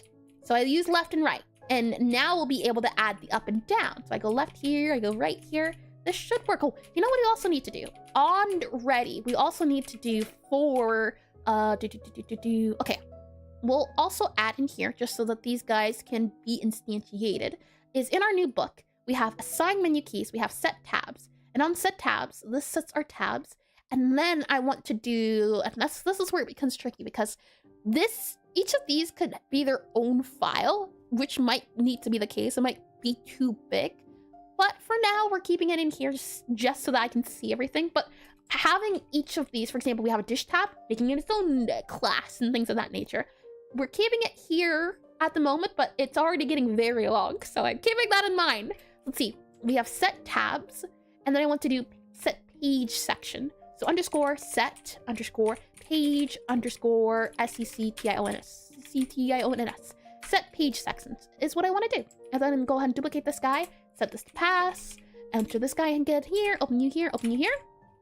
And what I'd like to do is, for our VBox flavor list, we're going to go ahead and access this unique name. And then we're going to go ahead and drag and drop you into here. We should be able to, if I do this guy here. Yep, and where are we doing our on-readies? Gotcha. So I'll make an area here. We'll do this guy here, since you're your own area. And what we're going to say is, copy this guy, save this guy here. And what we'll say is, for, and then we'll do you, or for, let's see, child, in, and then we'll do this here, dot, get children, so get underscore children, and this will give us that children. If child is, and then we can go ahead and say, if child is flavor select box, so flavor select button, then we're going to do child, dot, and then we're going to say initialize, that there. So now I think, just checking, just seeing. If we click on play now, we should get the names of all the flavors since they should be initialized. So if I click play, we go to the tab, our Necromancer tab. Now we should see sweet and bitter, and we do. Isn't that lovely? It can definitely be the UI look itself can be changed, but good to know it is working. We are getting the different too. The idea is that when we go into this page here, we should be able to enter into it. And once we enter into it, we should be able to use the up and down arrow keys. That's the hope at least. So if I go ahead and close this guy here, we have set page selection, set tabs.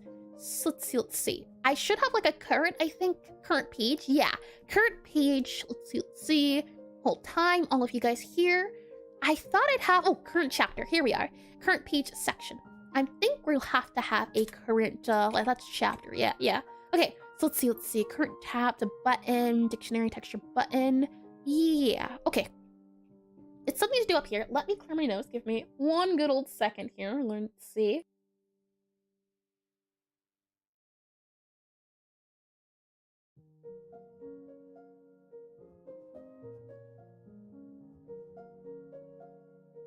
All right, we should be good to go. And sanitizer as well. Okay, so let's see. What I want to do is, while we are currently in a section tab, if it has an up and down. So I guess what we can say is, if the tab has the option to go up and down, allow it to go up and down. So what I'm going to say is, we can grab our chapters, because these chapters, I believe, yes.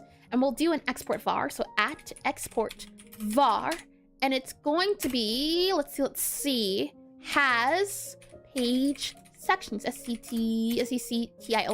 has page sections. It's going to be a bool. Automatically, it's going to be equal to false. And that way, we can go now into our dish category, has page sections, equal it to true. So what I'm thinking is, back up here, dish tabs, all of you guys, good to go. In our new book here, scrolling down to our check menu up and down. If not page, change page. So right now we are currently in our flip pages. That's good. What we need to know is not change page section equal to true. What it should say instead is, and we can go ahead and remove this as well, because we're just checking the chapter. That's how we know if we can use it or not. So change page chapter like that, save that there, and then go back down to here. So it's not going to be that. It's going to be if not, or rather, if current chapter, let's see, yeah. If current chapter dot, and then we can say has page sections, then so if not has page sections, then we return. Otherwise, we can go ahead and check the menu up and down. That's what we can do. So we can go ahead and save that there, copy that there, copy and save. Okay, so with that said and done, we can go ahead and do you here, and then we can go ahead and also add event there. And now what we need to do is we need to link, no, we don't even need to link the buttons. Right now, we just need to have the ability to select the buttons and deselect the buttons. So if input is action, just press deselect, and not current chapter has focus, enable buttons. So I'm going to say that this here is how we select and deselect. So if action is just press select, disable buttons. Really, this disable buttons more or less needs to not be disable buttons per se, but more so just disable tab buttons. So we'll go ahead, I can do find and replace, and we're instead going to do disable, and we're going to do tab buttons. Disable tab buttons. And then I'm also going to find and replace you, and we're going to enable tab buttons. Tab buttons, there we are. Replace all. Okay, and let's see. With that said, what we can also do then, let's see. If we have a current tab, that shouldn't really matter much. As long as we aren't in the tab, it should be fine. So if input is action, just press deselect, and not current chapter has focus. Yep, enable tab buttons. Good, okay. And let's see, so what am I asking it for? I am currently looking to see, and I want to be able to do, and I'll write this down. If tab is selected, if tab is selected. So if tab is selected, and tab has page sections, sections, has page sections, comma, if tab is selected and tab has page sections, enable, enable up and down control. Up and down, selections. Enable up and down selections.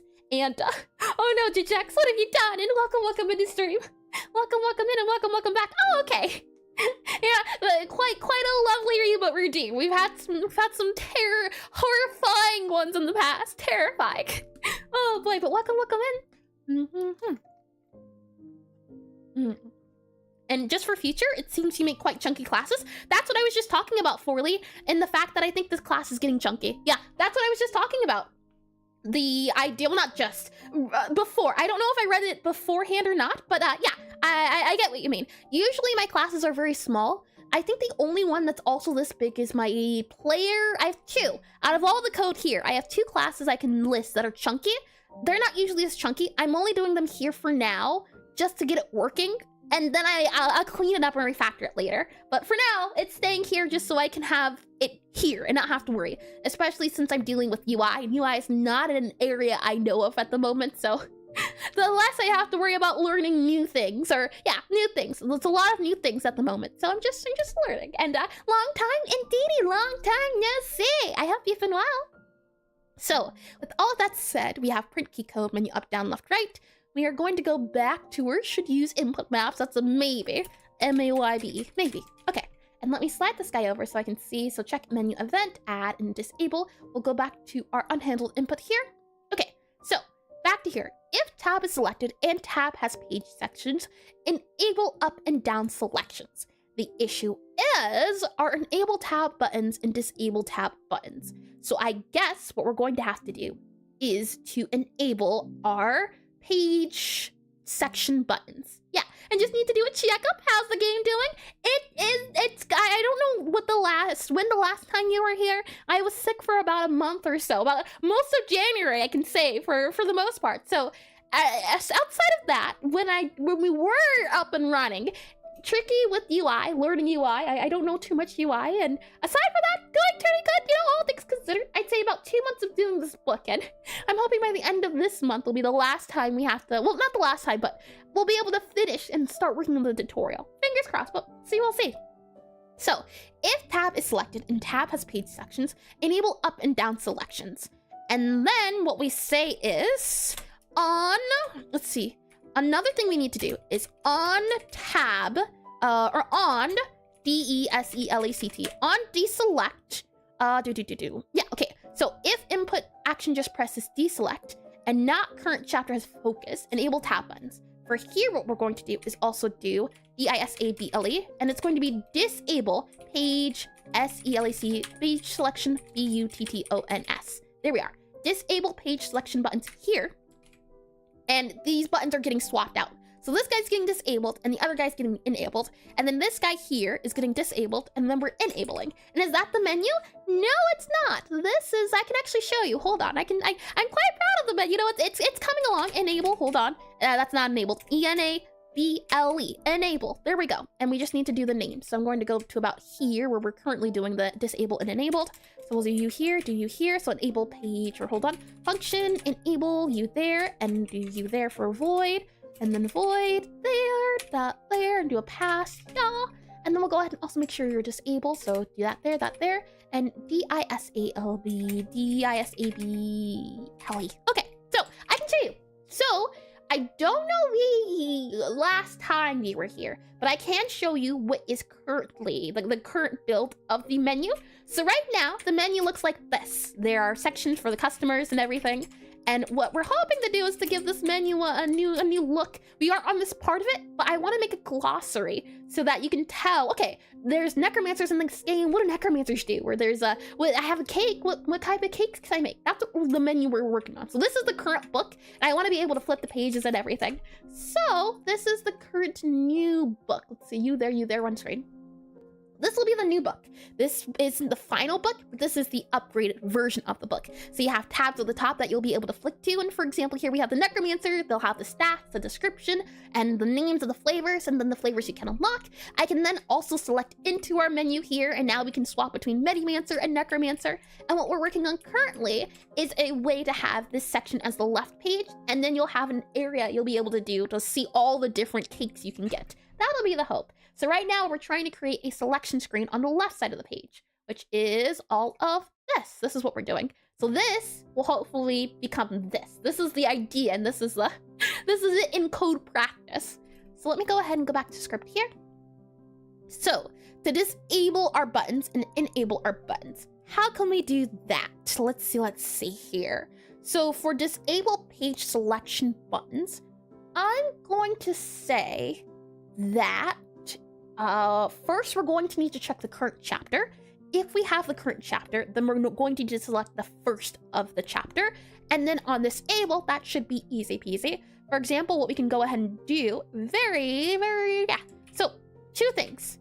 First, we need to see, and this disable page button also needs to be modified. So first thing first, let's go ahead, go back to our disable tab buttons and where we use it at.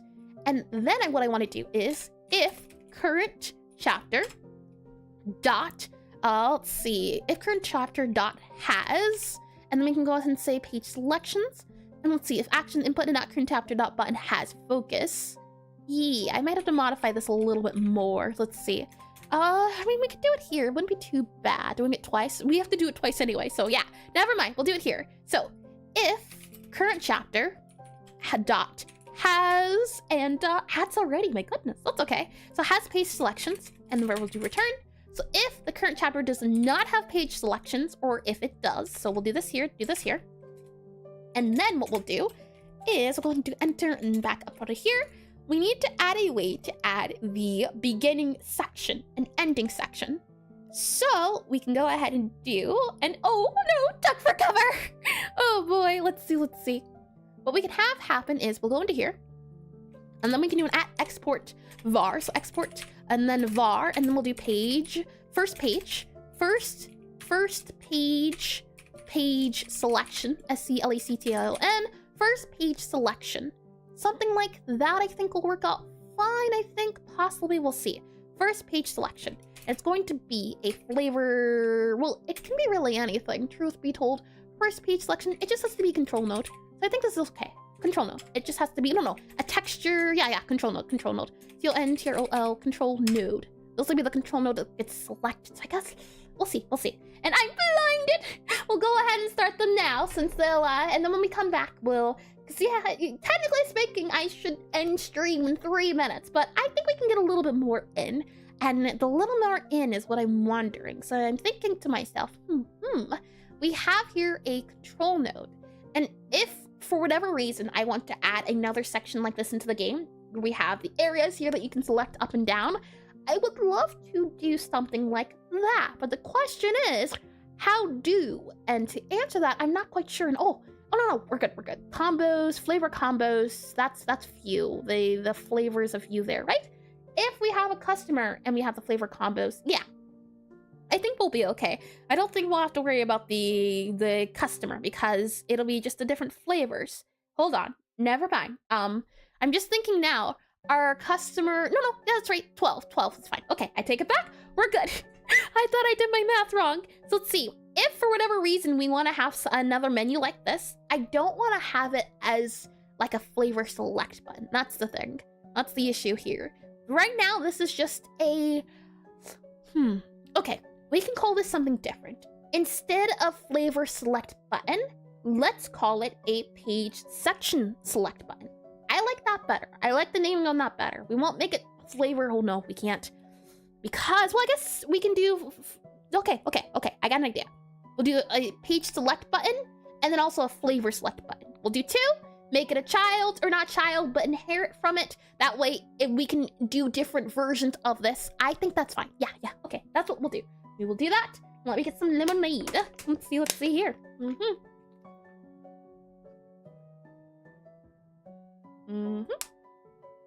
Lemonade is all good and all nice and tasty.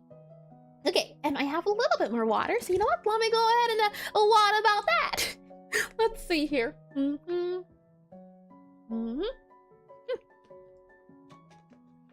Alrighty, I'm out of coffee, I'm out of lemonade, I'm out of water. That's how you know this stream's just about done, but I think we can get like in another like maybe 20-ish minutes, possibly. I definitely don't think we have much left to do. All I want to do is see if we can allow the buttons to go up and down. That's all. Up and down selections. That's all I want to get functional. I don't want to add them and pair them to other things. That's a tomorrow's problem, for example. Oh boy, but that's it though. Let's do a little bit of stretching since we have a little more time before the ad break. So we'll start off by going to the left here, to the left, now kick. And then we'll go to the right here. And then 3 hops this time, and to the right. Let's see here, hold it about there. And good night, chat. I hope you have a lovely rest. The words. Yeah, I hope you have a lovely rest. Rest well. Let's go to the right here. And then let's go to the left. And future errors problem? Maybe. And hi, XD Zerker. Welcome in the stream, and please correct me if I'm wrong on the name. Welcome back from the ad break. Shall we continue? So, I was saying how I didn't like how this flavor button looked. It looked a little funny in the sense of, if I ever want to make another section like this, it's not going to be happy with me, is it? Because it's flavor specific, but maybe I don't want to do flavors as a section. So what I was saying is that I want to make a duplicate of this guy. I want to duplicate flavor select button, and we're instead going to call it a page. We're going to call it a page selection button. SELEC selection button. Page, or rather, page section. Let's see, SECTION. Page section button is what it's going to be called. We're also going to create a page section button GD. And I'm going to duplicate that, and we're going to call it a PAGE_SECTION. So this is going to be a page section button, and we're going to go to this guy here. And it's not going to be this what it is here. We're instead going to do PAGESECTION section. After that, we can go ahead and also detach the script. We'll reattach a page section button script. So do something like that. We'll also do PAGESECTION, BUTTON, page section button. Then we can go ahead and do this guy here. So rectangle for, let's see, rectangle for the button. So let's see, B-U-T-T-B, rectangle page, B-U-T-T-O-N, rectangle page. No, I mean, that's good, that's fine, rectangle, that's fine. Flavor parents, let's see, button parents, so we'll do here, page parent. And then we have H-box for, let's see, page, so we'll do that there. And now what happens if you fail a dish? Could you elaborate on what you mean, Jajax? Let's see, space or left, flavor button parent, so we'll do page button parent. Let's see, page, S-E-L-E-C-T, page selection, S-E-L-E-C-T-I-O-N, parent. And then we have our button. So we'll go and do page, P-A-G-E-S-E-L-E-C-T, page select button. And then we'll go ahead and do label, page, section name. So label, S-E-C-T-I-O-N, label, section name. That's good to go. Go ahead and save that. Go back to that there. And then after that, this is now going to be a class, not flavor select button. We're going to do page select button, or page section. So P-A-G-E-S-E-C-T-I-O-N, S-E-C-T-I-O-N, page section button. From there, what we're going to do is we're going to remove the flavor. After that, what we're going to do is do an export var. We're going to say the name of whatever we want it to label as, unless we want a different name. So we'll just do, well, actually, hold on. I think we can do, what can we do? What can we do? Initialize, label, flavor, name, all of those. We just want to set the name, and we might do other functions. That's why I'm not sure. Do we want to do an export var of name, or do we want to do something else is what I'm wondering. This is future-proofing, so I don't want to do too much of it. For now, we'll just have a, let's see, L-A-B-E-L, label, name, and we'll set it to string. And then we'll go ahead and do this here, and we'll go ahead and do P-A-G-E-S-E, well, actually, we'll do N/A. Nah, there we go. We'll set that there. And on initialize, we'll go ahead, and this is actually going to be a label section name, so let me grab that, drag you over. Go ahead and do enter here, remove you there, like that there. And then we'll do this guy here. So our label section name is going to be that there, and then it's going to be this here, like that. There we go. So label name, string, oh, hold on, this needs to be equal, doesn't it? Like that, there you go. So we'll go ahead and save this guy here. So this is the default way it works, our page section button. You just grab the label name and you'll put the label name there, and on initialize, it'll change the name when it needs to. Now what we can do is, let's see here. We can go into our page flavor select button. We'll go into our code here, and instead we're going to say it extends from our page selection button. So something like this. After that, what we're going to do is we don't need the label flavor name. That's not a thing. We already know what it is. So we don't need that in our code. Let's see, how can we do that? At onReady var. Yeah, this guy just works a little bit differently. So that's what I'm wondering. Do we need an initialize? I think it's fine. At onReady var, we have a label flavor name. Yeah, and this is our page select name. So I'm actually going to do label selection name. Rename that here, since that is the name here. So we'll just do that there. I think that's fine. Label selection name. And the rhythm dish game thingy to make customers order. When you fail a dish, I plan to have it kind of fizzle out, or maybe not an explosion, but if you've ever played a game like Wizard 101, when you cast a spell and it fails, there's a little bit of an animation. So I don't want it to be too punishing, but I definitely would like to have like some smoke or some poof, and how some characters, when they get electrocuted or something, you can see their skeleton, or you can see their hair fizz up and there's a little bit of soot on their face. That's what I would like to happen. That's not currently what happens. Right now it's just a feel, nothing happens, but I would like there to be like just the animation that plays. So let's see, back into our flavor select button, what we're going to do is this initialize overrides the other initialize. So now we can just take our label flavor name and change the flavor in the key. And I'm doing this because I want to have this customer new book page. And now in our chapter page, what we can say is export var first page selection. No, it's going to be a page select button. There we go, page selection button. Now it makes sense. So what we can say is, if it has a page selection and we have a child, or we have a selection button to choose from, we'll go to that one. That's what I wanted to do. And now that that is a thing, and also we can do, I believe, let's see if I remember how to do it. I think it's at export category, and then we call the category, let's see, page S-E-L-E-C-T-I-O-N. Page selection like that, and I think I can save. There we are. Okay, so from there, now we can go back into our new book, and from here, what we can say is, if not current page has selections, And we'll go ahead and say current chapter dot, and then we can go ahead and say page, first page selection. We'll say that or not, then we return. We can't do the thing, so we're going to say can't do. So we'll just do that and that, we return. Not possible. Otherwise, what we can do is first off, start by disabling or releasing the focus of the button. So we'll go ahead and do here, and we'll go ahead and say our current chapter. So current chapter dot, and actually I'm wondering, current chapter dot button. Yeah, dot release. So dot button. Where do you dot button at? Is this the current button you have? And then we have here. I'm wondering, where do we change the button at? So if I do Control F, for example, here, we use it here, and we also do dot has focus. Okay, I'm just wondering when you swap the buttons. I'm quite curious to see, and we'll see. So current chapter dot page, and we'll do first page selection. Oh, hold on, first page selection button. That's what it needs to be instead. So hold on, it needs to be first page, first page selection button. First page selection button. That's the name it needs to be. We'll go now back into this guy here, and from here, we'll go and say current chapter dot first page selection button. And let's see, I also need to do this here and that there. So current chapter dot current page button equal null. Or, so if you or you, and we'll go ahead and also just copy this guy here because that's the same key checking. So we'll do that there. And then what we can say is, if not you, then we know for certain current page chapter dot button dot release. So dot first page selection button dot release focus. Otherwise, we're going to grab the focus when we enable it.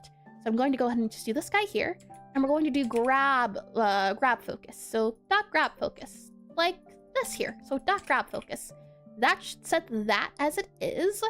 And then after that, now we just need to change the button. So back when we're up here, how do we change the tab buttons when you do left and right? So when we load up the game, we have the select tabs here, and we have a temporary dictionary with the order tabs here, tabbed button, all of you there for that and that, on input. So when we press left and right, that should be where we have it at. Okay, so if you there, if not flip pages. Yeah, where do we flip the, let's see, check menu left and right. If you there, page hold timer, yeah. How I'm wondering, I forget. Is if I click this guy here, does it let me know the next button or no? It does not. Okay, I think that's fine. I think it'll be okay. Let's see, neighbor assigned. I think that should be fine. I'm curious to see just off the bat if this at all does anything. So let's see. If I go into now our dish chapter, and I go ahead and drag and drop our sweet flavor into here, save it, and we go ahead and load into the run current scene here. So let's see. How well does this do? I'm not quite sure. Okay, right away, we get angry stuff. What are you angry about? And property of text value with type string on a base object of type null. Gaia. So our flavor select button, we have a label flavor name. I'm going to guess maybe you don't like the idea of this guy here. Try again, let's see, label flavor name. Yeah, but you here, page selection button, you should have a label selection name. Gaia. I see the issue. Okay, hold on. There you go. Happy now? Good. Okay, try again. Let's see. Run it again. New book here, and we get this guy here. Now we go to the next page. Then we go to the next page. We should now have it enabled. I should have added a what's the thing? Like a thing. And consider to use some interface to speak with each page and pass them to events. Arrow up, down to keep pressed. Huh? And I'm super happy now. Yes, that's good, PD. So let's see. View here, up and down. Up and down's not working. Interesting. Okay. Oh, right, I have to select into it. Then you'll be able to separate this logic into selections. Again, Forley, I do plan to. I'm just not doing it right now. I'm trying to get a general idea of it before I start refactoring it. But yeah, that is the plan. So let's see. If I select into it, we have a debugger here. Gaia. And I'm guessing, oh, errors isn't red anymore. Oh, that's weird. That's got to be changed. This control can't grab focus. Interesting. Oh, I know why. Okay, I know why. What we have to do is now set the focus. So what we can say is our flavor select button is we're going to have to do, let's see, page selection button. Yeah, you here, page selection button. We need to grab the button. So we have you here, and this is our button here. So I'll go ahead and do button function, and let's see. we'll say something like get focus, and we'll have the button there. So we just need to have like a at export var button. So at export var button, and then we'll go ahead and have whatever button it wants it to be. By default, we'll have the page select button, but we can make it whatever we want. So it's going to be a texture button. So let's see, how do we do that? button button. No, it's going to be texture button. There we are.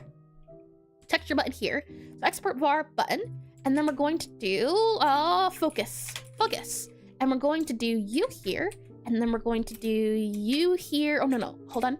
Focus, that's right. And then we need to do, let's see. Initialize also needs to be modified. Yeah, I'm definitely gonna do some cleaning after stream, because there's a few things I want to redo and just optimize. So we'll do button dot grab focus, and then we'll also release focus. So let's see. Oh, that there, release, I think it is, release focus, and we'll do release. So release, R-E-L-E-A-S-E, release.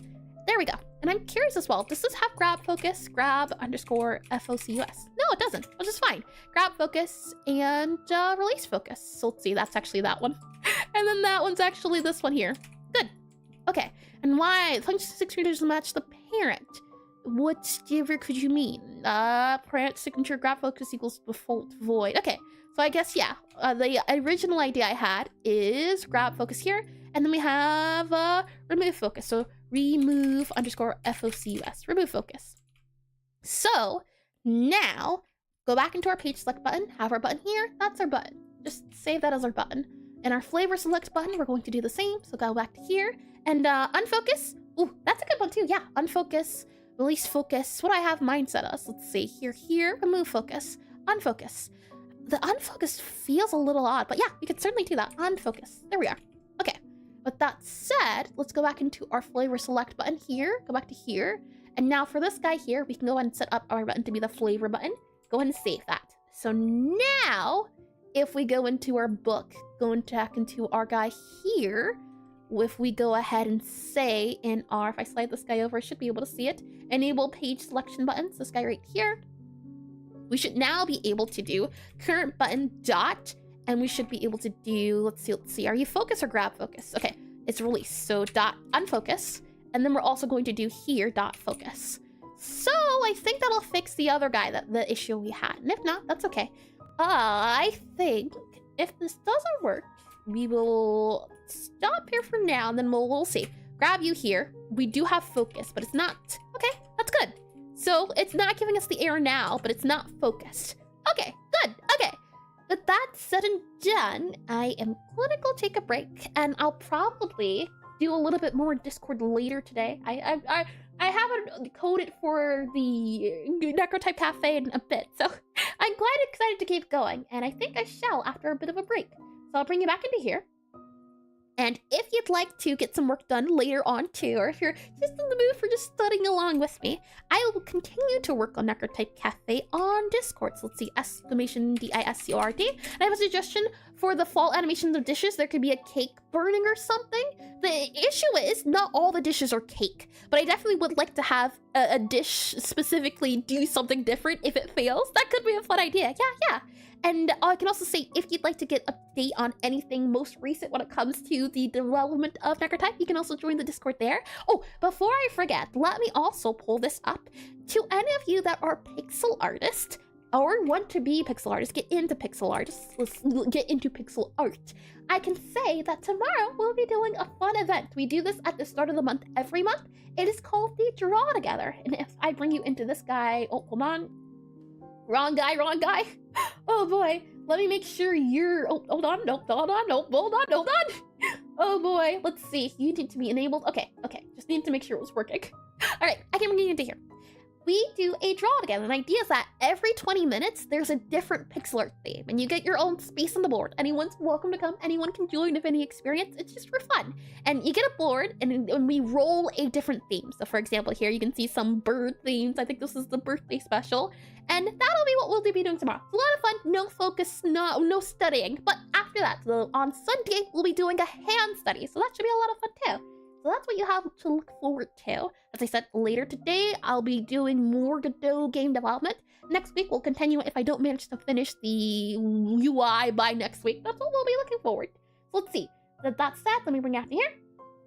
If you are on YouTube, that'll be it for me. I am going to close it up on YouTube, and then we'll stay on Twitch, and then we'll go raid a game developer, a Godot specifically. Godot game developer. They don't get enough appreciation, I tell ya. So, if I don't see you tomorrow or next week, I hope to see you soon, and I hope you all have a lovely morning, afternoon, evening, or good night. I'm going to go to the end screen, and I'm going to come back. So if you'd like to participate in the raid, consider sticking around for a little bit longer, alright? Well, let's